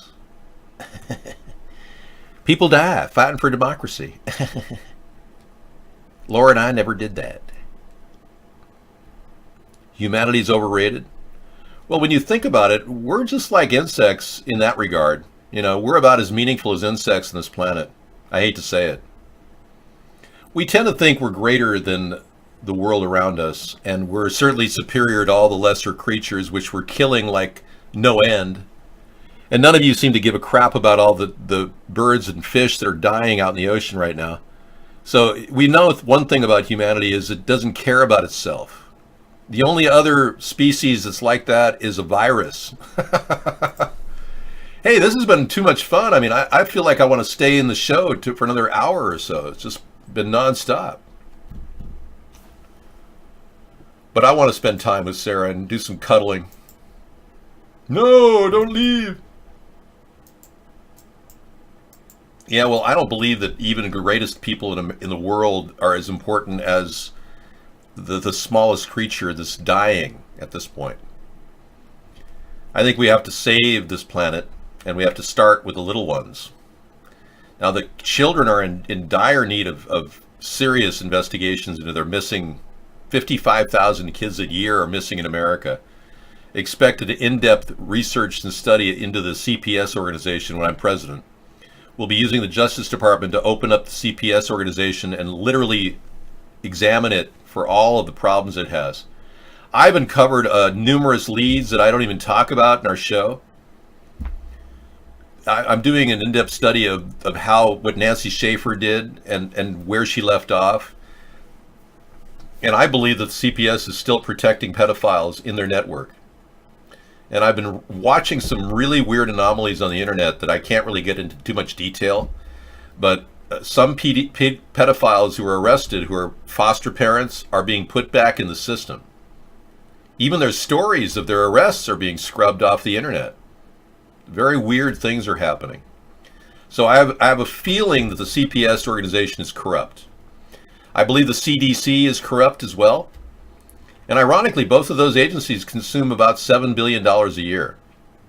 So we could save a lot of money if we just kind of retool and think of new agencies that would do the kind of work they do. Police could do what CPS does. We could have a kinder, gentler police force with sensitivity training that could actually work on family crises as well as domestic violence that they're currently trained for right now. And have a shoot to maim policy as opposed to shoot to kill. Because the shoot to kill policies, like I said, killing 1,200 people a year and most of them are unarmed. So a lot of things need to be done that need to straighten these agencies out. CPS and CDC are very suspicious agencies. The Food and Drug Administration has got some real problems. I'm keeping tabs of all the different whistleblower sites, and I've been tracking a lot of the research that people are doing into the excesses of our government. And I can tell you, we've got a lot of areas to slice the budget on and even eliminate. But we're not getting any kind of results, positive results from the EPA or the FDA. The FAA is almost a joke. The Federal Aviation Administration does next to nothing. It's unbelievable. They sit there and they don't even... I called them one time and they took my call, and it was like I was the first person to call in 6 years. They were like flustered. They didn't know what to say.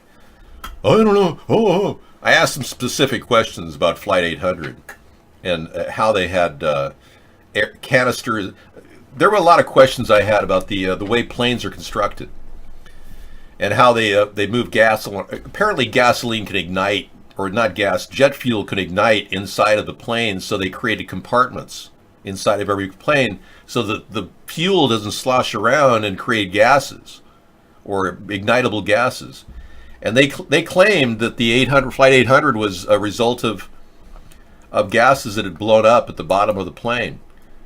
When there were 47 witnesses in Long Island, New York, that said that they saw a missile fired from Groton, Connecticut at Flight 800. How did 47 witnesses not play into the final NTSB study of Flight 800? I don't know. But I couldn't get a straight answer out of the FAA on this issue. I also, tried to reach various other agencies like the FCC and the FEC, and we've made efforts to reach these people, but it's like they don't even know what they're doing. We literally have a government run by a bunch of incompetent idiots. It's unbelievable. Everywhere you turn, they're totally incompetent. I wish I wasn't saying this, but it's true. Everywhere I turn, I run into incompetence at the government level. At the state level, the local level, we've gotten our fingers in this deep because we actually went to their meetings. We tried to run for local office. We tried to watch what they were doing, and we looked at it. I took the director of transportation aside. I met her on the way out. She tried to do a speech at a local event here in Washington, and the Washington State Director of Transportation tried to sneak out, and I followed her out the door and talked to her, and I said, just as you're leaving, I have a couple questions for you. She didn't know a thing about what I was saying. She had no idea where the money was coming from in her budget. She had no knowledge of even a pension plan for our ferry workers. I've never seen such incompetence. You run into competence at every level, not just governmental. Yeah, I know. Well, Howie, the taxes on cannabis are necessary for the government to make a little bit of money back. 10% is on every single phase. In Washington, they get about 15% on the growers, actually 17% on the growers, 17% on the... They clear 42% taxes. It's obscene. It really is. But believe it or not, the Washington State recreational marijuana industry is a classic example of a good system. It's really the template for every other state to follow, even though they don't show you the smell. You can't taste the marijuana, smell the marijuana. It's all sealed, but from a financial perspective, they're still providing good value to the customer, and they're still making enough money to keep their business going, moving volumes of nearly $2 billion in revenue. And the state of Washington has received nearly $800 million in revenue from that. Huge. Yeah, it's all prepackaged in Washington. In Oregon, you can go in and you'll actually you have to sit and wait to be brought into a room where they'll actually let you smell test everything before you buy it. I went to an Oregon recreational supply store down in Portland, and I was really amazed. I was really amazed at the almost the boutique quality of your shopping experience. They don't allow too many people in. You have to wait outside until you're brought in, and then you bring it, and you have one person asking you, what would you like to buy? It's not like a feeding frenzy on buying something. Whereas in Washington, you can typically walk into one of these recreational supply stores, and there'll be like 10 people all trying to get served at once. That's how much demand it is. And then it wanes. Sometimes there's no demand, but 42% tax is not going black market. No, actually, we do better price-wise. Seriously, they do better price-wise for a product like marijuana in the state of Washington than you can do in California in a black market situation. Yeah, I mean, it's phenomenal. I've seen eighths sold for $25 here, and the state's still getting 42% on an eighth. That's 3.5 grams. Sold to the consumer for $25. You go down to California, even in the black market, you'll be paying $60 for an eighth in the black market.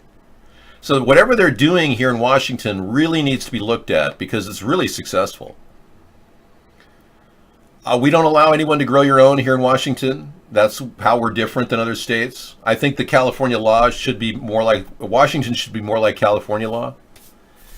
But I like the idea of everyone having 6 plants that they could grow themselves. That's what I would use for the country as a plan for a national legalization. But it's cheap, man. It's amazing. I've never seen a price of, and this is decent quality, like 17% THC. 17% THC in your marijuana leaf. These are buds for $6 a gram. I mean, how are you going to beat that? Or $7 a gram?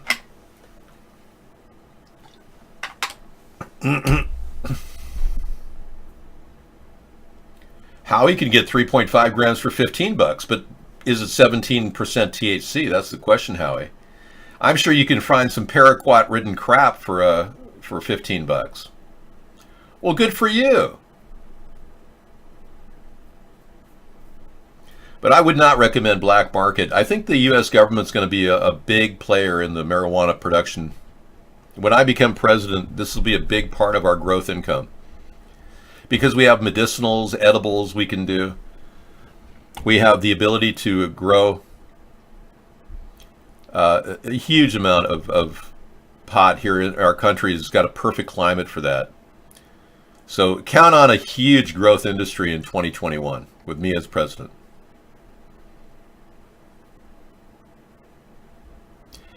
No, California, even now today, I just talked to a lady in April who was working at a motel, and she said her husband was going to grow his own. And he said he was a connoisseur, and she's like working hard as a general manager of a motel. And she said he paid $200 for 5 seeds in California. They're supposed to be the best, she said. And she's like complaining. He's like, $200 is a lot of money to pay for 5 seeds. So California is a ripoff, just saying, in general. Yeah, I'm serious, Zetterbeard. So people who want to get into the industry are now getting a $10 million tax break from Jerry Brown. He's actually going to take $10 million out of his budget and give people free licenses to grow. That's his newest thing. Hey, I'd be on that. What's going on, man? But the reality is the seeds should be next to $5-10 a piece. They shouldn't be $200 for 5 seeds. That's ridiculous. No, he was a connoisseur. They really do have top quality weed seeds that are super expensive. But since legalization is now approved in 36 states for some either medical purposes or otherwise, and we've got 50 states that are honoring the CBD oil, we've got a really big growth industry we're sitting on, and Trump is just wasting time. We need to be gearing up and making edibles, medicinals, derivatives that can be mass produced at high quantity with very high THC levels, like dabs, could sell internationally. We could grow a lot of medicinal CBD oil and process it. All around the world, the demand would be huge. Now, Canada's doing something really stupid, in my opinion. They're setting a limit on their THC levels at 20, which California is doing as well, which is stupid. They're limiting their marketability. And get this, Canada is also engaged in a thing where they're working with cartel members down in Mexico and Colombia and buying weed really, really cheap. It's really, really bad weed. Can you believe how stupid that is? Canada.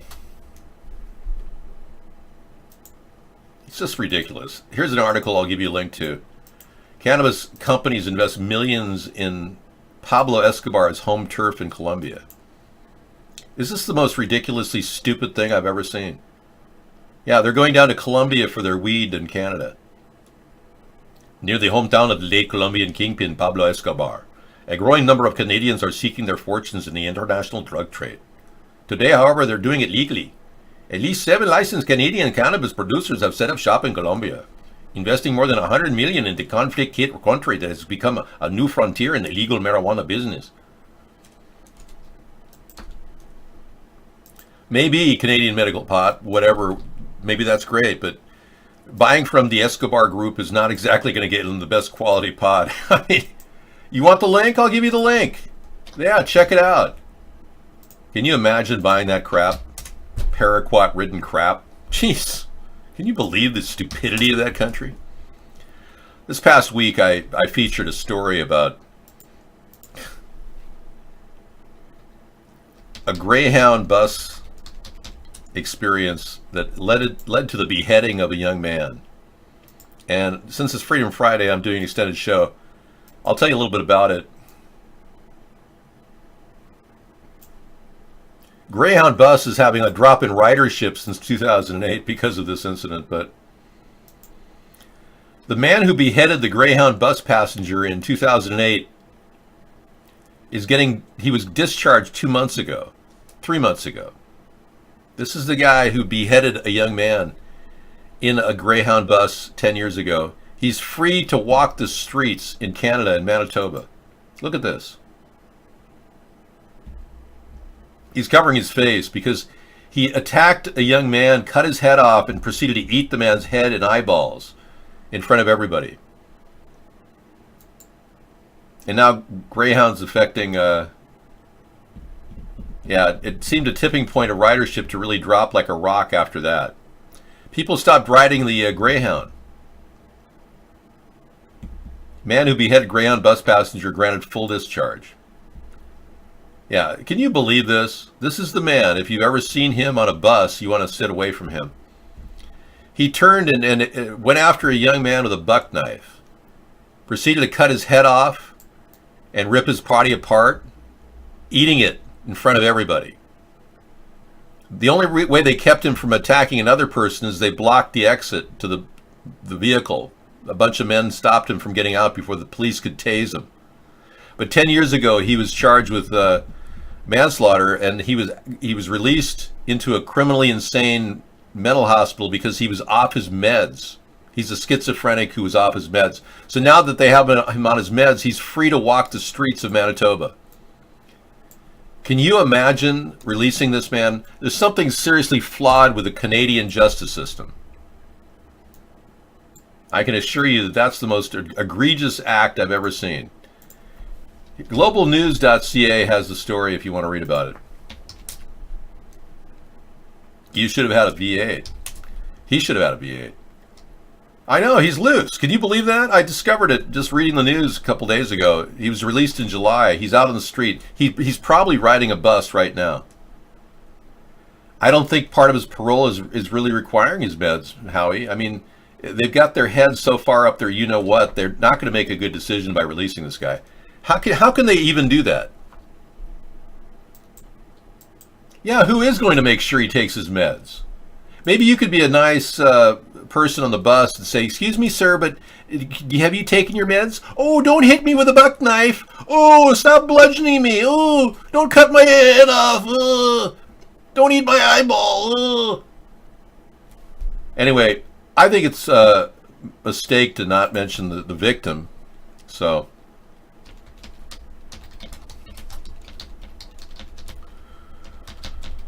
at least let's talk about the victim. The poor victim was Tim McLean, who died.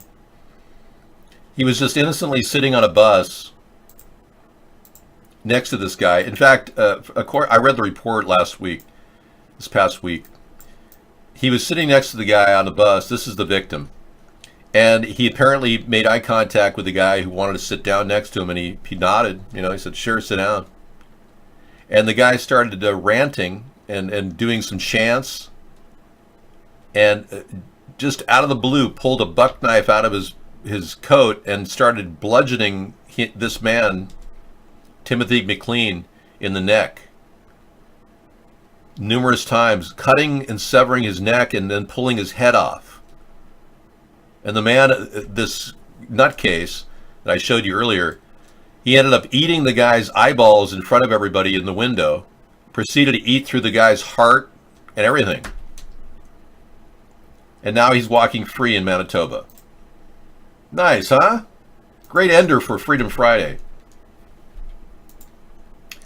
Well, I guess, we're reaching that point where I'm going to line up the shows. Thanks for coming in, everyone, and participating in this nonstop, endless discussion that I'm having with myself.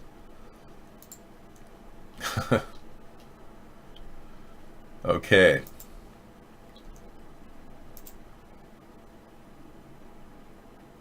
We never did get to the entire testimony of this woman, so I'll take off with that in a little bit after we do a few videos.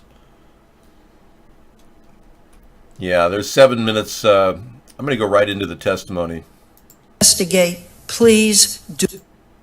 I had a sense of urgency to relay the information into 14 and 15 years old. Okay, we'll cue it up right after that. Thanks, you.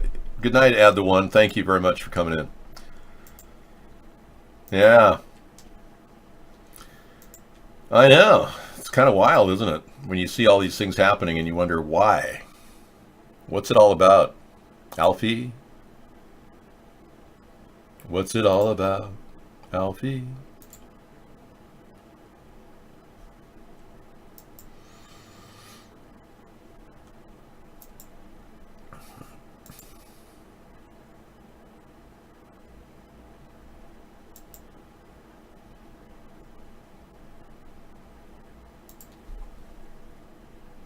Couple of weeks have been the hardest. Okay, let's kick off our end of our show with a little Jefferson Airplane, and we'll say goodnight. But in the meantime, here is my closer. I'll play the testimony for you guys to hear in the after show. Oh yeah. Here we go again. Here we go again. Been there, done that. There's nothing new to it. I felt this rush before. And as we have reached it, the peak of everything, we're falling like rocks when you decided to. Been there, done that. There's nothing new to it. I felt this rush before. And as we have reached it, the peak of everything, we're falling like rocks when you decided to. Been there, done that. There's nothing new to it. I felt this rush before. Woo, yeah. Oh, yeah.